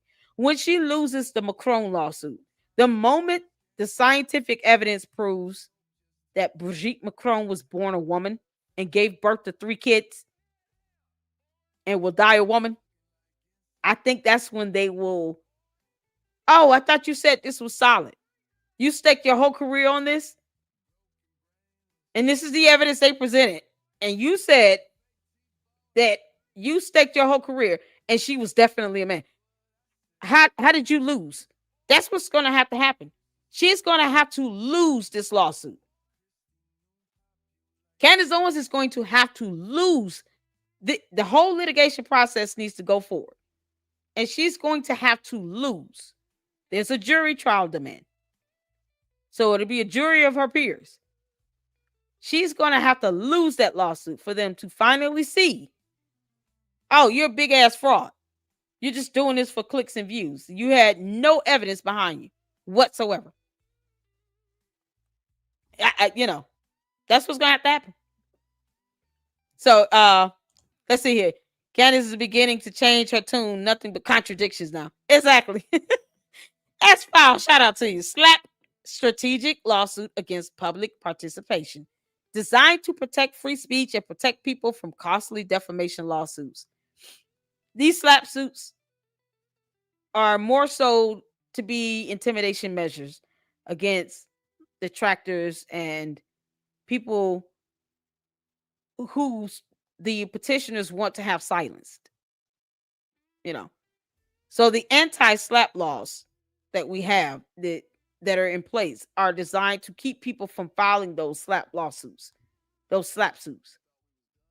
So Umar Johnson tried to do the same thing against an independent filmmaker named Marianne Lorient.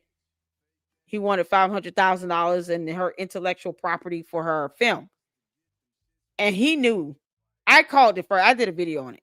And I said, this is a slap suit. This is what it looks like. Because he was just trying to silence her. She was criticizing him and all the stuff. And he's a spineless coward. Another one. Where he doesn't like people saying mean things, because he can't handle stuff. Words hurt his feelings and stuff. So he tried to file a slap suit. And it's always an exorbitant amount of money. And that's what the court believed that Kimberly Klacik's lawsuit was too, because of the amount and because there was a lack of evidence on proving malice intent. So it was seen as a slap suit. It was like for $20 million. It was ridiculous. And I'll say that. But it was not a win for Candace either because of the stipulation. Because of what they mutually agreed to. It was not a win. It's like going through an arbitration or mediation and you walk away with an agreement. Who's winning? You're not winning anything. It didn't even go to trial. It's like, you're not winning anything. There's a stipulation for a resolution. You both are agreeing to this. That's what's so crazy. So the judgment was for her to get her attorney's fees awarded to her. But she didn't go through the full litigation process where she won. It was a stipulation on the resolution. If that makes sense. It's so crazy. It's so crazy. So I'm just excited about this Macron lawsuit. I want them to continue to push through it. Let it go through the court. Do not mediate. Because that's exactly what they're going to do when they lose this motion to dismiss. When it's denied, the first thing that Candace's attorneys are going to try to do is set up some sort of mediation to try to settle. Because Candace does not want that scientific evidence to be released to the public. And if it goes through the courts, all of that information is up for public display.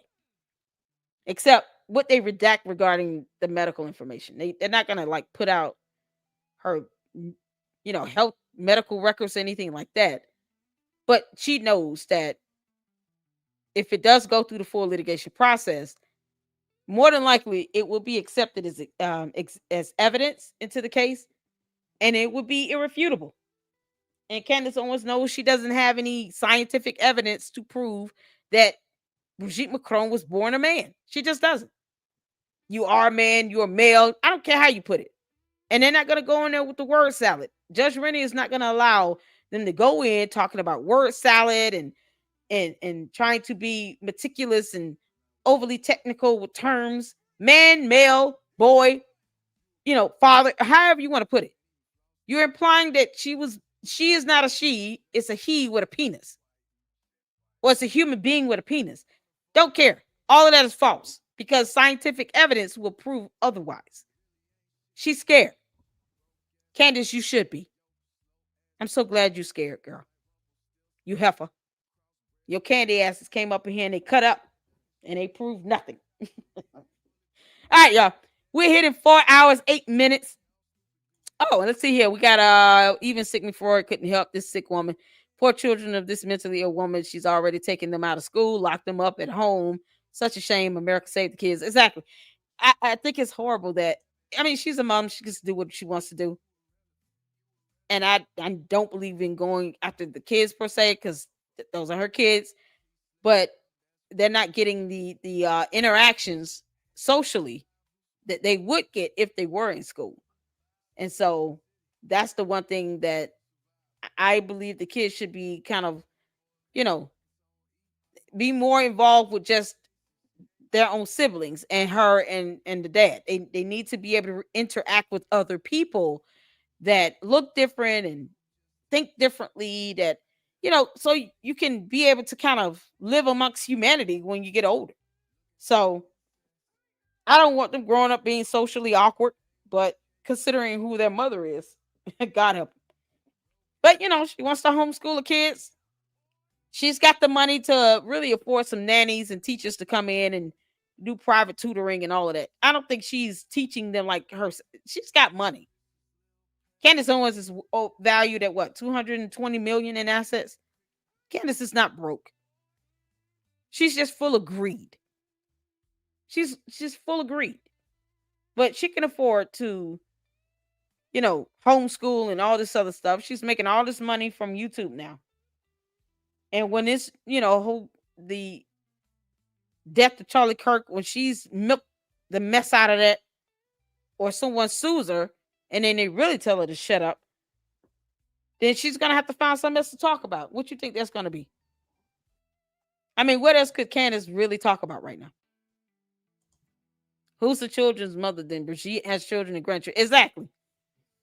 She tries to take away Brigitte Macron's motherhood. It's disgusting.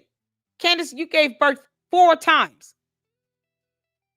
That's the last thing you should want to do, is to sit here and to deny someone their own motherhood. But she gave birth 3 times. She had 3 kids. You know what your body goes through during pregnancy? Are you kidding? Like, there's no way I'm going to let somebody take away my motherhood and say I didn't give birth to my 2 kids. Yes, I did, and it was via C-section, and that shit hurt. Took weeks to recover from that. Are you kidding?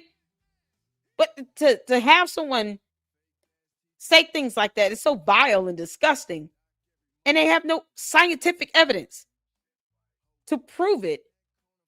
It's gross, and she doesn't care about how the Macron's children feel or the grandchildren. She doesn't care about that stuff. But me being a mother, I am not going to let someone take away my motherhood and say I didn't give birth twice. The hell you will. Child boo. It'll be the last thing you say about me. That's a lawsuit. Now you see why she's being sued. She's about to catch it. Bitch, I think all the people who have been, threatened with death threats online because of Candace Owens, all the people that she's falsely accused of conspiring or having some, dealings with the assassination of Charlie Kirk, half of Turning Point USA, Erica Kirk, because she released her husband's medical information without her consent. They have a great lawsuit on their hands. So, yeah, Candace, you're not threatening anyone by saying to sue you, and you want to go to the discovery phase. Speaking of powers that you don't have, that's not a threat, because we see differently when we're looking at these cases. You don't want to go through that litigation process. That's what we're seeing. You're not proving to us that you actually want to get through. No, you don't. Motion to dismiss. She doesn't want to be sued. She doesn't want to go through it. She's a coward when it comes to court. So, Candace, you're not threatening anyone. It's laughable that you think you are. Tell your candy asses to post up a copy of that gag order. If you want to see it, say I'm being paid. At least post up the documentation and evidence to prove that you have 2 degrees. Bye.